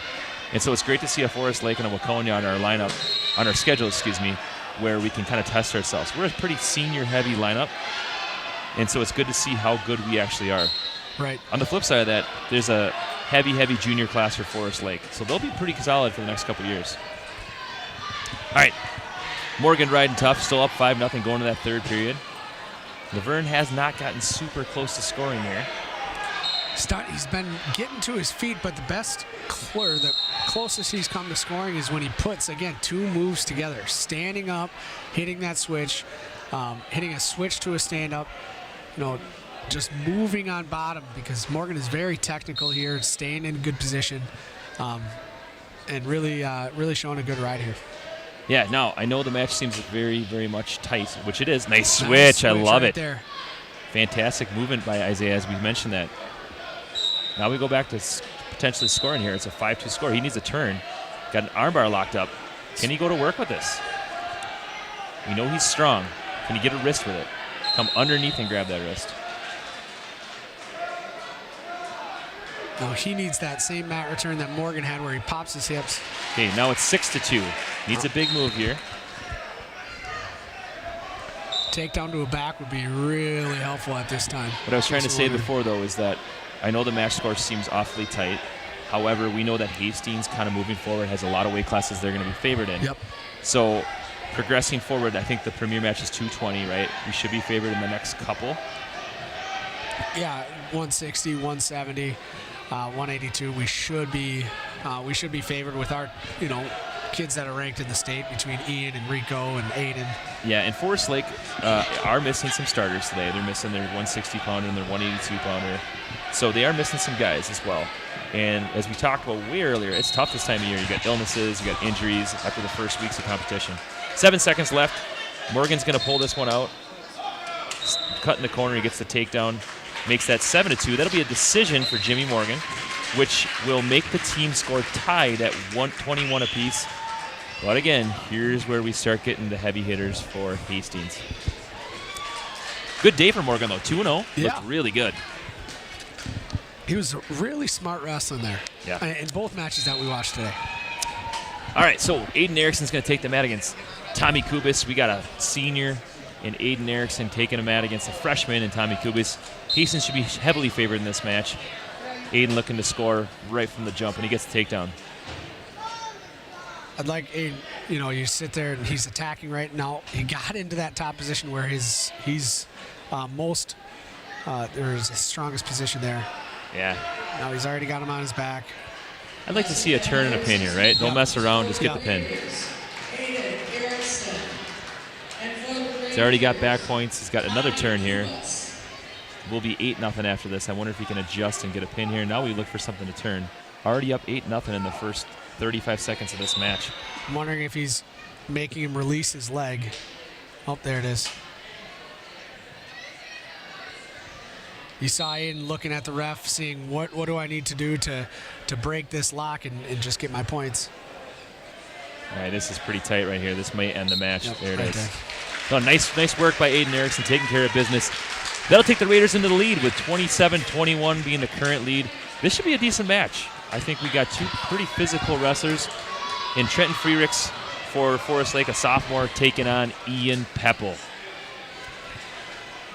Ian lost a close one in the first round. Freericks ended up getting beat by the Torres, the kid that beat Ian. Ended up getting, I believe, pinned in that match. I think it's going to be a closer match than you think. Freericks is pretty physical. On paper, we should be favored, but we know that Freericks is a physical kid. Ian as well, long, lanky. He can take it to him. Yeah, now Ian Peppel, currently ranked number 9 in the state at 170. Had a really good offseason in summer wrestling in Fargo. Quick takedown by Ian Peppel, nicely done. So he's got big expectations for himself. He's had a couple early season bump in the road, but also when you're cutting down to a different weight class, sometimes it's difficult. Oh, he goes head in the ribs cradle. Wow. Just like that, he's got extended. Can he scoop that leg? Freericks having none of it. He knows that what's coming his way. If he can get that leg scooped, that's dangerous. See if he can just run him right over the top. Get the points, and then adjust. Good wrestling by Freericks. Oh, he goes back to that crossface cradle. Such long arms that Peppel has. And he's tough on that far arm, breaking him down. He can work a butcher here, or his Turk looks like. Ooh, nicely done. Bring him Can he close. elevate that chin? Post up high. And you see him reaching with that right If hand. he can keep adjusting the chin, pulling him towards him, he's going to get back points. Keep coming, Ian. Yeah, Ian wrestled a lot in the summer. He had a really successful tournament at Fargo. He won 4 matches. It was a really good experience for him. Yeah. Not only did it help him on the wrestling mat, but on the football field, he was pretty dominant on that line. I absolutely love to watch him on the football field, too. Absolutely. All right, good to see Gavin Hansen with a big pin on the other mat. There we go. Our athletic director's daughter getting a pin. First-year wrestler. That's awesome to see. That's the second Hastings win I've seen. We got another one. A couple of girls wrestling right here. All right, still in period 1. Ian in the lead, 2-0. In control, close to a turn a couple times here. 20 seconds left. Again, match score 27-21 right now. Hastings in the lead. They should be favored in the majority of the matches kind of moving forward here. 5 seconds left here. Ian with a solid ride after that takedown. Had that cradle locked up, just couldn't bring him over for those points. But makes you think, do I want to go underneath again? Yeah. Freericks defers. Peppel's going down. Ooh, Raider versus Raider on that far mat. Look at that. Love to see it. My money's on Hastings winning that one. Good call on that one. Yeah. See if we can identify those wrestlers. Oh, I see Lily Watts down there, 7th grader. Love it. Ooh, nice little reversal. Goes right to the headlock. This is tight. See if he can lift that head. Watch him sit to his butt, elevate, and slowly bring Gets it down. the pin. Nice work by Ian Peppel. Freericks put up a good fight, though. Yeah. That'll extend the Hastings Raider lead to 33-21. Hey, I like that. I like that physicality from Ian. You know, right off the bat in that second period, hopped up, got the reversal, put him to his back, put him away. You know, that's what you expect from your seniors.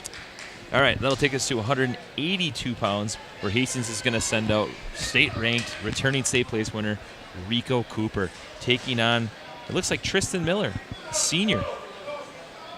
Tristan got a chance to wrestle some varsity last round, took a loss. Rico looking to get another win. We got a pin in the first round.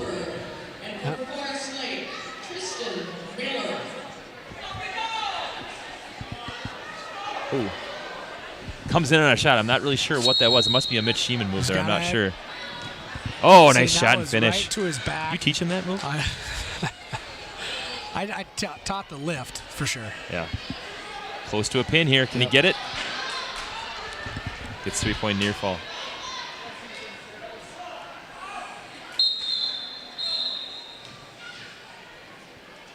I'm not sure He what maybe the got poked in the was. eye or kind of dizzy. Okay. Yeah, I'm not sure what happened on that one. Yeah. Looked a little out of sorts. Nice ankle pick right off the whistle. He's so good at those quick hands right down to the ankle. Tries it to kind of a whip over. Missing the arm right now. If he can catch that arm, that'll be really tight. Loses it. Rico up 7-1 now. Got a half Nelson's going to run that in tight. And that's all she wrote. Just snuck that in so quick. Yeah, quick pin by Rico Cooper, which will extend the Raider lead to 39-21. All right, and here comes another solid Hastings wrestler. I think this is going to be a good one. We saw both these guys find success last round. Derek Stanky's going to take the mat at 195 pounds. Taking on Hunter Gruba. We got 2 juniors going at it here. A little bit about Derek Stanky. He's bumped up in weight classes every single year. He originally started with the Raiders as a 106-pounder. Holy cow, he's gotten a little bit bigger over the years. Yes, he absolutely has, and he's slowly grown into this bigger size, too. So he still wrestles. You'll see him still wrestle like a lightweight, but now he's got the mass behind him. All right, so 2 juniors taking the mat here, Gruba, Stanky. Stanky had a big first period pin against Jonky from Waconia. Good shot by Gruba. See if he can finish, steps up, cuts the corner, and gets it. Nice shot by Gruba. Now he's just got to work up here. Get him off that wrist. Clear your wrist. Bring those feet with him. He likes to hit a sit-out, too.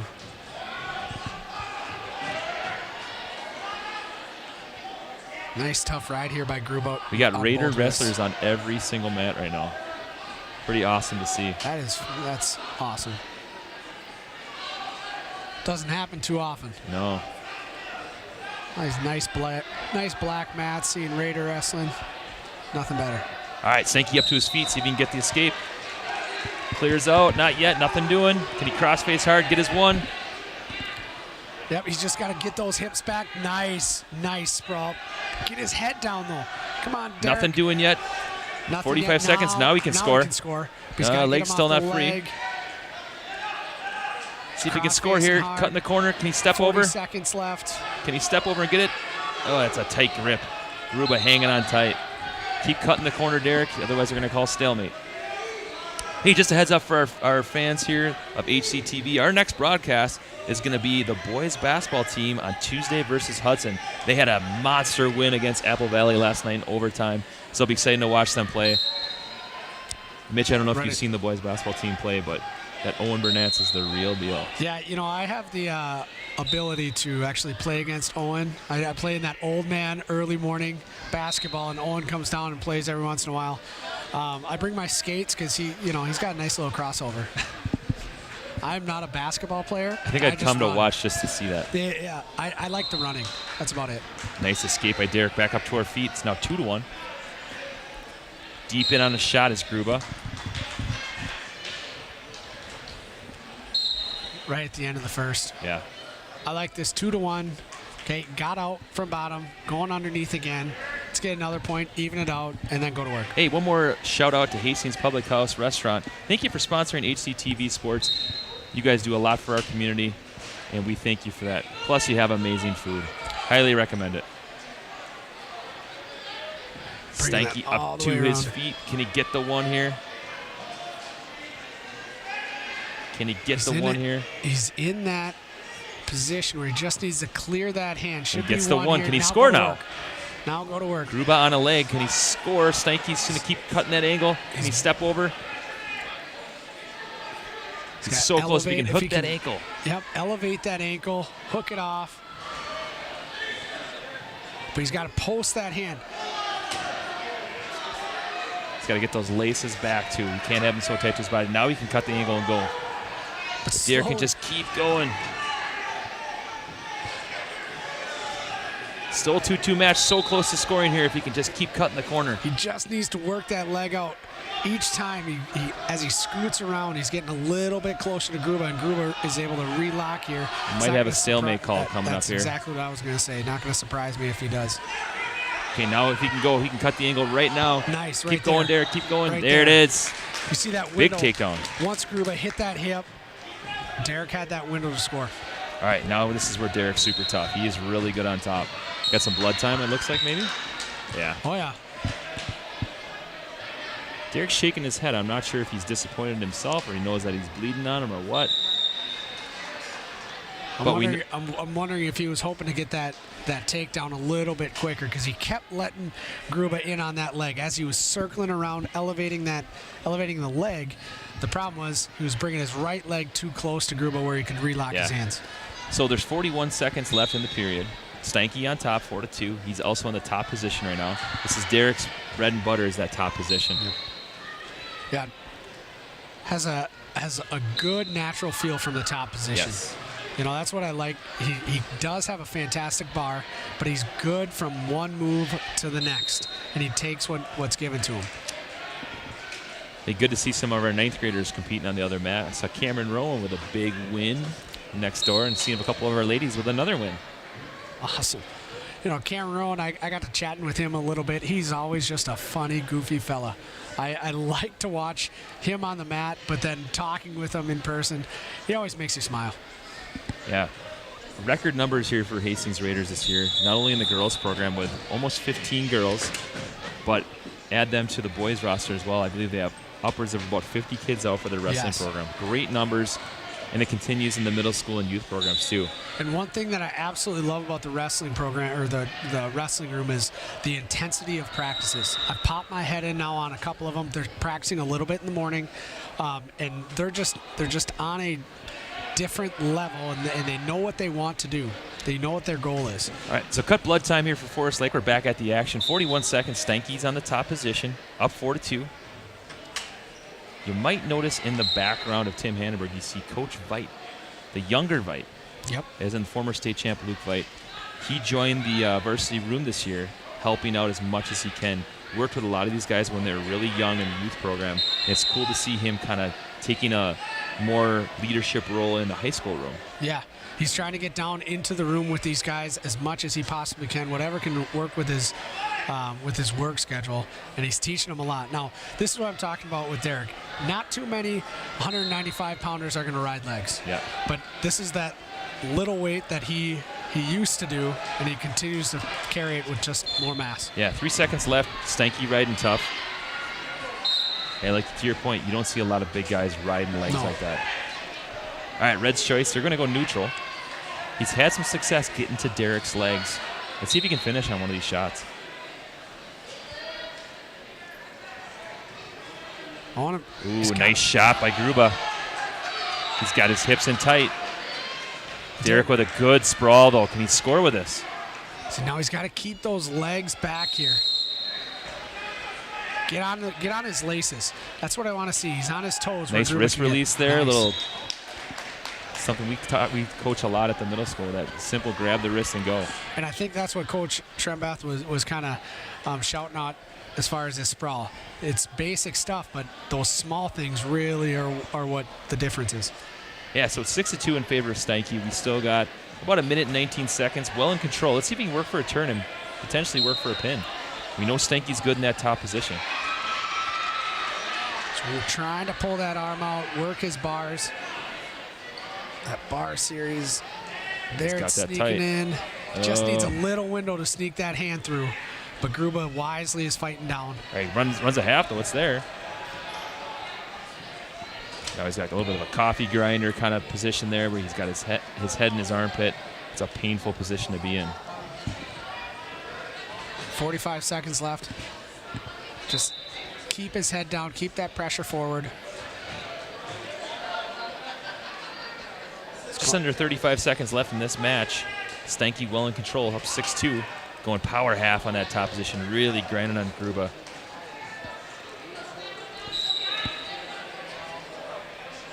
Back into a claw right here.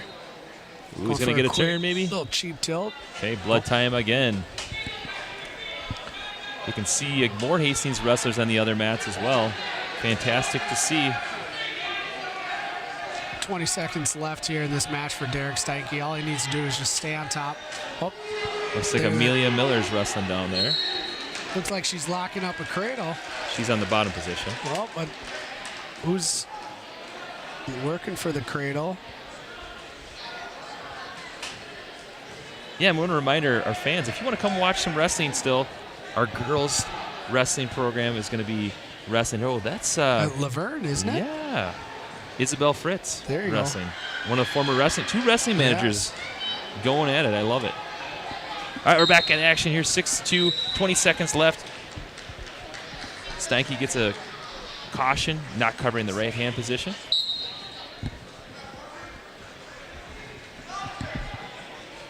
Riding tough on top, going to close out this match on top. Nicely done there. Steinke really amassing that riding time. I mean, he's really been in that top position a lot in the last couple minutes. He's got a butcher. This is tight. Oh, and he goes pancake. Nothing doing. He wrestled very well today. Yeah, he's looking really good. All the part at 195 pounds. I know he's frustrated himself, but he has nothing to be disappointed in.